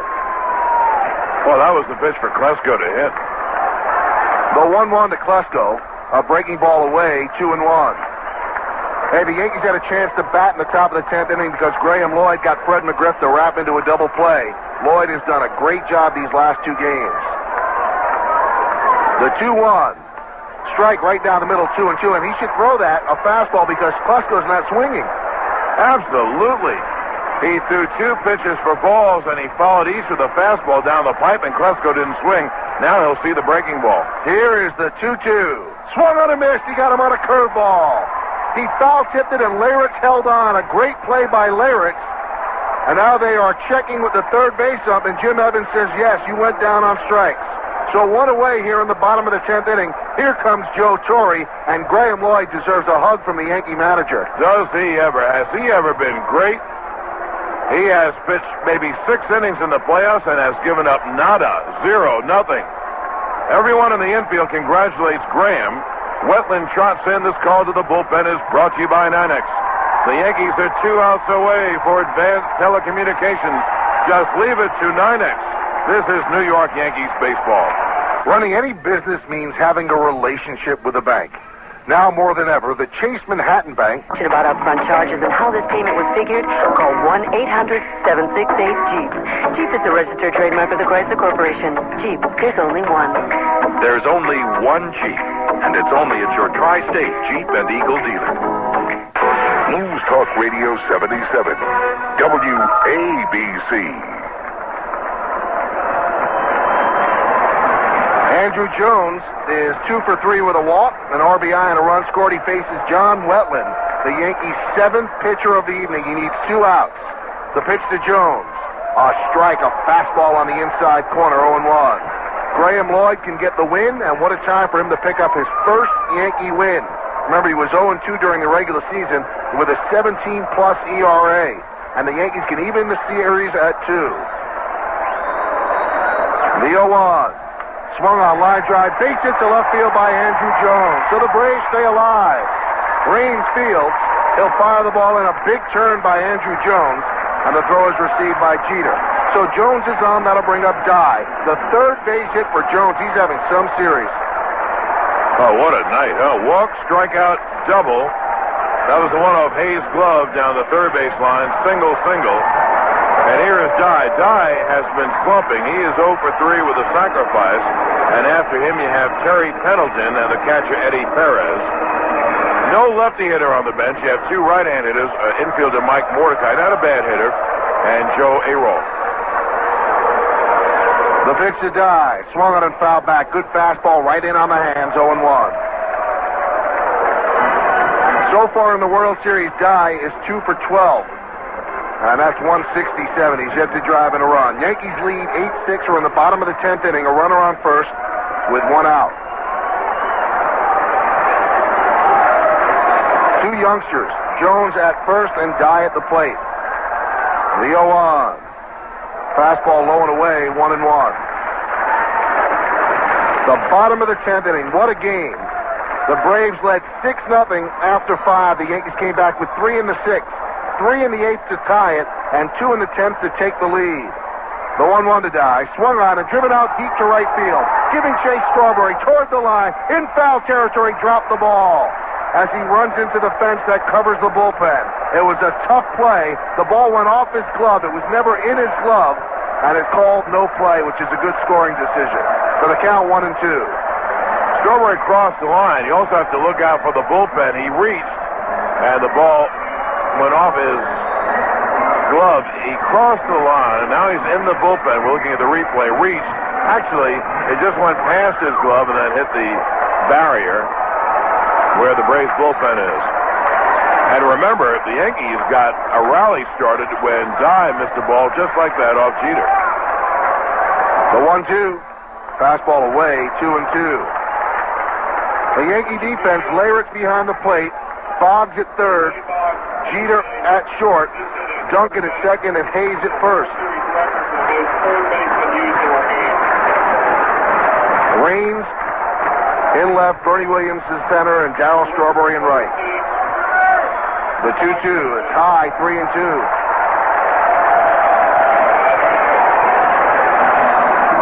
So big pitch. If not, then Terry Pendleton comes up as the winning run. Guy looks down at Jimmy Williams, the third base coach.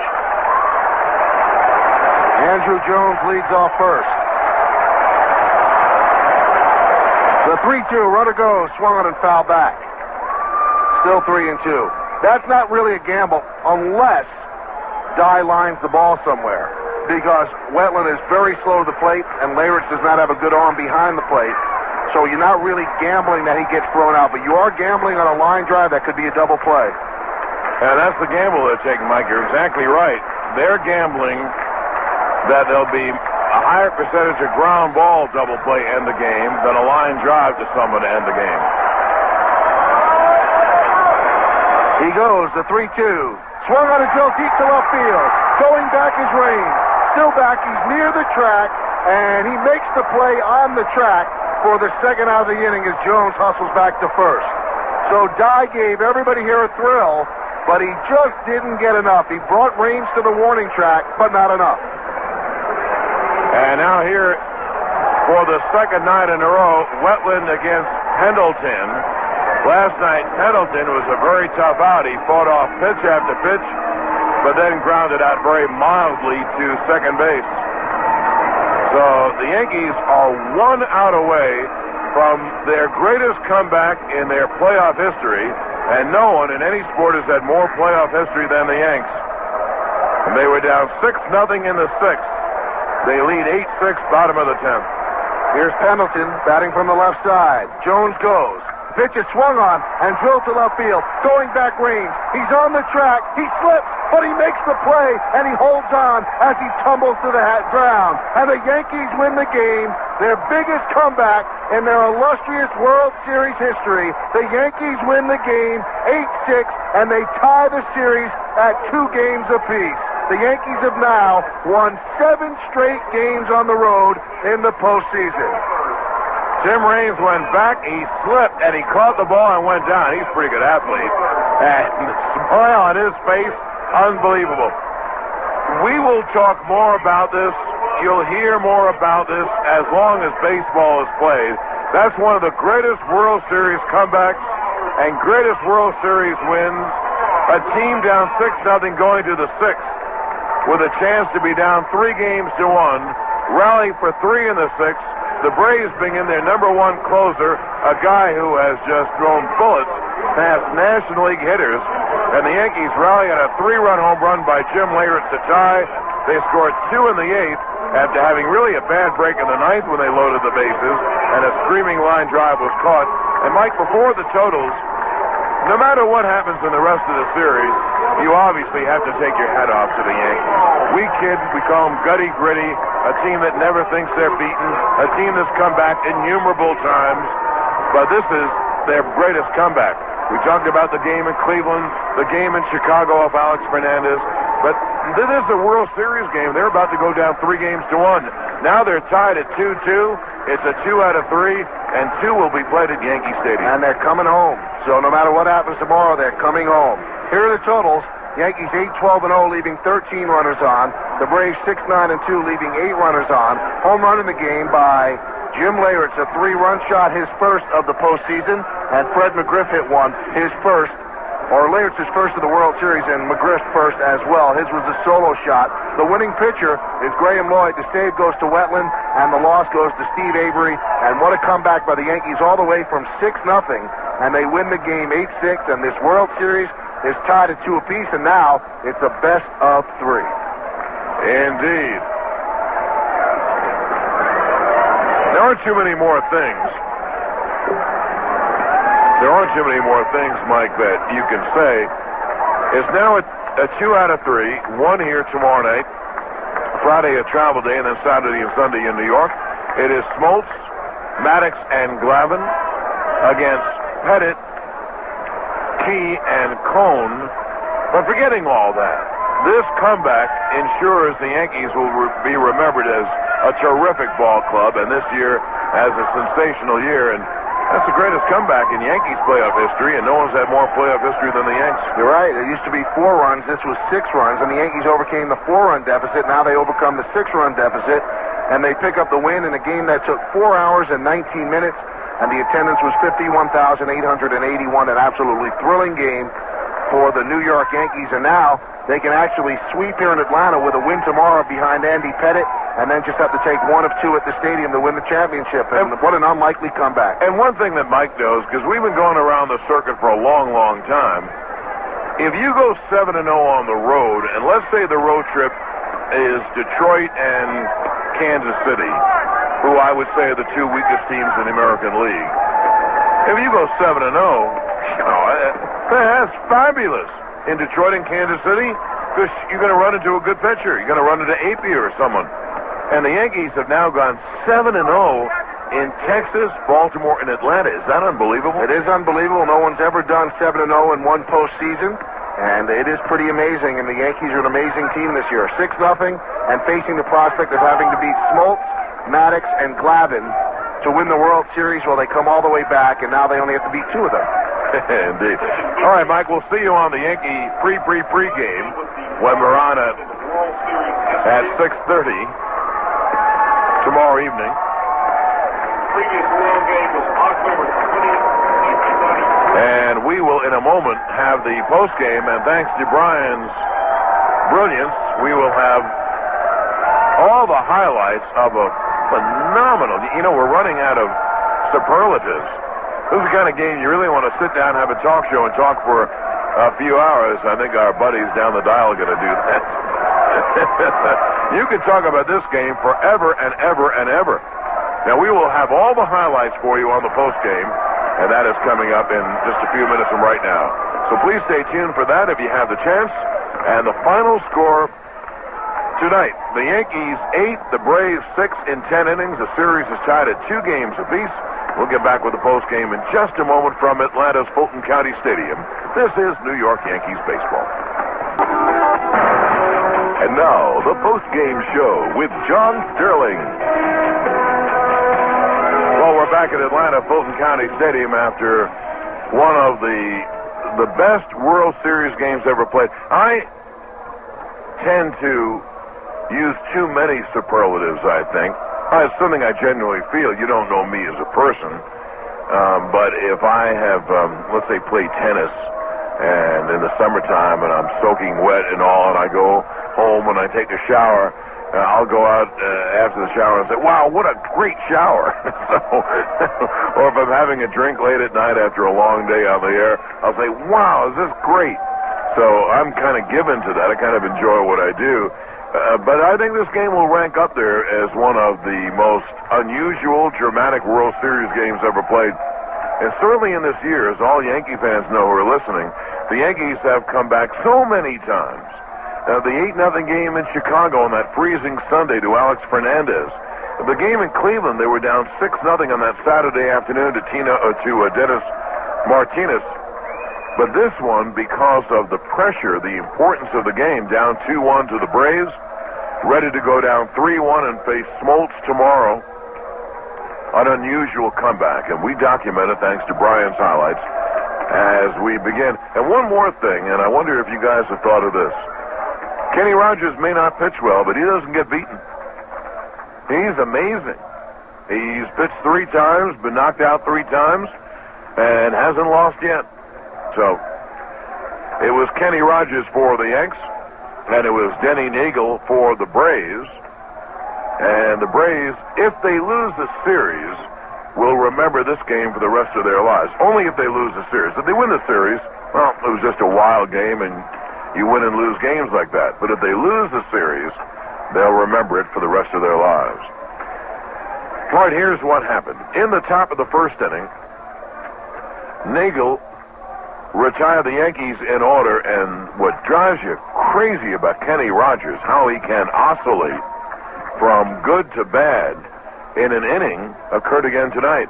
He retired Grissom, Lemke, and Chipper Jones, 3 good hitters on 3 easy ground balls, and we went to the second inning. Again, Nagel had a 1-2-3, and in the second inning, Rogers did what he has done in microcosm. He showed his failure in this game in the second inning, and it's the same problem he's had all year. He fell behind Fred McGriff 3-1, and behind 3-1, here's what happened. The 3-1 swung on and corked to deep center. It is high, it is far, it is gone. A mighty home run by McGriff over the center field fence, and the Braves take a 1-0 lead. Well, then Rogers really fell apart. He then walked Javi Lopez. He then walked Andrew Jones, 2 on and no one out. Jermaine Dye, the hitter, he hit a fly ball to right, deep enough to send Lopez to third. So first and third, 1 out. Jeff Blauser was the hitter. I think the count was 2-1, and this is what happened. The 2-1 squeezes on. It's going to work. Rogers fields, as no one to throw to, is a base hit for Blauser, an RBI as Lopez scores, and the Braves take a 2-0 lead.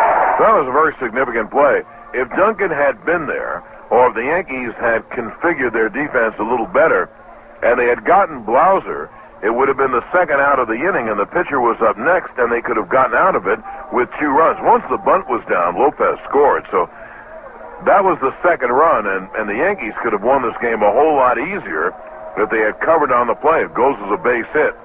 Then Denny Nagel, the pitcher, sacrifice, runners at second and third, and up came Marquise Grissom. And a 2-1 pitch coming, line on the center field, base hit, past Jeter. 1 run scores, Claus around third, he scores. On the second is Grissom, he's safe. It's a 2-run double to left center. He smacked it hard past the dive of Jeter to left center and hustled it into a double. A 2-run double, and the Braves take a 4-0 lead. Well, right there, you have to figure 4-0, the Braves pitching staff, no chance. However, the Yankees do not give up easily. Rogers got the third out, and then in the third inning, with 2 outs and no one on, they sent up Rogers, maybe hoping he would settle down, they could save their bullpen, and maybe Rogers could go 2 innings or so and turn it around. And why waste a pinch hitter early? And you know what Rogers did? He smacked a single off the glove of Chipper Jones, the third baseman. So he's at first with 2 outs. Raines flies out, end of inning, but Rogers never could get out of the third inning. Chipper Jones led off with a single. They let Rogers pitch to McGriff, and he singled, and Chipper Jones went to third. Enter Brian Boehringer. Boehringer pitched very well, and the first batter he faced was Javi Lopez. The pitch. Swung on and drilled deep to left center field. Did he get enough? Going back is Bernie Williams. He makes the call. On the track, he makes the catch. Tagging is Chipper Jones. He'll score. McGriff going into second. The throw there is not in time, and the Braves lead 5-0 on the sacrifice fly by Javi Lopez. So Lopez gets a sac fly and a ribby. As Michael Kay said, McGriff tagged from first and went to second. But then Boehringer was great. He got the last 2 outs of the third, and all 3 men he faced in the fourth. Meanwhile, the Yankees, in the fourth inning, Jeter walked, but Bernie hit into a double play, and then Fielder walked and Hayes walked, but Strawberry struck out. So we go to the 5th inning, and in the top of the 5th inning, with 2 out and no one on, Soho pinch hit for Boehringer and singled to center, but then Raines hit a long jolt to right center field, and the ball was caught by Grissom on an excellent running catch, one of the best plays in the game, and the Yankees did not score in the 5th. David Weathers entered in the bottom of the 5th inning, and he gave up the last of the Atlanta runs. He struck out Lemke, but walked Jones, and then a key play in this game occurred when Weathers balked the runner to second base. So then they had to walk Fred McGriff, which they did intentionally. Lopez struck out, but with 2 on and 2 out, the hitter was Andrew Jones. Here's the 3-2. He hits the ground ball to third, off the glove of Hayes, down the left field line. One run scores Jones. McGriff goes to third. They'll hold him there. It's a base hit and an RBI for Andrew Jones, a double. And the Braves now take a 6-0 lead. Now, 6-0 Braves in the bottom of the fifth. Weathers then got Dye on a ground ball, but the Yankees were down 6-0 going to the sixth. We'll pick up the highlights of this fabulous Yankee win in 10 in just one moment on Yankees postgame, and this is New York Yankees baseball. Well, it's 6-0 Atlanta as the Yankees hit the sixth, and I would say even the most ardent Yankee fan could not have expected such a comeback. However, we said at the time, well, and the Yankees get a couple of guys on and score a couple of runs. You never can tell, but they had to do it soon before Mark Wohlers came in. We were very surprised at that. Well, here's what happened in the sixth inning when the Yankees got back in the ballgame. Derek Jeter led off. He lined a single to right field. Bernie Williams then worked a walk. So the Yankees had 2 on and no one out, and the hitter was Cecil Fielder. It'll be a 2-2. Swung on and line like a bullet. It is a base hit to right field, and it gets through Dye and rolls toward deep right field. Scoring is Jeter. Bernie around third. They're going to wave him. The relay throw is not in time. It's not even made as Bernie flies across. It becomes a 2-run double for Fielder, and the Yankees have closed to 6-2. Well, they called it a single and an error, properly so. Dye raced in for the line drive. The runners had a hold, and Dye missed it and hit in front of him for a base and then skidded through him. So Fielder got a single, an RBI, went to second on the error. Jeter scores on the base hit. Bernie, going to third on the hit, scores on the error, and it's 6-2. The next hitter was Charlie Hayes. It'll be an 0-1 to Hayes. Nagel deals. Swung on and line like a bullet. It is a base hit toward right center. Cut off by Dye. Fielder rounds third. He scores. It's a Redby single for Hayes. And the Yankees now trail 6-3 with no one out in the sixth inning. So they took out Nagel and brought in Terrell Wade for one batter, Darryl Strawberry. Wade's a left-hander. And Wade got ahead of Strawberry 1-2 and then wound up walking him. So the Yanks had 2 on and no one out. The tying run at the plate, they're down 6-0. You have the tying run at the plate, that's pretty good. And they brought in Mike Bilecki. And Mike Bilecki may have had his finest hour as a major leaguer. He was fabulous. He struck out Mariano Duncan. And then Joe Torre, who's always been a great gambler, decided to go for it. Maybe I won't have the chance to tie it again. And he took out Girardi, and he brought up a left-hand hitter who could tie the game or maybe get a double to make him close, Paul O'Neill. Bilecki struck him out. Then he spent his final ace.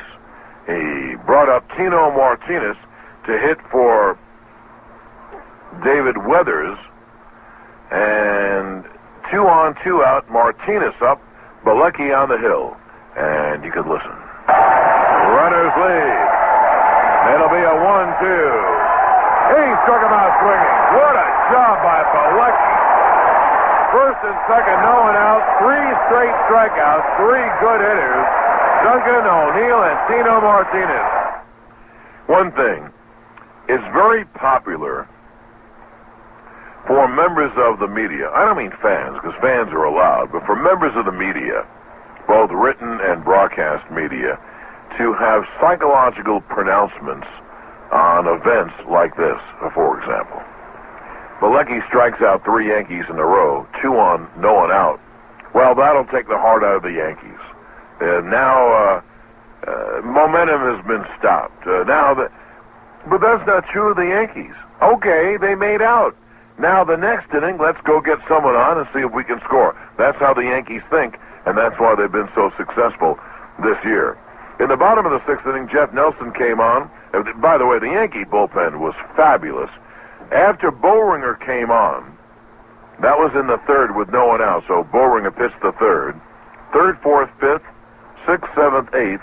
In the last 8 innings, the Yankees gave up 1 run on 4 4 hits using their entire bullpen. Well, anyway, Jeff Nelson came on, and he got the side out in order. And in the 7th inning against Bilecki, the Yankees got a walk from Jeter, but the side was retired.